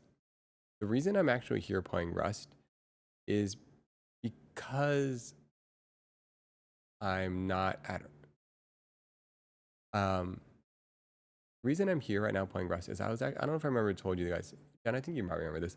I was supposed to be in Northern California, actually today. And I was supposed to be gone this whole weekend. I was supposed to be gone the next like 6 days. And I was actually going to visit my friend and help her. We co-host an event all the time, and it's a really important and very special event. And she couldn't go because her mother is dying. So that is why I'm here. I'm no longer going to NorCal. Yeah. Very close friend. One of my closest friends. Anyways, don't worry, guys. Don't worry. It's all good. I have had so many conversations with her about this topic. And I absolutely love how she is able to articulate her thoughts. I have not heard this talk that she has about pain as a portal, but I know she has found a pathway forward. No, I'm not trying to like, you know, look, I just bring it up because I think about this topic all the time and I cry myself to sleep. Oh man, we gotta talk more then. Yeah. Okay. The reason sorry, I know it's 11. I said I was gonna. Okay. We're gonna sleep soon, very soon. 5 minutes. I don't get it here. Oh no. The reason I bring this up is because, okay. Like, we're gonna talk. I want to talk about stupid things. I want to talk about serious things. I want to talk about atomic particles. I want to talk about machining. I want to talk about stuff, right? But in all of this, like, the most important topic to me is, well, I don't know what that is, but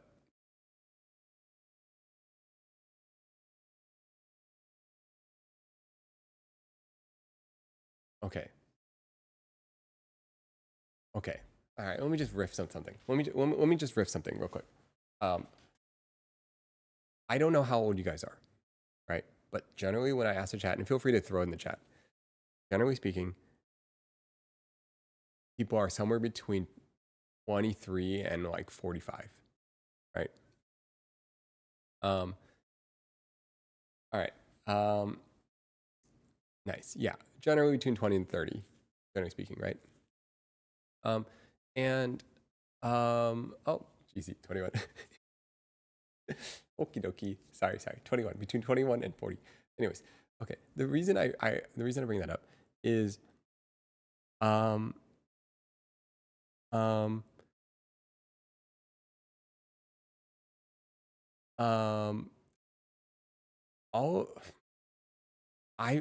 thoughts that I had when I was 20 and versus the thoughts that I had when I was 30 have been so dramatically different.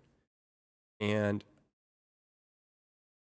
I would have never imagined that I would have never imagined that I would be profoundly inspired by my friend's title, that pain is a portal, when I was younger. I would never have imagined that you could have serious conversations about the nuance and complexities of all of these things, of challenges. Like, I guess what I'm just saying is, like, there is so much beauty in everything. There is beauty in heartbreak. There is absolute beauty in heartbreak. You know, hold on 1 second.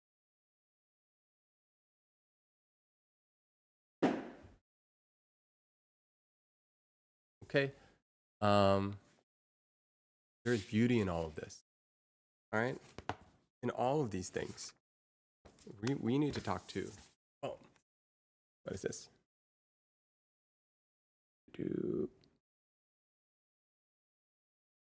Brene Brown, Atlas of the Heart. Okay.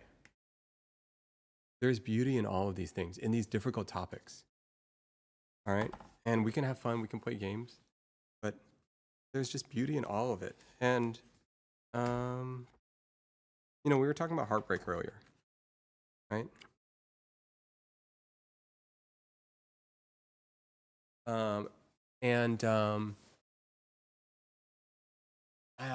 What was I saying? Basically, like, look, things are gonna be painful. Things are gonna be hard. You're gonna experience I hope that you will experience every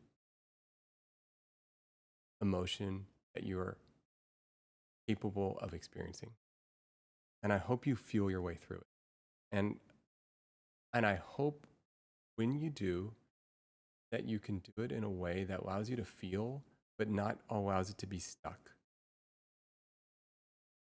If you can feel your way through it and experience it and let it increase the depth of your experience,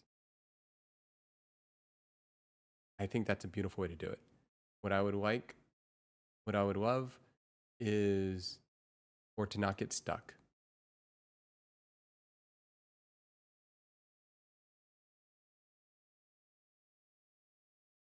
And the best way for not to get stuck is to have conversations about it, to be aware of it. to be aware that you are feeling these things, right? And so that's why we're gonna have conversations about it, is to like become aware. All right, let's talk about heartbreak real quick. Just real quick. This is an example. All right, because Brene Brown writes something so beautiful here. Oops, sorry.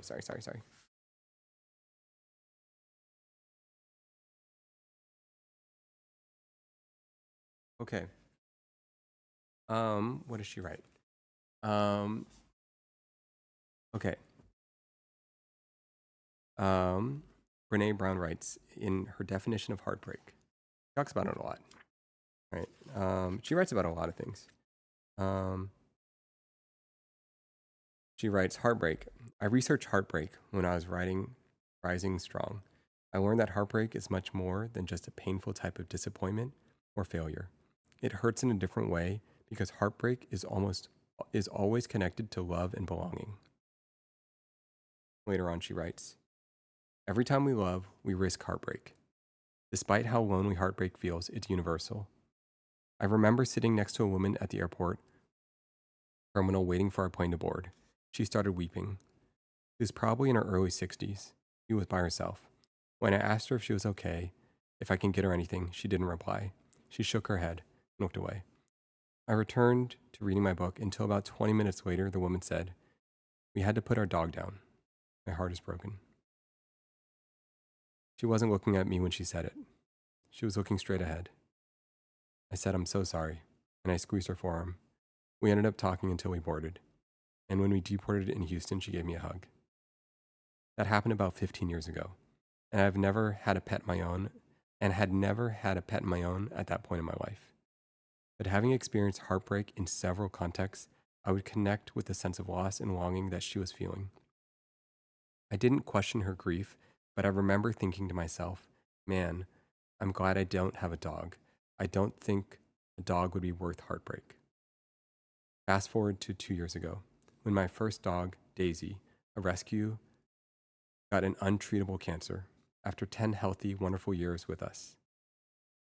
The drive home from the vet office without her was unbearable.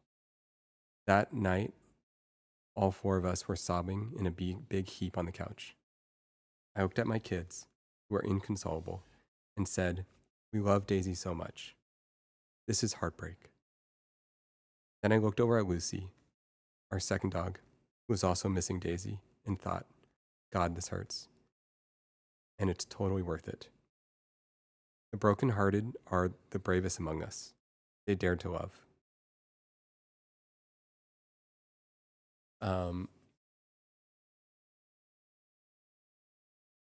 Oh, whoa. Someone is talking about this exact same topic. Metallica. Lost my dog, soul dog, almost 2 months ago. Death always terrified me. It was so overwhelming that as a kid I couldn't even stay in the room when our family dogs passed. And this time I stayed. I was with him as he peacefully put to sleep. I was one of the most painful experiences of my life, but one of the most beautiful. I kind of got to be in this vulnerable moment. Wow, you're talking about this very topic. Yeah. Yeah.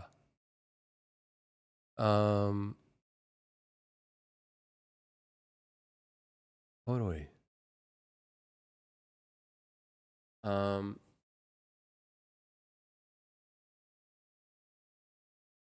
What did I come back to? Well, what the heck? Where were we? Sorry, guys. We were talking about, oh my goodness, we were about to go to sleep. That's where we're at. But, well, I don't even know. What were we even talking about? We're just talking about, like, we want to have, okay, sometimes we're going to talk about fun things. Sometimes we'll talk about silly things. Sometimes we'll talk about nerdy things, you know? But the thing that's most important to me is that the thing that I care the most about is experience the fullest range of human emotions. The thing that's most important to me that we all get to experience life to, like, you know, and if there's any way we can have more conversations about this. I know this is kind of like one-sided. This is not how I plan to spend an evening, but I think I needed this. Whatever this was, it was nice, quote unquote, meeting all of you, and I really hope you actually consider doing the follow up on a lot of these topics. Yes, and the silly ones are fun too. Yeah, no, most of our topics are a little nonsense. I just also think that, you know, like, you know, most of it's nonsense. I'm sorry, guys. Most of it is nonsense. Yeah. No. Trust me. Most of it is absolute nonsense. But, you know, no. This, if someone watches this stream, they're gonna be like, man, this first half is absolute garbage. He just sits there and wanders off into oblivion on this game he's not enjoying. I love this stuff. In Australia, we have a culture that's very focused on chillness, and it's sometimes hard to find people that want to dig into this type of theme. And just Keiki, considering your messages and dialogues, I can see how thoughtful you have, how much you have thought about these things, and I can imagine finding connection in that type of way would be very important. Love is both shelter and risk. It opens us, reveals us, and teaches us through connection. Heartbreak is its stern teacher or opposite, stripping away illusions and showing us what truly matters. Heartbreak is its stern teacher or opposite, stripping away illusions and showing us what truly matters. Love is not only chemistry, but a practice of presence, balance, and courage.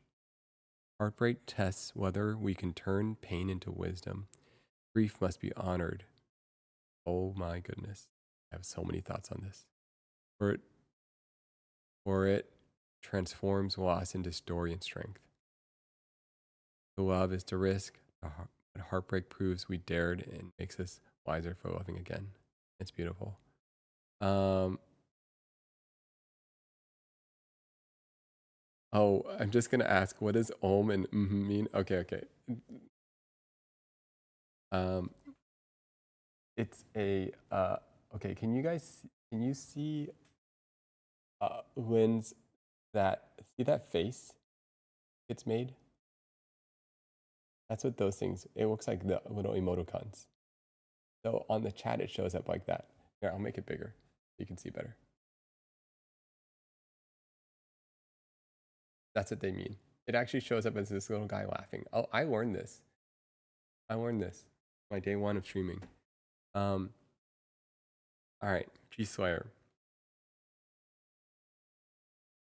There's a lot there, and I don't even know if I can get into it.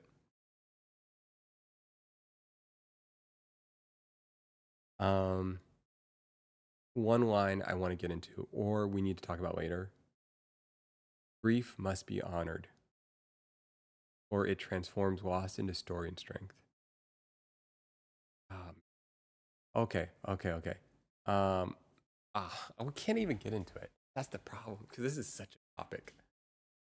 Honoring. You know why? You know when I think of the word honor?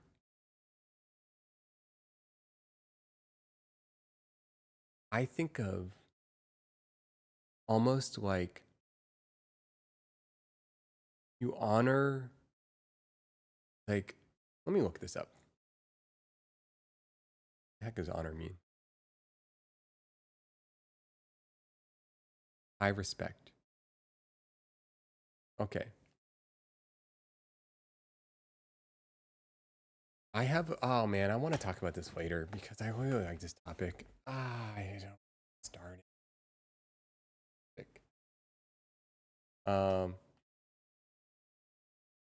Where can I read more about these topics of grief and heartbreak? Well, I personally, if you're curious, I read that particular thing in this book, Atlas of the Heart. That's where I read it from.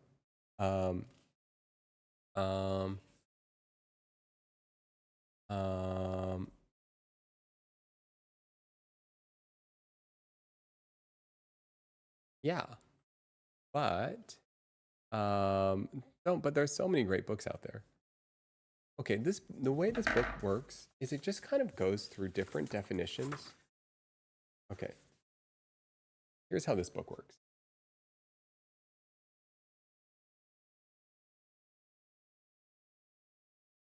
I can't read it. Places we go when things are uncertain. Places we go when we compare. Places we go when things don't go as planned. Places, well, whatever. It's a great book, guys. All right. Ooh, Nikalika. Thank you for subscribing. Book sponsor in the future. Oh my god, pretty cool. You will learn that Nate has everything in his warehouse. We got some things. We do have some really obscure. We have some very obscure items. For example, check out this book on fractions. Okay, so this is a great example. Right. So, got these little fractions. Connecting fractions. Okay, I need to have a better example. Okay.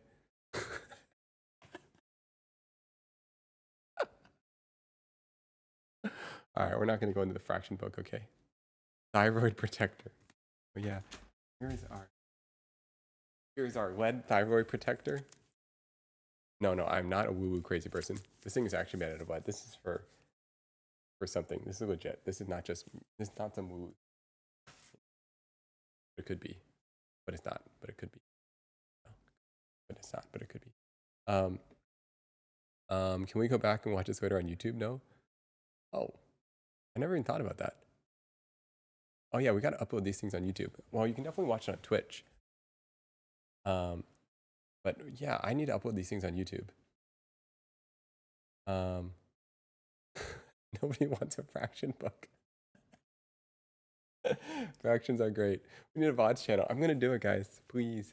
And I know there's something where you can like auto click some button, and whatever. We're gonna work on that. Timestamps. Oh, that would be great. Wait. I love it when there's timestamps and you can see when they're talking about stuff.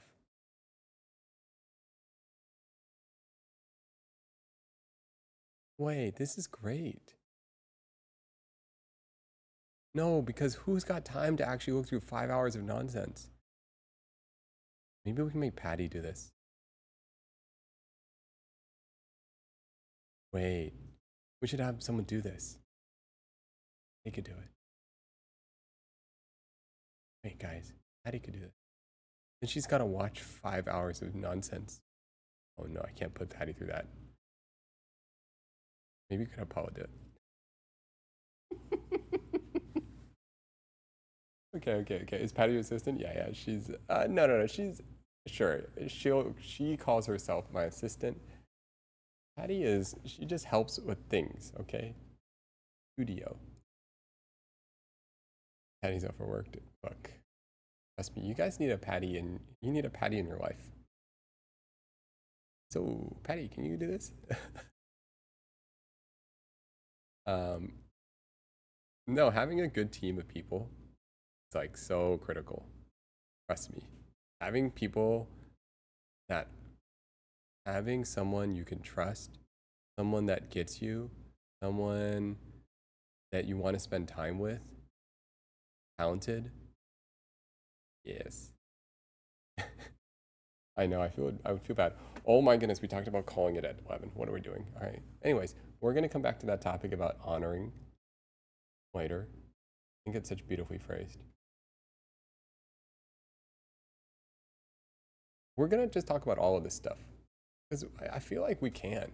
I feel like there's so much to talk about in these things. No, it's great. I'm still going to be able to sleep at 12.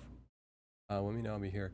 No, some of these things, look, some of our streams are gonna be nonsense. Some will be fun. I know, I was supposed to leave ages ago. Oh no. Olympus, sorry, my bad. Okay. Thank you guys for participating. Thank you for like all those things you guys write out. These are awesome. It's like, I think I think what's okay.